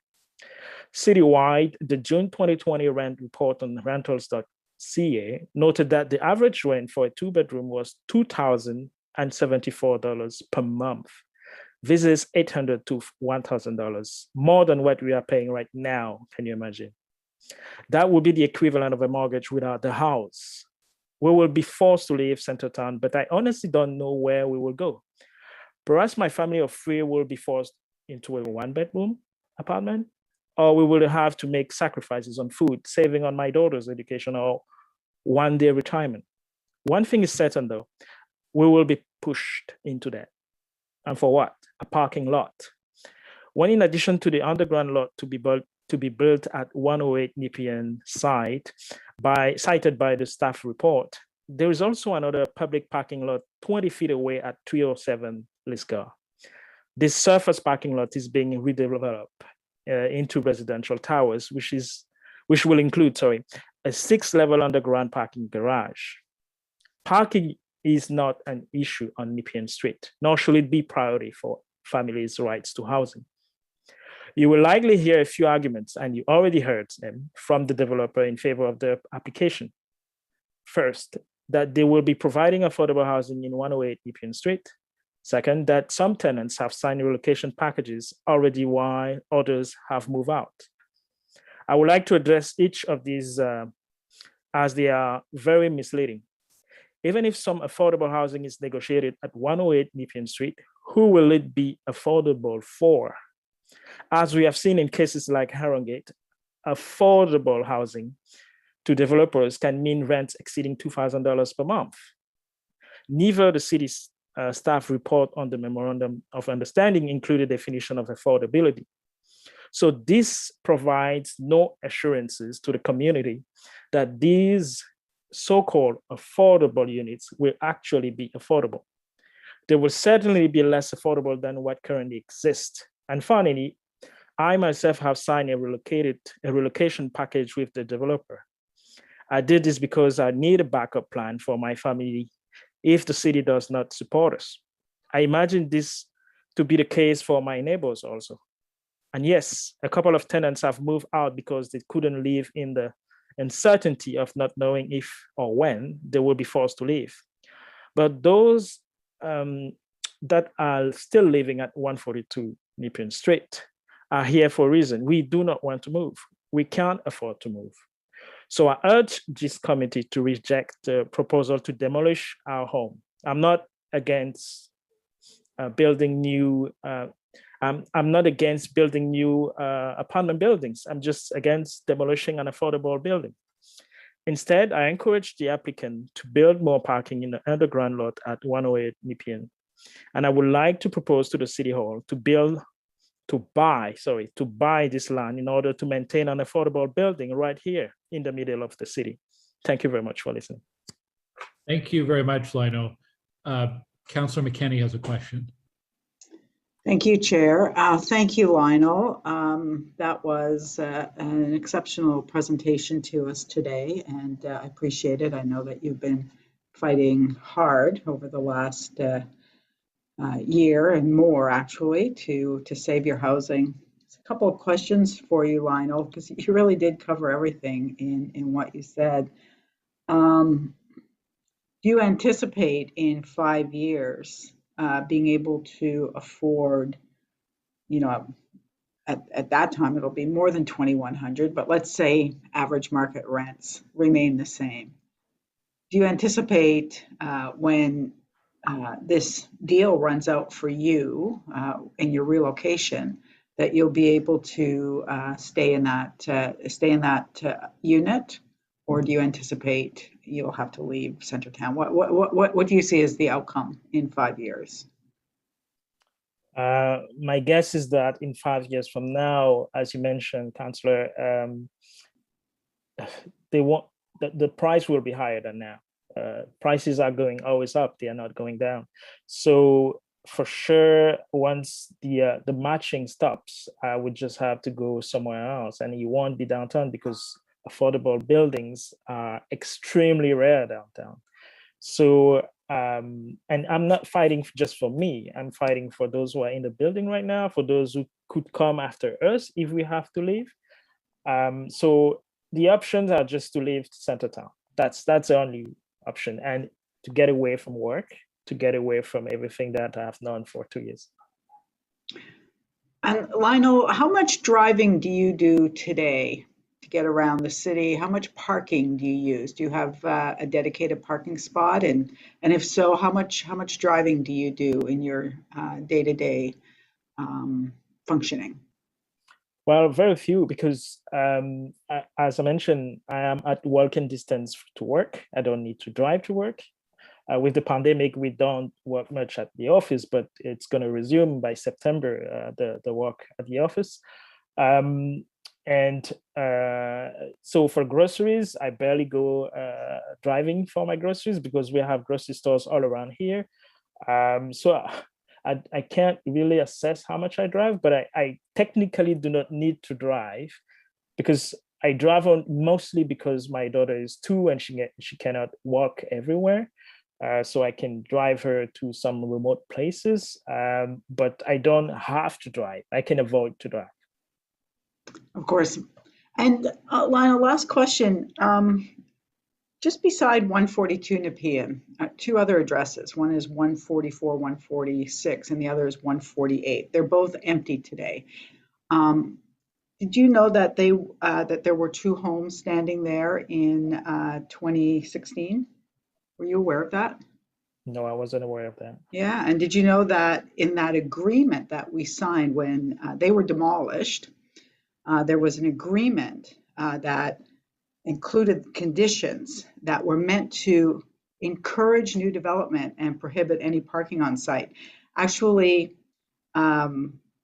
we put in the agreement when we allowed them to demolish those two homes that really were demolished by neglect in the end, but that they had to be, that a replacement building had to be substantially completed within 5 years, and that except for maybe a sales center, any associated parking it could not be provided. So in the agreement, we actually, when we allowed them to take those two homes down, just in 2016, that they were to be landscaped while they were vacant.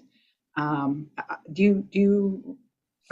don't believe they're landscaped, no, but they were supposed to be. It's right in the agreement that the city signed, and that there was never to be parking on that site. That site was never to have parking allowed on it. So I just wonder if, given that agreement by the city in 2016, if you have any faith that we will live up to our agreement this time, if we do the wrong thing and we allow a surface parking lot, that it won't be turned into a commercial parking lot at some point that will make a lot of money. Do you have any faith in the city that we would live up to the word of this agreement? I don't think so, because it's very tempting to rent a parking lot here downtown. Sorry, my first language is French, so sometimes that's okay. You're doing very well. Definitely, it's very tempting because prices are very high and the demand is very high. So I don't believe that we will stick to that commitment. I really doubt. So. Yeah, no, so do I. Just given the past history and that we've allowed those two lots to become parking lots. When we said 2016 that could not happen, but it did. So that's I'll read out the entire thing a little later when I am able to wrap up. But I appreciate you coming out today, Lionel, and I really am sorry for what you have to go through just to keep your housing. Thank you. Thank you all. Any other questions? OK, merci beaucoup, Monsieur Yukam, pour votre présentation aujourd'hui. We'll continue to our next speaker, Edward Roux.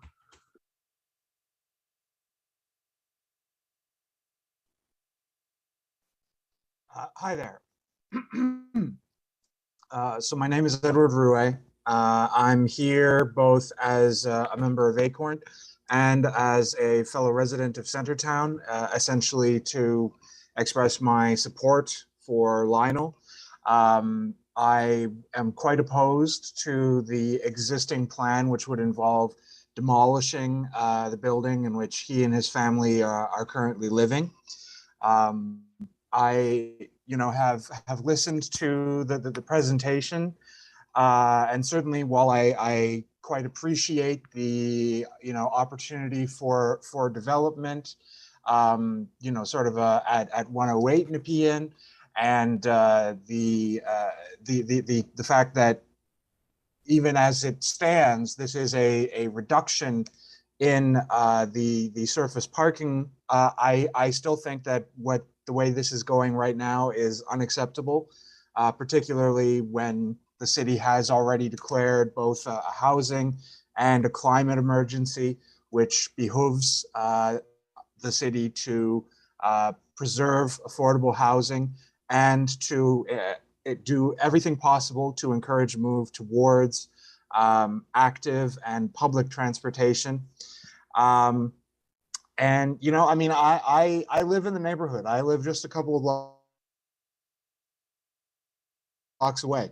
As Lionel said, when he moved in 2020, he was able to get a 2-bedroom apartment for $1,200 rent.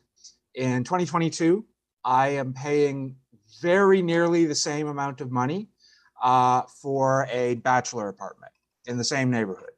So, you know, to me, that clearly shows the value of such a stock of affordable housing, which you know, as far as I'm concerned, we cannot allow to be demolished, especially again for something like a parking lot. To my mind, what the city should be doing is going even further to reduce the demand for parking by, again, promoting, you know, by building infrastructure and doing everything necessary to promote active and public transportation. So, you know, I would not want to be in Lionel's situation. It sounds very challenging. And that's why I believe that, you know, whatever development goes ahead with these plots of lands, it cannot be done on the back of, you know, Lionel and his family, and it should not be done at the expense of our city's precious stock of affordable housing. Thank you. Thank you very much, Mr. Rouet. Are there any questions? Okay, I'm seeing none.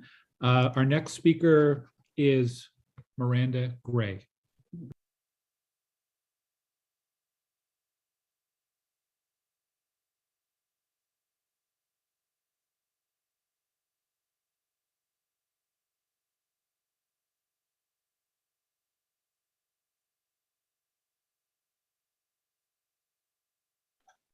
Miranda's just joining now, Chair. Thank you.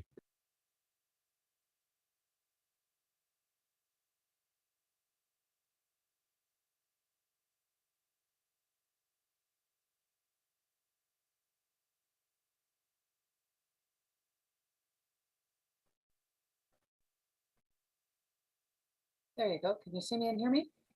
Yes, we can. Welcome. Thank you. My name is Miranda Gray, and I'm currently a home owner in Orleans Ward.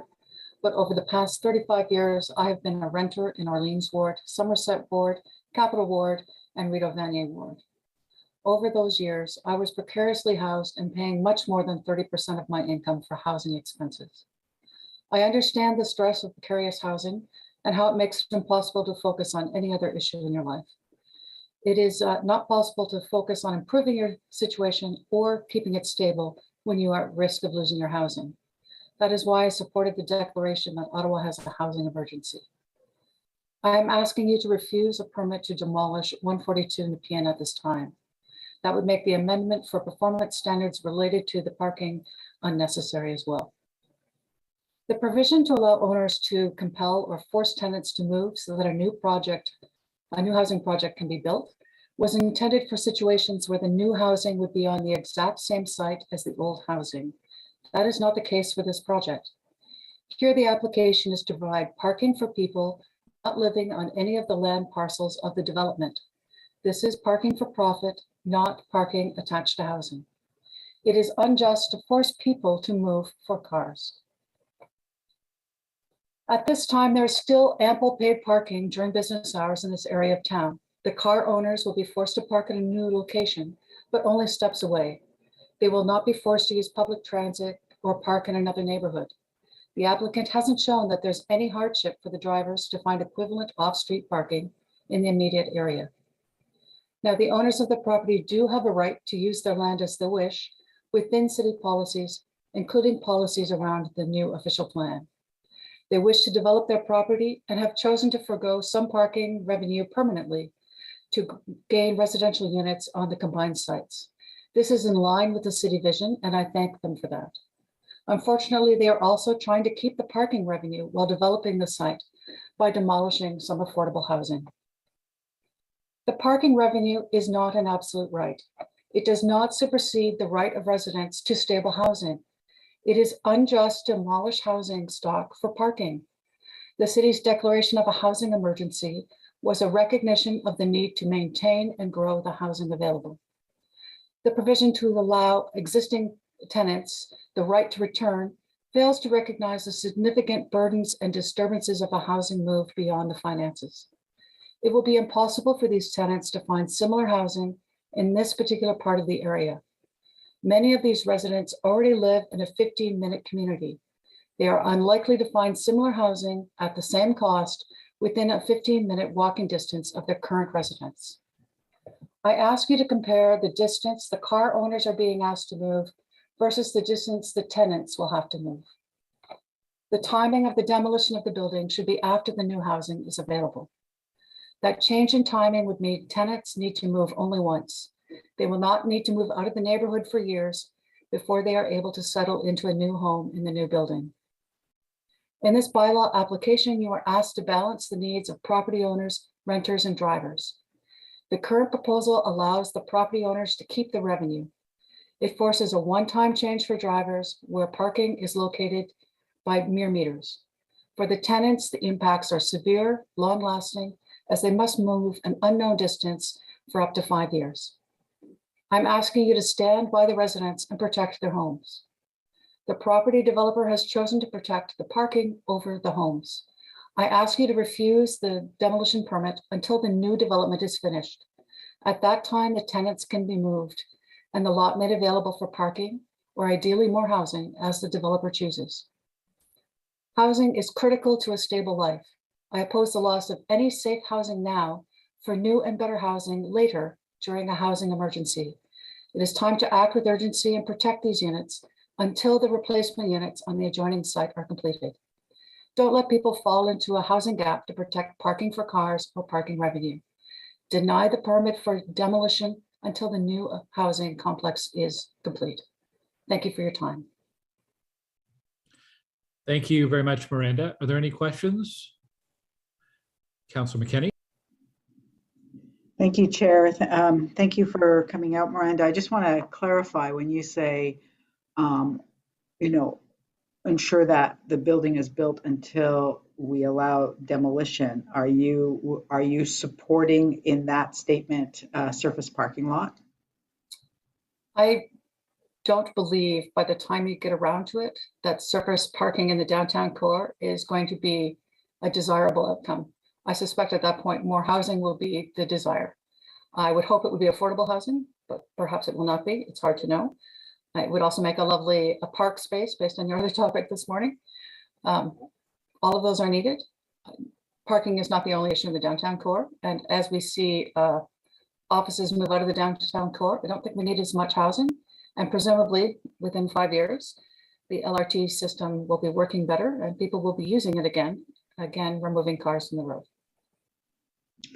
Well, let me just point this out then. Okay, in 2016, I hope to share your optimism, but I just want to read the two conditions that were in place in 2016 for the 144. I remember the buildings, yes. 48. Yeah. So, and they're the ones that we allowed to come down, demolition by neglect. So these were the two conditions. I just want to read them, if you'll allow me. That a replacement building be substantially completed within 5 years from the date of this approval, and in default thereof, the city clerk shall enter on the collector's roll, etc. Number two, that until the time of the construction of the first replacement building, other than where the sales center and any associated parking are provided, the register owner shall landscape the property to the satisfaction of the general manager, etc. Today, in the report, the condition that the replacement building be substantially completed within 5 years from the date of this approval, and in default thereof, the city clerk shall enter on the collector's roll, etc., etc. That until the time of the construction, and this is today's, of the first replacement building, other than where a sales center and any associated parking are provided, the registered owner shall landscape the property to the satisfaction of the general manager, etc. So that the same conditions are being placed today on 142 that were in place for 144, 146, and 148. And we know that 144, 146, and 148 were never landscaped, and they become de facto parking lots. So I just want to say that I'd like to share your optimism. I'm just not sure, given what we have in front of us today, and given very, very recent history on two properties right next door. So 2 comments on that.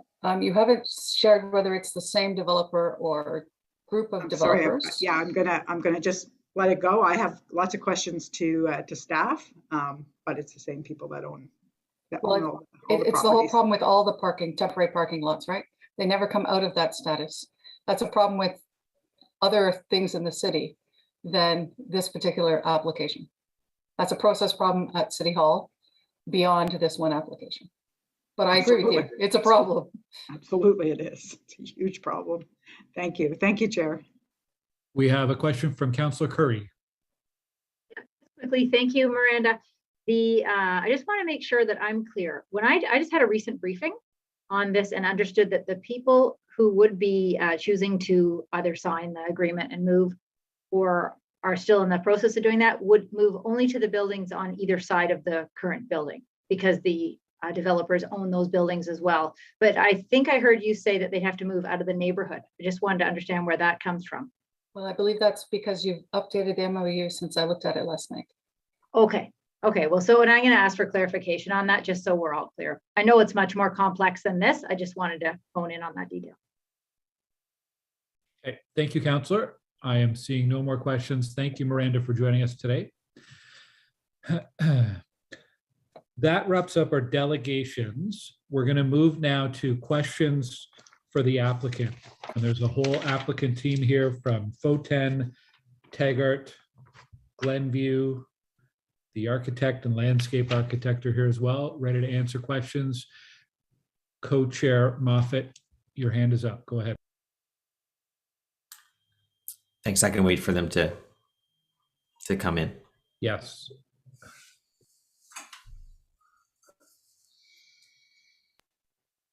Joining now, chairs. Thanks.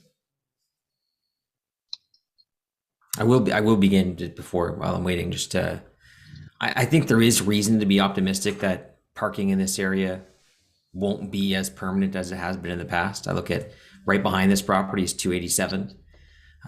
And it was 287 Lisgar, I believe, and it was a parking lot as far back as 30 years ago. It's now a 16-story apartment, a rental apartment building. Just around the corner from this, we recently at this committee dealt with 234, 236 O'Connor, and I believe it was 311 Somerset. 311 Somerset was a parking lot for a better part of 50 years.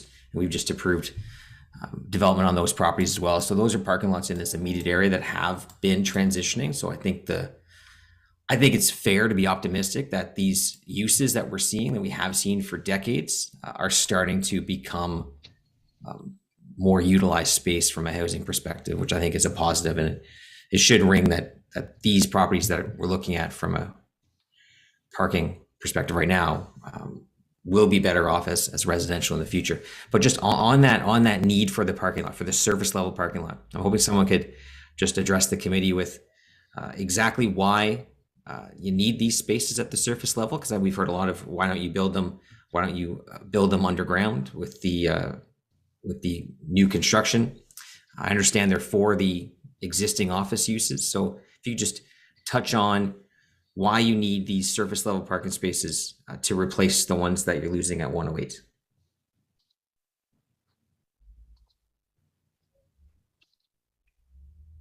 It's Derek Howe here. I'll just introduce myself and my colleague, Mark Shabinsky. Thank you very much, Chair, Co-Chair, members of the committee. I think what I'll do is I will answer the first question that relates to the proposed construction of the new building and the parking lot. And then I will allow my colleague, Mark Shabinsky, to talk about the surface parking lot at 142, 144, 148 Nepean. So Mr. Joel Harden made a comment in terms of the comment around why can we not put parking stalls below the proposed new tower. So essentially in terms of health and safety regulations, including the Ontario Labour Board, we are not comfortable in terms of having a fully functioning parking garage located below grade be accessible by members of the public, including the tenants at 190 O'Connor, while we have a 27-story high-rise construction project up above. So the challenge that we're worried about in terms of pedestrian safety, access in and out of that parking garage, coupled with it being an active construction site. So the gap, which I will now turn over to Mr. Shabinsky, is that we have a gap of approximately 3 to 4 years from when we start construction to when the parking garage will be then completed. So I think that it is not a design issue as it relates to situating parking below the new tower.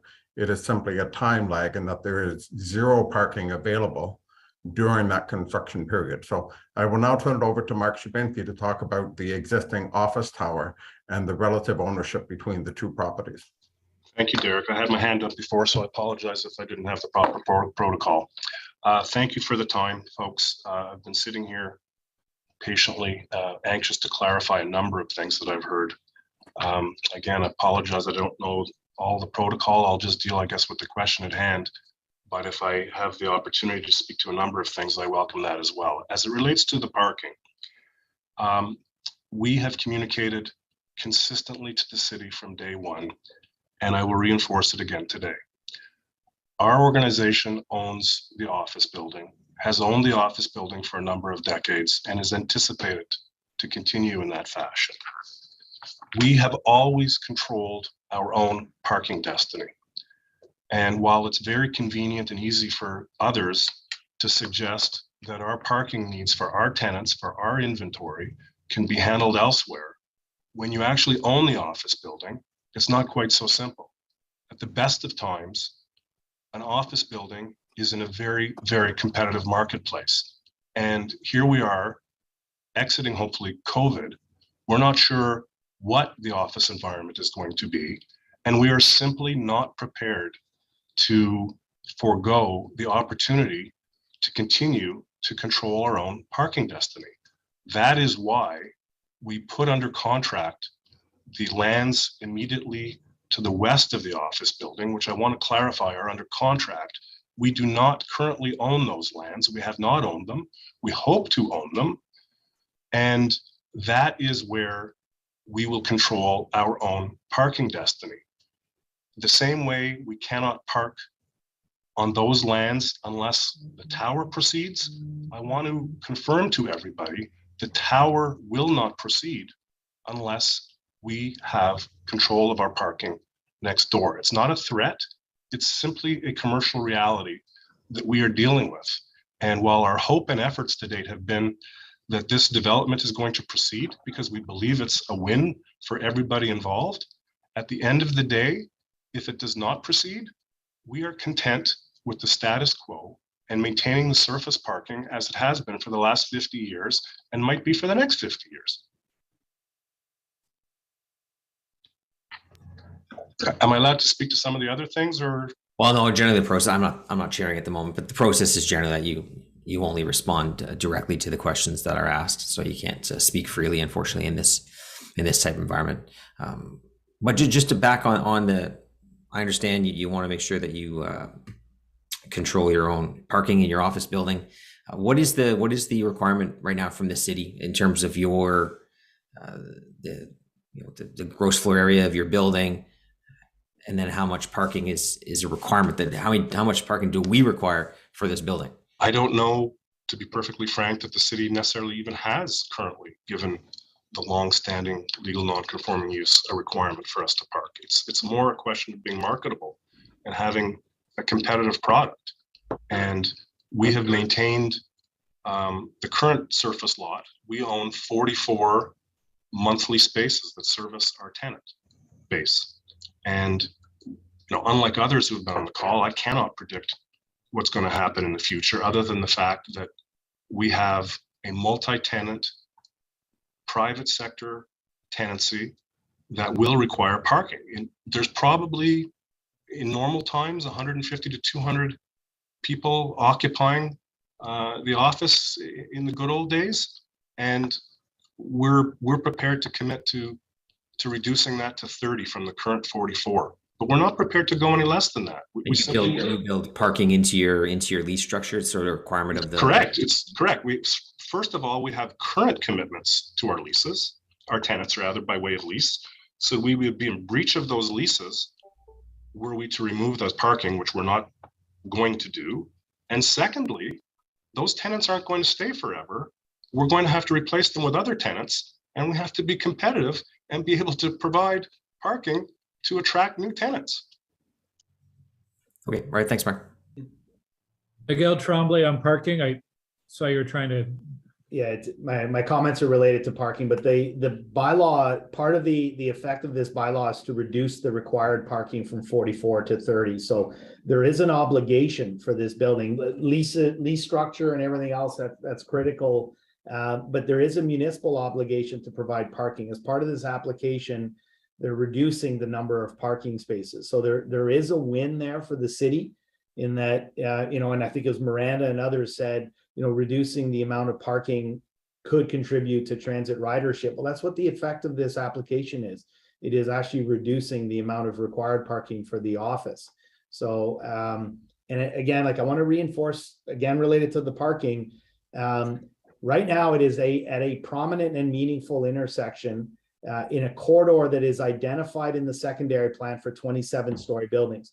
What this does now is it takes that parking lot, reduces its size, reduces its obligation under the bylaw, landscapes it, puts it in a less prominent location, all in an effort to advance some of the city's other policy objectives related to residential. I found that throughout this application, we did spend a lot of time on the importance of adding residential units to this corridor, but I think the city has should have an equal investment or interest in successful office in the core. That's why we built our transit system in that area and spent $1 gazillion on a tunnel to service office buildings to get people to those office buildings. This is actually even better than that because we're putting residential next to those employment uses. But I think the city has a shared objective to make sure that our office stock is well functioning. And I think what you're hearing from Mark is that surface parking is important to that.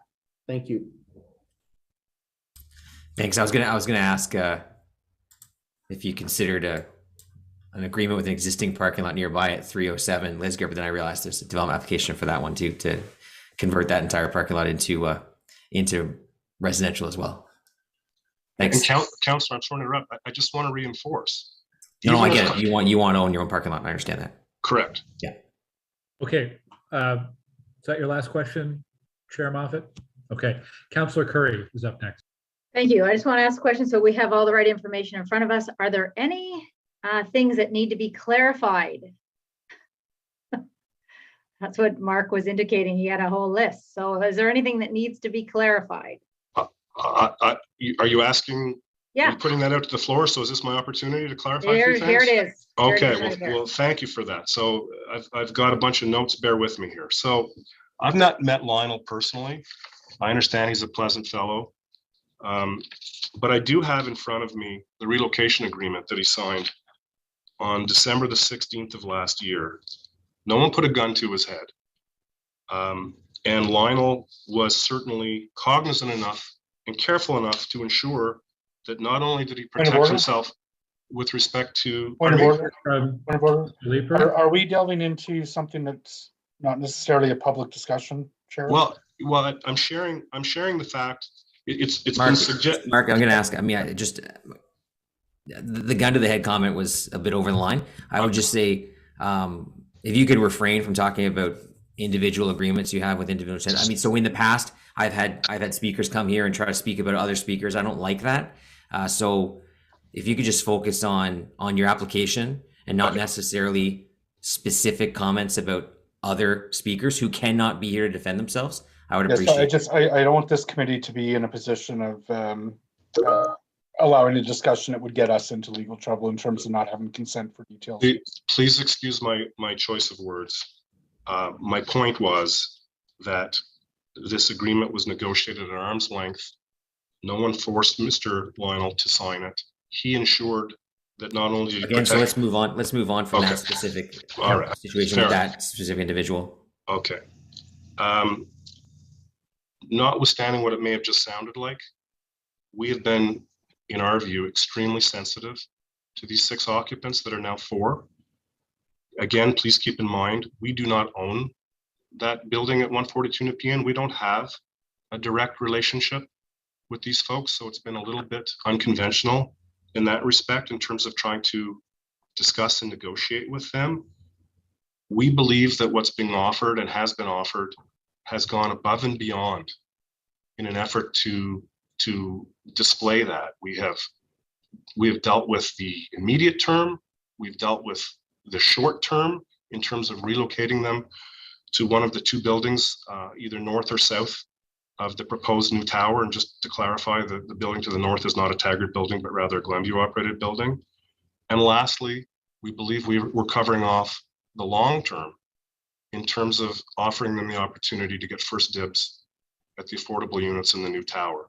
So is it an unfortunate reality that to be able to put the replacement parking to a scale that 142 will have to be demolished? Yes, we all wish that wasn't the case, but it is the reality.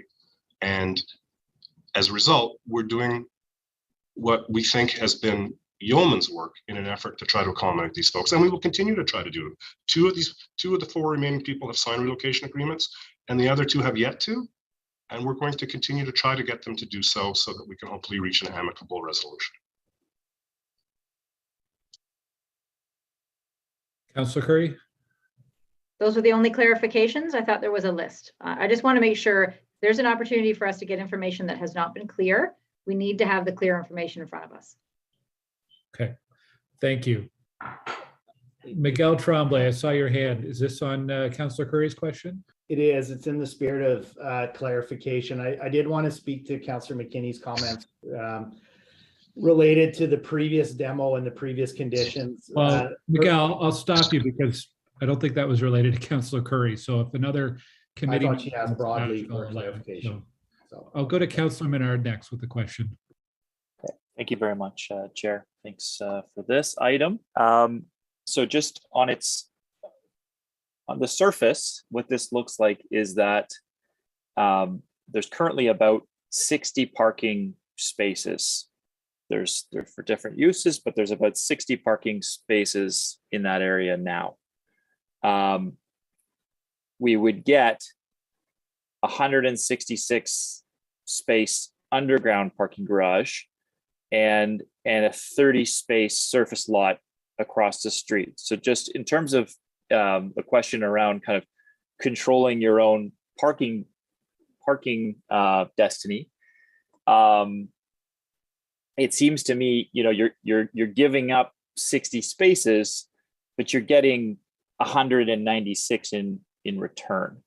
So just in terms of controlling that amount, you getting 196 in return and giving up 60, it seems to me you do control your parking destiny. It's just how you choose to utilize the parking spaces that are being built. Is that not the case? No, please allow me to clarify. There are different ownership groups. The proposed new development is a joint venture between ourselves and Taggart, and those new parking spaces in the garage would be for the residential tower, for the joint ownership of that building. Taggart has no interest in the office building, and what I'm referring to is my family's interest in the office building and controlling our own destiny as it relates to the office building parking, as we have historically done. Yes, sure. In terms of the office building and historically what's been there, I mean, historically we've had some units involved as well. And so I guess I'm confused about why a deal can't be struck within the current building for the new 166 space underground parking garage to accommodate 30. So I understand what you're saying, oh, we can't add more. And that was kind of your response or initially, and then MPP Harden had mentioned it, can you accommodate more in the building? If you're saying you can't accommodate more, which, okay, I'll take your word for it. Why can't you turn some of the 166 space underground parking garage and work out a deal to have the 30 spaces there? I'm not seeing, if the whole thing is just to control the number of parking spaces, there's 60 that are there now, and now there will be 196. I think hysterical here. I'd like to speak to that point, Councillor Menard, if I may, and I appreciate your comment. As it relates to the 166 parking spaces, that has currently been designed for a parking ratio just of 0.5 stall per unit within the new residential tower. So the parking that is currently proposed below grade is for the use of visitors and existing residents in the residential tower. The office building requires currently some 44 spaces to be operating, and they're currently operated across the street. So the proposal that's in front of the committee here is that the lots at 142, 144, 148 will then be transitioned to an alternative smaller parking lot. But you are not wrong in that we could surely build another level of parking, but the existing office building that is currently owned solely 100% by Glenview would be in default of its lease obligation because it has no ability to provide parking. So I think this is not a public parking lot per se. This is a parking lot that's solely for the use of a certain number of individuals within companies that lease real estate within the 190 O'Connor building.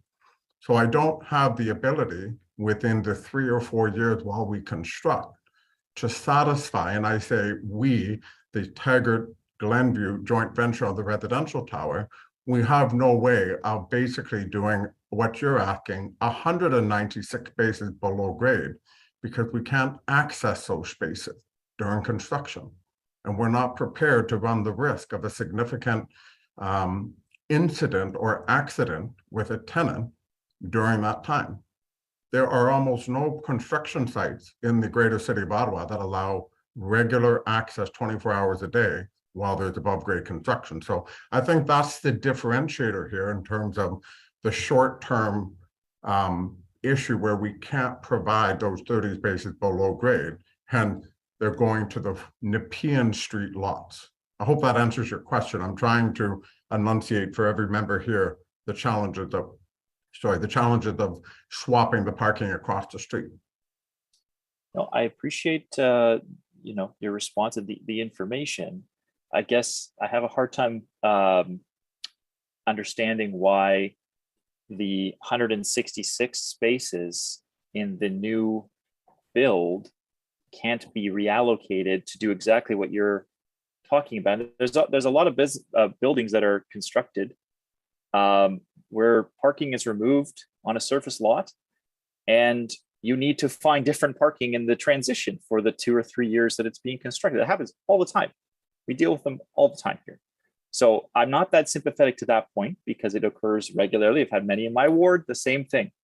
So it's more about the end result here, which it seems to me that staff are providing a reduction in what our traditional parking ratios would be for this residential tower. And I'm sort of hearing that you might be also insinuating that staff would not be willing to go down further in terms of the ratio for that new building. Because if they were, I just want to ask you that, if staff were willing to go below the ratio that's currently been allocated for that 166 spaces, and allow for 30 of those 166 spaces to be for the office building, therefore being what, be a 0.4 or something instead of a 0.5. Yeah. Would you accept that? May I jump in, please? I just want to clarify. The owners of the office building are not prepared to accept parking for their office tenants in the tower. I can't be any more clear than that. And Okay. maybe I can speak a little bit to the distribution of parking in the residential building, and that it is to comply with the bylaw. I can tell you because I've been involved with the other Claridge buildings at 96 Nepean, 70 Gloucester, 91 Nepean, and some of the applications that Chair Moffat has spoken to.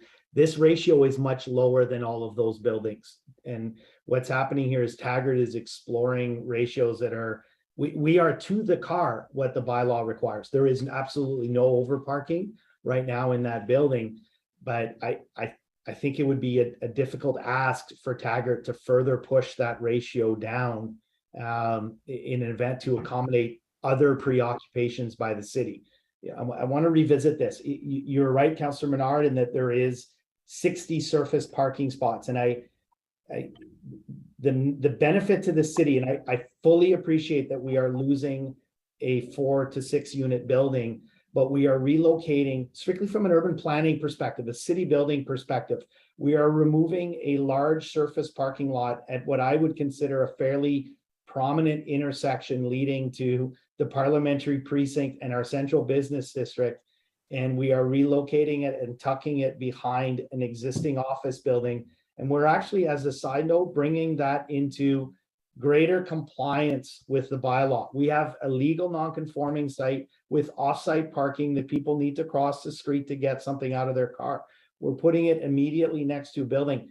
I'm in at 396 Cooper. It is the exact same scenario. We're in a 4-story office building with 28 parking spots on the side. That's what we leased. That's what we wanted in Centertown. We are office tenants in Centertown, much like the tenants in Mark's building. That's what they're seeking given their existing leases, but it's still a win for the city. You're reducing by 50% the amount of parking that is available for that office building. You're reducing it by 14 from a bylaw perspective. You're putting it in an area that is landscaped and concealed from a prominent intersection, and you're allowing the development of a 300+ unit building with 25 of affordable housing.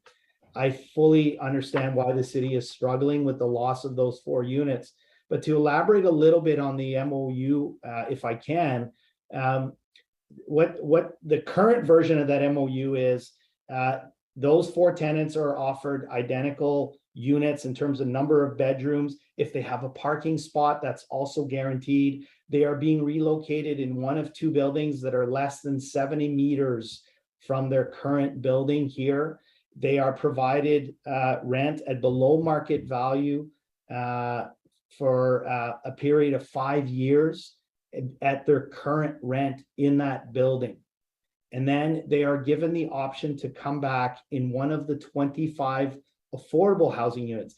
These aren't affordable housing. I don't want people to assume that these 4 units are subsidized units. They're not. They are, the rent reflects the quality of that building. And what Taggart is doing is they're building a better quality building, or they're relocating them to existing buildings that are still a better quality than those buildings. So I'll leave it at that. Thank you. I wish to clarify one point. The rent for the 5 years will be fixed for the 5 years. There will not be annual escalation, remember? There will be fixed. So what they are paying, if we contemplate a construction start in 2023, the 2023 rent that each of the tenants are paying in the existing 6-plex will be matched and fixed for 5 years. So there will be no escalation year over year. So they will have a fixed term and fixed rent. Okay, thank you very much. I will ask some questions of staff when it's the time to do that. I mean, if there's any spot where there's an area that you can reduce needed parking, this is it. And I know other cities are moving to no mandatory minimum parking ratios.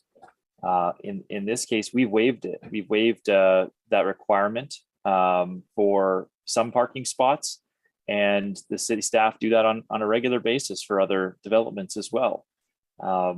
In this case, I just can't help but thinking some creativeness, creativity could have resulted in a better scenario where we don't lose some housing that is affordable, classified as affordable housing affordability, for what is a parking lot, surface parking lot. And the trade-offs here in terms of like the swap and the, the one of them I think is great. That's good. Well, we should approve that 27-story. I have a hard time believing you won't build that without the 30 surface. I know you're saying you won't, but I have a hard time believing that that's the case for those 30 spaces that you'd give up an approval of a 27-story tower in the core, walkable neighborhood, as you say, central business district, close to Parliament, with all the other pieces that come with it, for those 30 spaces. So I do appreciate the answers, and I appreciate your time. Thanks. Thanks, Councilor Menard. Councilor McKinney. Thank you, Chair. Most of my questions are for staff, but I just wanted to ask Miguel, because you may have the answer to this where staff wouldn't. We're talking about 4 addresses here, right? 142, 144, 46, and 148.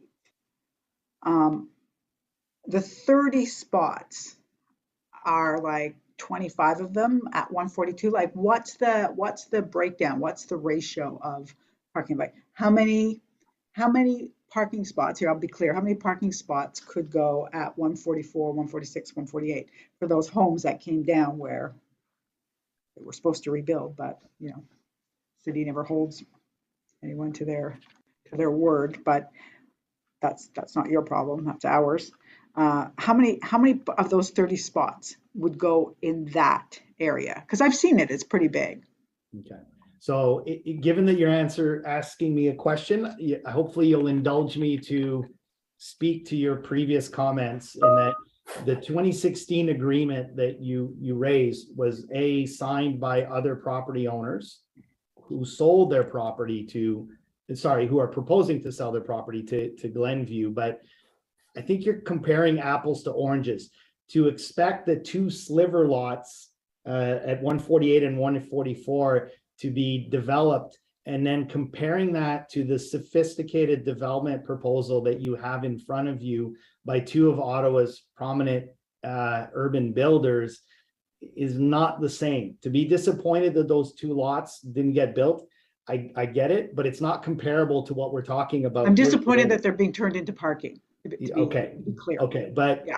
These, But that is really what I'm disappointed in. But I get, and I get where you're coming from. But they are proposing to sell, so they do still own them. The same people that I argued with in 2016 still own it. They're proposing to sell, but it was never to be turned into parking, and it is. But I guess my question, though, really, and maybe staff know this, so I'm asking staff to get me these numbers as well. I can answer. Of the 30, yeah, what is the breakdown? So I'm gonna say I don't have all the property lines. It's gonna be about for sure 10. And then it gets a little wonky because and we don't have the graphic in front of us, but there's a double loaded drive aisle, and some of that is on what I would say is 144. So it's a little hard to answer because it's not a 1-for-1, but I can say 10 plus. So just so I'm clear, so 10 spots at 142 and 20 on the other 2. So 10 no, on well, again, I'm going to say if 142 is on its own, 4. Half of the spots that I counted of the 10 are overlapping the property line between 148 and 144. And it's a difficult question. You guys see that? Yeah.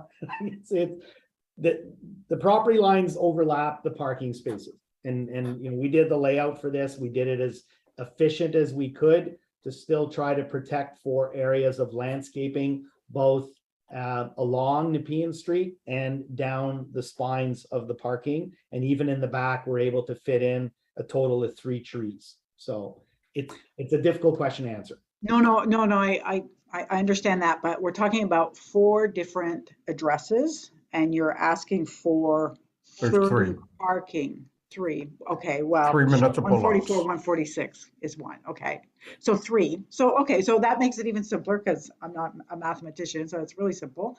So of the 3, generally speaking, you'll probably get 10 on each, correct? I mean, Correct. I've seen the existing parking lot. It's Close enough. bigger than, yeah. I can speak up. So this 6-unit building, this is a 6-unit building, is coming down really for 10 parking spots, not 30. I guess is my point. Well, So that would that's be a what, correct statement because it doesn't work without it, right? Like that was kind of my point with the discussion of the overlapping property lines is that none of the depths are deep enough to make it work. So if Glenview was trying to get, parking on just the 2 lots that were previously demoed, you wouldn't be able to do what I'm looking at. You would probably get 6 is what I'm saying. Like you need the other properties to make the plan work. And we even went to angled parking to make it work. It's still a very small lot, especially that we identified landscaping as a priority on that property to make the parking work. So thank you. thanks, Chair. Okay. Thanks, Miguel. Thank you. Councillor, Chair Moffat. Thanks. I always chastise people for asking hypothetical questions. So I'm just going to call myself out on my own hypocrisy before I ask this question. You're building a 27-story building at 108. That's the proposal. You need the 3 properties for parking. We've talked about, you've heard the conversation about why don't you put an extra 30 spaces or use 30 of the spaces at 108 for the office tower, but you need the 30 spots here. Those 3 properties together could accommodate another 27-story residential building on Nepean.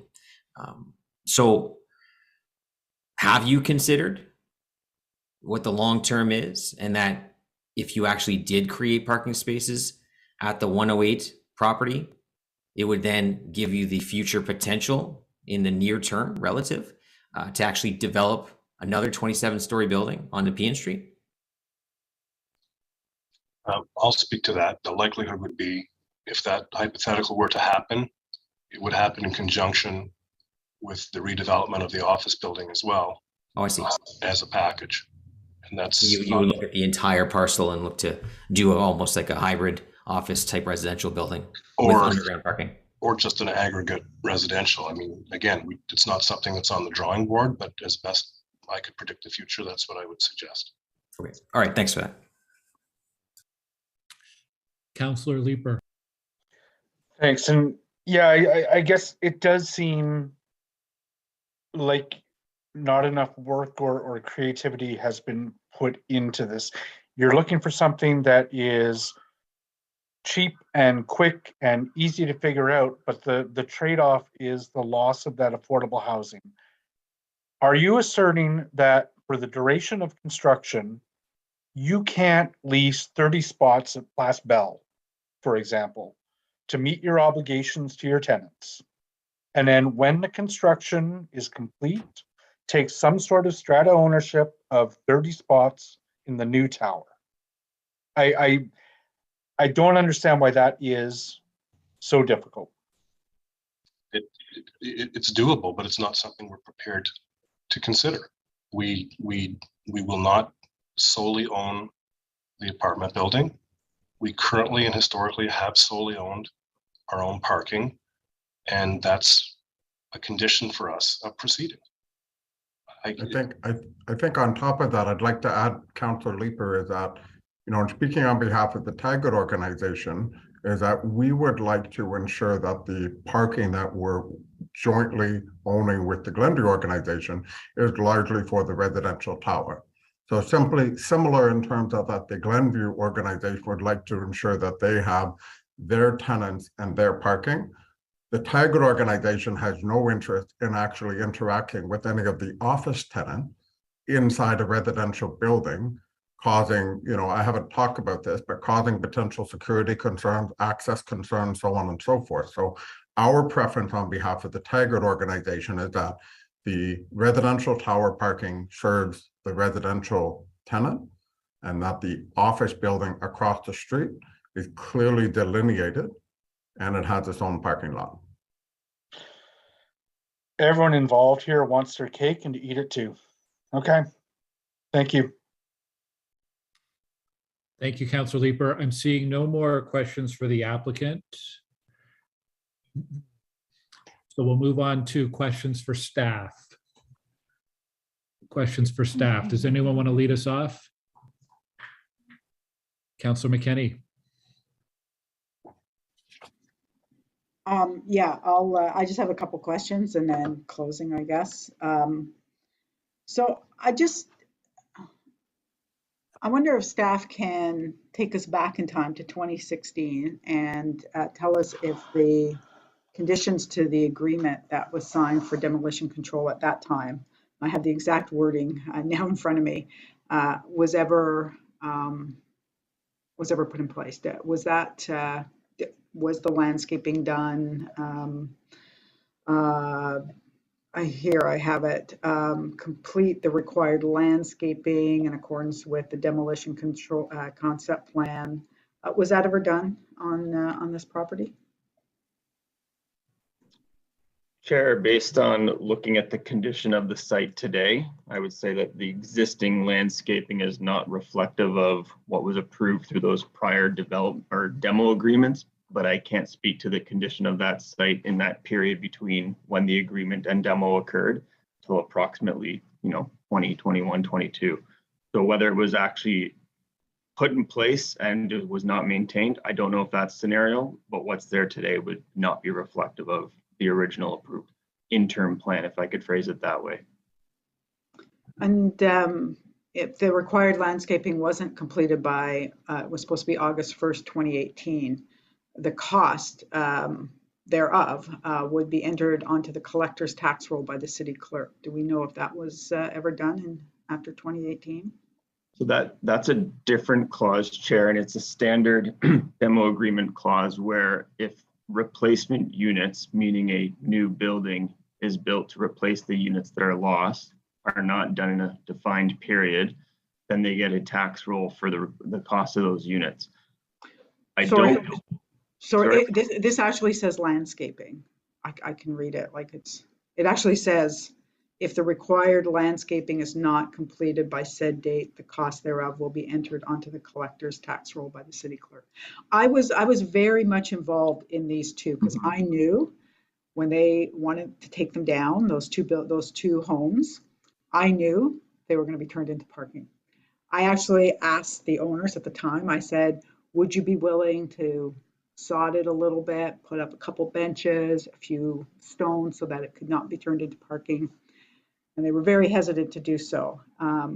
They also wanted the time frame for when they would lose their deposit to be extended to 10 years. And I wouldn't do it because I just knew it was going to be turned into a parking lot. So it actually does say landscaping. So I just wonder if there's anyone from the city clerk's office who can tell me if we actually did anything and then collect.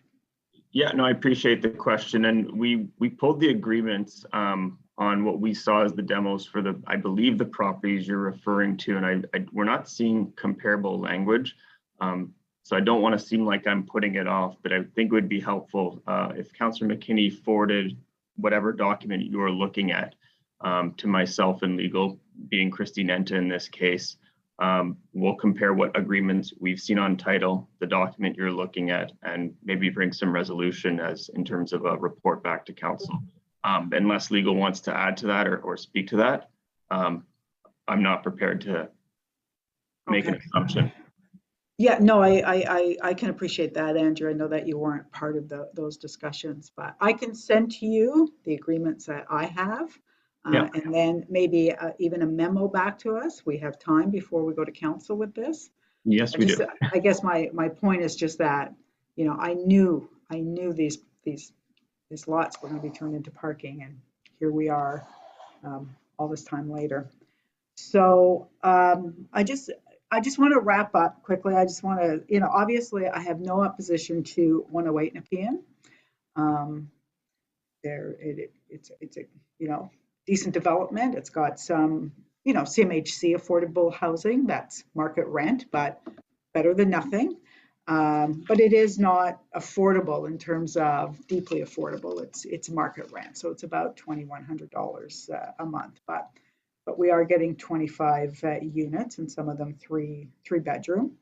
But again, we're removing a small apartment, 6 units, missing middle, that we always talk about in the city, and the notion that if we don't do what we're being asked to do here, they won't build. Well, I can take you around the downtown. I could bring up Google View right now and show you the downtown is littered with surface parking.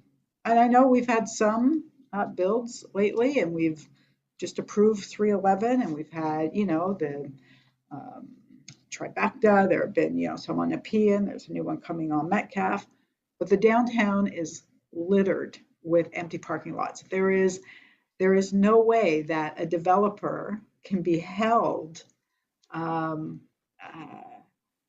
to account here by somebody who just wants a parking lot. That just doesn't make sense. So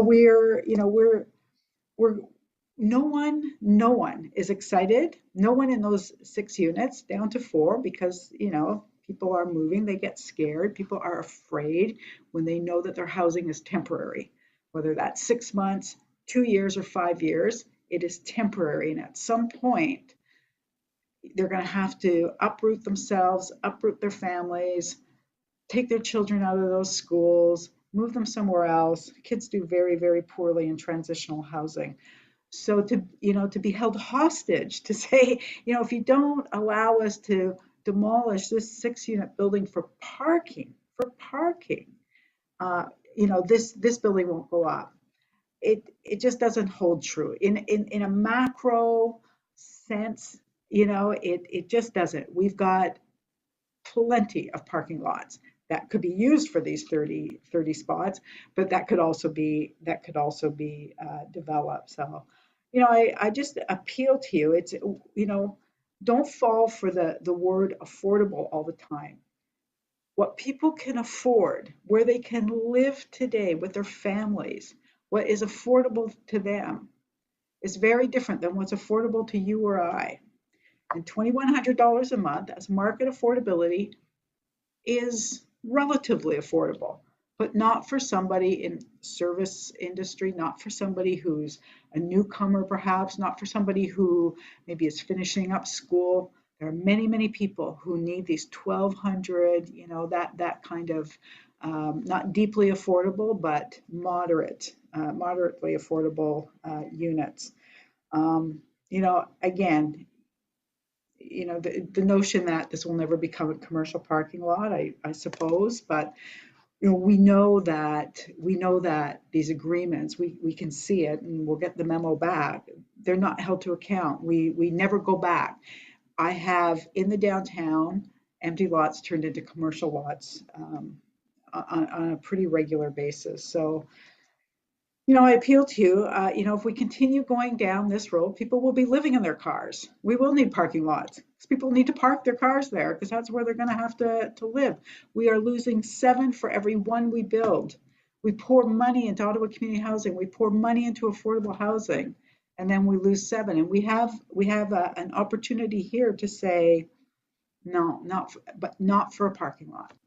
Like, not for a parking lot. Let's just do the right thing. We are in a climate crisis. We have a housing emergency. Let's just do the right thing. Let's just say not for a parking lot. Do not take away people's housing for a parking lot. You heard Lionel. I don't know that anyone could be as articulate as he was. He doesn't want to move. If he does move, it's temporary for 5 years, and then he will have to move, and he'll have to drive more. Everything will cost him more. And he won't be living in a place where he works and he can get to his grocery store and he can get to his kid's school and do all the things that we encourage people to do as we densify and intensify our city. So that's it. Thank you. Please do the right thing. Thank you. Thanks, Councillor. Councillor Menard. Thank you very much, Chair. So here's where I'm at with this personally, is I would like to see the 6.2 approved, and I'm happy to, as a member of committee, approve that here today. I think, as Councillor McKenney has just said, Councillor Leeper has talked about today already, the 6.3 item, there's more creativity there to come. We did hear from the developers about an extra level of parking that could accommodate some potential for lease spaces and creativity that could happen with regard to the sort of 3 different separate laws that Councillor McKenney was talking about. I think there's more here. We know city staff have also changed the minimum parking standard for this one. It was a small change, but we do that often, and I think that could be looked at some more for the building that would go up. So Chair, if I can just ask staff, committee can approve. These are 2 different items. They're related, but they're 2 different items, and so committee's purview could be to approve 6.2 and then refer. I would suggest, Chair, to you that we would refer 6.3 onto the next committee meeting for some more creativity to come back to us, given the concerns expressed by the public in here today. So just to ask staff how that can be done would be helpful. Thank you, Chair. So I'll answer the first question, and if I missed something, Councillor Menard can repeat, please. But I believe the question was, yes, you heard these items concurrently because of the relationship and how they all work together. But from a purely process point of view, they are separate items before committee. In other words, the zoning for the 27-story tower is being voted on separately, as is the zoning and demo related to 142, 144, 148 Nepean. The only complication I would see is in that the way they were recommended for approval, for example, the demolition has a condition that says you won't proceed until this building occurs. And there's the MOU as well as the holding symbol with some of the housing stuff. So there's a relationship in terms of some of the conditions and obligations between the 2, but they do have the ability to be voted on independently. That's helpful. And I mean, I think the intent would be that in referral, we come back with working through some of those pieces that may interact with 6.3 that we'd be approving at the 6.2 stage. That would be the intent here.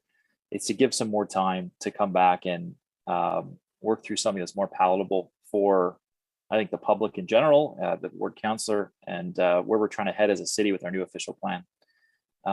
So if I can propose that, Chair, I think that probably makes the most sense, is for us to approve the 6.2 with the referral of 6.3 with time to work on those intricacies between the 2 and how that interplay can come back to us in a more creative way. Just for clarity, are you asking to refer 6.3, like defer 6.3 to the next plan committee, or refer 6.3 to the August 31st council meeting with no decision? No, excuse me, and good clarification, Chair, thank you. It would be a deferral to the next planning committee meeting in August. I think we'll probably need a little more time on this one, so appreciate that. Okay, thank you, Councilor Menard. I have a couple questions for staff. It's on parking again. It's the parking committee. The new official plan says that in the downtown core, the zoning bylaw shall prohibit new automobile-oriented land uses and development forms, including surface parking lots. I know that the new official plan is not official, but my understanding is the more restrictive of the old versus a new official plan would apply. It seems to me this is creating a new surface parking lot. Does staff feel otherwise? Thank you, Chair. It's an excellent question. I know the policy you're quoting, and my understanding of that, if you break down the policy, it is framed around land uses and auto-oriented land uses. And the notion of surface parking lots there would be in the context of a commercial parking lot. The best way to describe that is the parking lots that you see as a pay and display surface parking lot where anyone can go there, pay to park, and walk wherever they want. The parking lot that's proposed before this committee, being the 30 spaces on the Nepean lots, is not a commercial parking lot. It's an accessory parking lot that is only to be used by the existing office at 190 O'Connor. Even in the secondary plan, the Centertown secondary plan, there's language in there that contemplates that surface parking or parking for an office should be at the rear or underground. So there's a number of different policies that speak to how parking is viewed. And the one I believe you quoted would be viewed as a commercial parking lot. Okay. The staff report also says that to accomplish developing the new mixed-use building, part of the proposal requires relocating the existing parking that's now at 108 Nepean Street. Is it requires from a planning and policy perspective, or is it requires because the, Glenview has a tenancy agreement with their clients to provide parking? What does the requirement mean exactly? It's complicated, but first and foremost, it is a requirement by virtue of the application and proposal before the city. So it was a request of the applicant. Where it's complicated is the existing parking lot, which is 44 spaces, does serve the office at 190 O'Connor. In today's zoning terms, that office building would require 43 parking spaces. So when they're moving that parking from the corner to the Nepean lots, zoning would say, hey, this is an office of X size, you would require 43 spaces. And that's why our zoning provision that says there's 30. So there's sort of two prongs to that question, if I could answer it that way. But it was ultimately driven by the application before us. Okay, yeah, it is complicated. And I mean, if this was one contiguous lot, this might be a much simpler question, I guess. And because it's multiple lots separated by an entire street, it's a lot less clear or a lot more complicated. I'll ask a hypothetical if I could as well. If it was one contiguous piece of land that had been assembled by the same owner, would it change any of the recommendations in front of us? Would there be any other policy that would be more restrictive or less restrictive on this? Sorry, just to make sure I understand that question. If O'Connor Street wasn't there and the 27-story building and the office and the parking were all one contiguous lot, is that what you're suggesting? Or yes, just I think so. Would it simplify it for the applicant, like in terms of the demolition control that they're subject to, or in terms of zoning requirements, just because it has that street instead of being a contiguous piece of assembled land? Hypothetically, it would have been more simplified and probably very similar to other applications that this committee has seen where an existing rental building has been demolished for the benefit of a larger residential intensification. And if it's one lot, it's simpler for zoning. So in that hypothetical, yes, it probably would have been simpler, assuming it was one owner and we didn't have the Glenview Taggart interest issue. Okay. And I guess just procedurally on the statement by the applicant about a 5-year rental rate, will staff take as direction to amend the MOU prior to execution to reflect that applicant's commitment to increase the protected rental rate for a period of 5 years and provide the tenant's first right of refusal on the new units? Yes, we would happily take that direction and amend the MOU as you see it in document 4 to reflect that prior to execution. Okay. Thank you. I have no more questions myself, but Councillor Curry does, and then Chair Moffat. Just to be clear, so I'm not sure if we're really talking about referral or not, if this is on the floor or not, but it's my understanding, so if this were referred and there were more time given for some creative solution for parking, haven't we heard from the applicant that if this isn't approved, they're just not going to do it at all, that they're not looking for more creative ideas, because even if we were to get parking spots in the Bell, whatever, parking garage, they wouldn't take them anyways, as it doesn't work for their contract. So I'm wondering about the interim referral, if there's time for creative solutions, whether it matters. Staff goes off, finds something creative. The applicant saying, it doesn't matter. So if this doesn't happen, we're not doing it. Well, I guess I don't think we're specifically on referral or deferral right now. Councilor Menard had suggested it as an option, but I don't think we've had it formally moved. Councilor Curry, happy to let anyone respond to that. Not sure if there's someone directly, or if it's more of a comment or an observation than a question.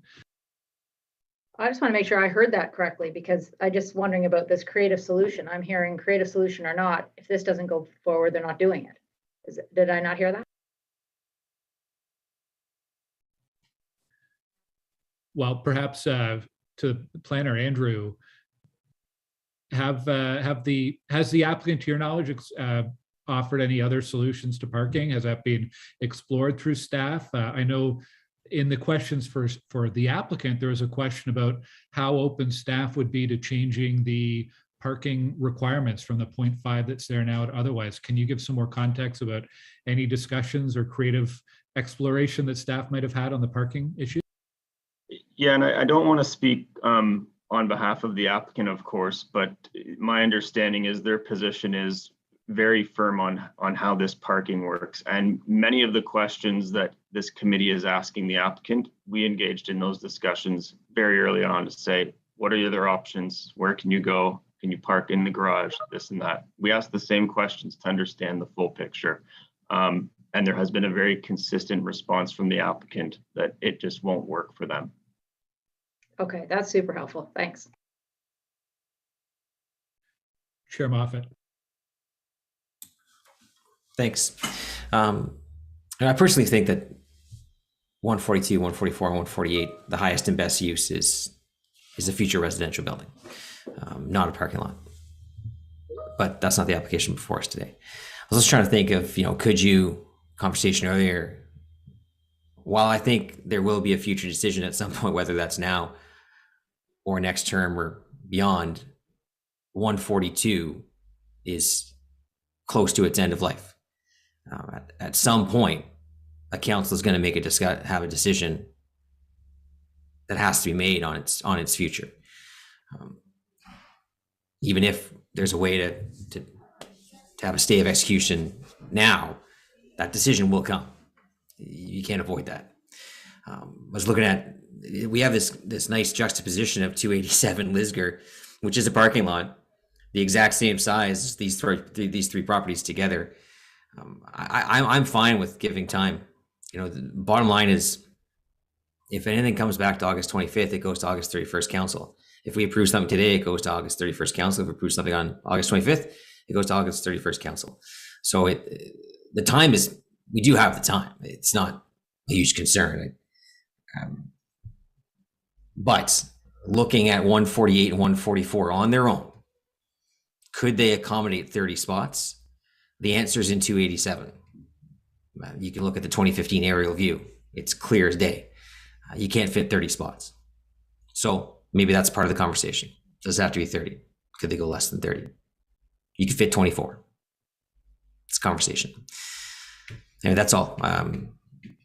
I'd be comfortable to approve 6.2 and have more discussion on 6.3 as well. Councillor Leeper.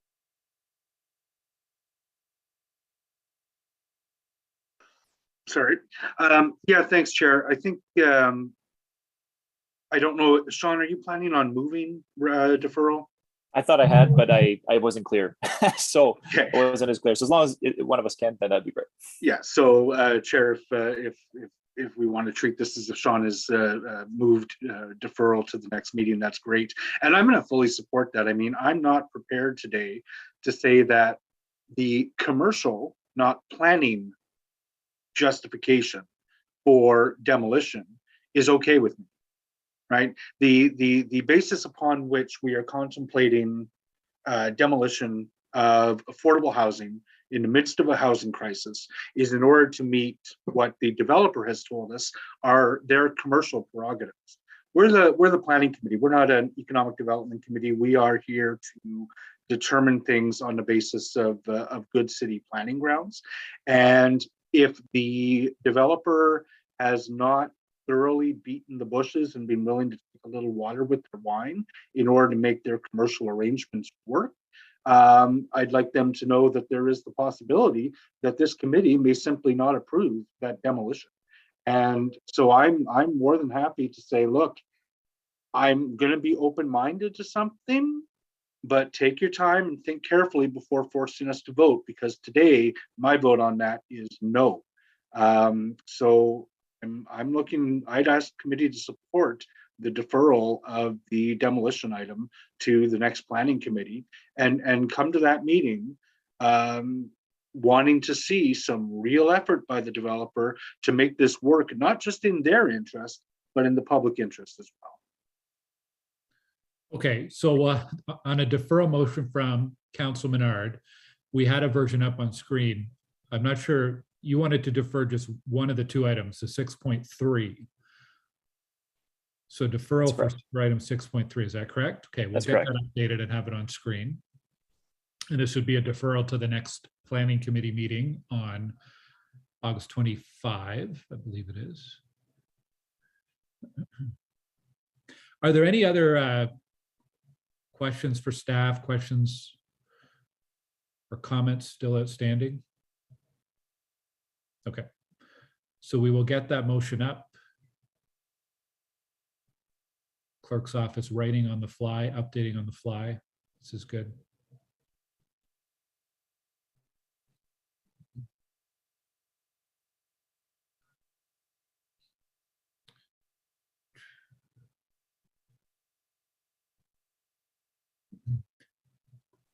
That looks correct to me. Councilor Menard, are you happy with that? Yeah, that looks good. Thank you, Chair. Okay, Councillor Cloutier has a question. Just a point, Chair. So this would go to council, which is, I believe, August 31st. Is that correct? That is the commitment? Yes, if we do indeed deal with it on the 25th at planning, it would go to council on the 31st for a decision. Yes. Thank you. Any other questions on this? Okay, on Councillor Menard's deferral motion, is that carried? Carried. Carried. Thank you. Okay, so then we would go to, we have 6.2, the zoning bylaw amendment, 108 Nepean Street and part of 257 Lisgar Street as amended by the motions previously. Actually, no, Kelly, we have not voted on the motions, have we? There were two motions, replacing document 2 and the MOU motion as well. So we'll have to. I may be corrected, but I do think we did vote on them, but we could vote again. Perhaps we did the document 2 because it was more technical in nature, but I don't think we did the. We voted on the one that I introduced before Andrew spoke, and then we didn't vote on the one after Andrew spoke. So okay. The MOU we didn't vote on. All right, so we should, on the MOU motion, if we can get that on screen. And my computer's not cooperating. So we're voting on the MOU one? On the MOU motion, yes. Is that motion carried even without seeing it on screen? Is committee carrying it? Carried. Okay. Carried. There it is now. Okay, and then item number 6.2, zoning bylaw amendment, 108 Nepean Street and part of 257 Lisgar Street to permit a 27-story mixed-use building, and that planning committee approved the consultation details, et cetera, as amended by the motions. Is that carried?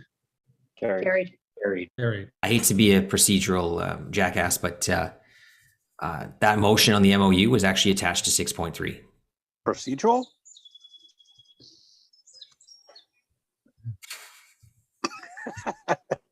Well, okay, can Continue I get clarity from either legal or the clerk's office? If that motion on the MOU was attached to 6.3, do we then have to defer that as well? Or can we get advice on how to best deal with this procedurally? Well, the MOU is contingent on the demolition control. It is. So Okay. approving that motion without having approved the demolition control makes it an irrelevant motion. Okay, so we may have to deal with that motion again on August 25th with 6.3. Caitlin can correct me if I'm wrong. Mr. Chair, I'll allow legal and planning staff to correct me if I'm wrong, but I believe it'd be appropriate if committee wanted to defer that motion for consideration at the same time as the report. Okay. Also move. Councillor Leeper moves to defer the motion on the MOU to August 25th. Is that deferral motion carried? Carried. Carried. Thank you. Thank you, Scott, for catching that. All right, so that's, I believe that wraps up this item. Kelly, are there any other outstanding motions or issues with item 6.2 or 6.3? No, Chair. Okay, thank you. We had one other item in the agenda that we held, which was 797 Richmond Road, item 6.11. Councillor Leeper, you had held this, but you're satisfied with the implication of the technical motion? Yeah, staff got back to me with exactly what it meant, so I'm happy with that. Okay, so on the technical motion that was introduced by Chair Moffat about 6 hours ago, is that carried? Carried. Carried. And then on the report itself as amended, is that carried?